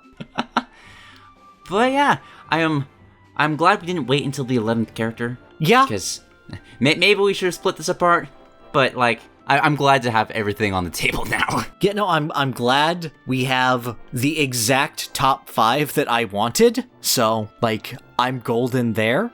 The only difference of top 5 was that Snake was beneath Rob for me, and I'm perfectly fine moving him around. Mm-hmm. I just like my Rob. I get you, but no. Yeah, yeah, fair.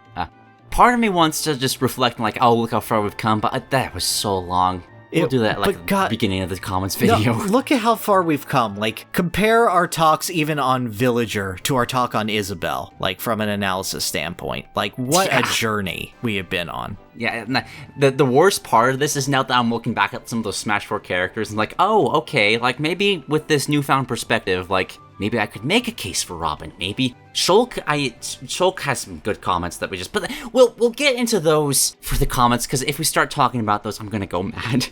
No, that's fine. Let's talk about Luigi again. No, not right now. Okay, thank you to everybody that has joined us on this very, very long journey. That technically isn't even over just yet. Yep, but no, it's been fun, guys. Thank you all. We thank you all for all your comments. We do read every single one of them. I think. I do want to, now that this is like the barrier between this episode and the comments episode, I do want to throw out that while I respect people disagreeing with placements, I love to hear it. If you don't explain why, we can't use that to move them around. Respectfully, like, I understand that some people just don't have time to write paragraphs and paragraphs of text about video game characters because some people have lives outside of video games. I don't know what that's like. What is that like? That seems know. new. It sounds mythical and it'd be nice to have it, but I don't know. It's like, I'm not saying... I don't want to... It feels mean to disregard just inputs like that, but I literally can't do anything with, oh, I don't like that. Okay, sorry to hear that, but I'm not going to move them based off of that. That's sad. I just want to double down that what kind of comments we're looking for and what will be swaying us. Because, like, we've been talking for hours. I am not going to value a sentence over 20 minutes of debating.